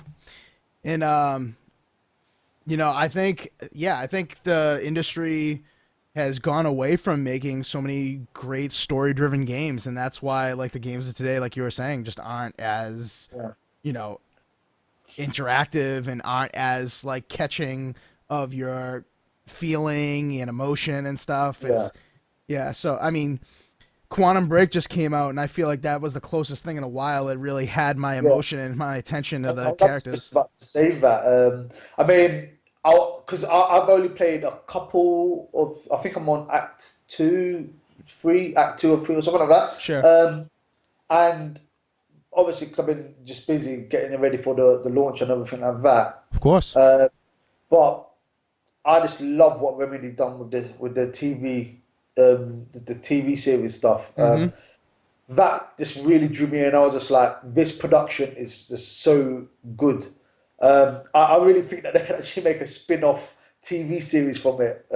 Definitely. Like, I literally was just sitting there, and you kind of forget that you were just playing the game part of it, because you know you have so much fun with that in itself.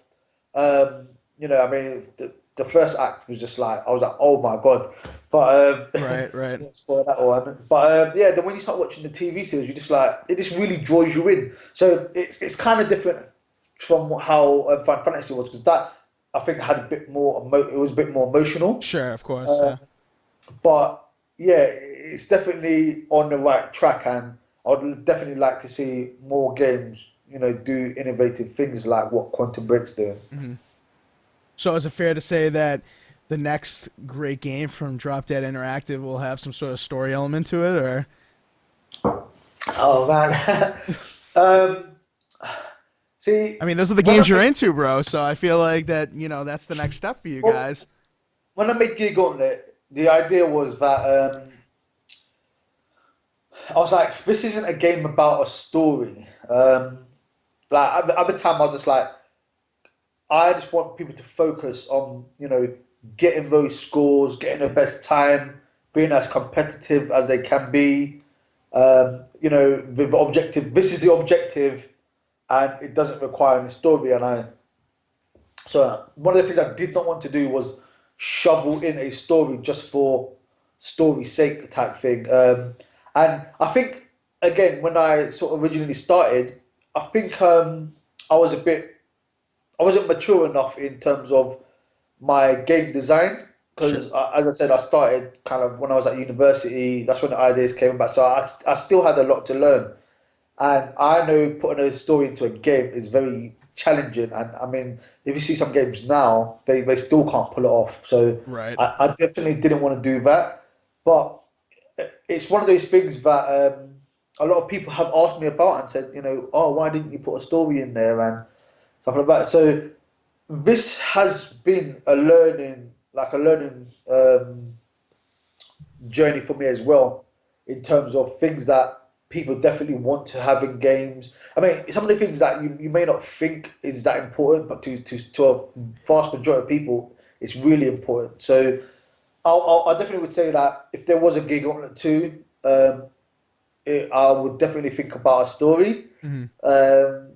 But I wouldn't want it to sort of overshadow what the game is supposed to be about. But I would definitely think about it early enough that I could do something that would make sense for the game. Because, I mean, the game's about a cog. Sure.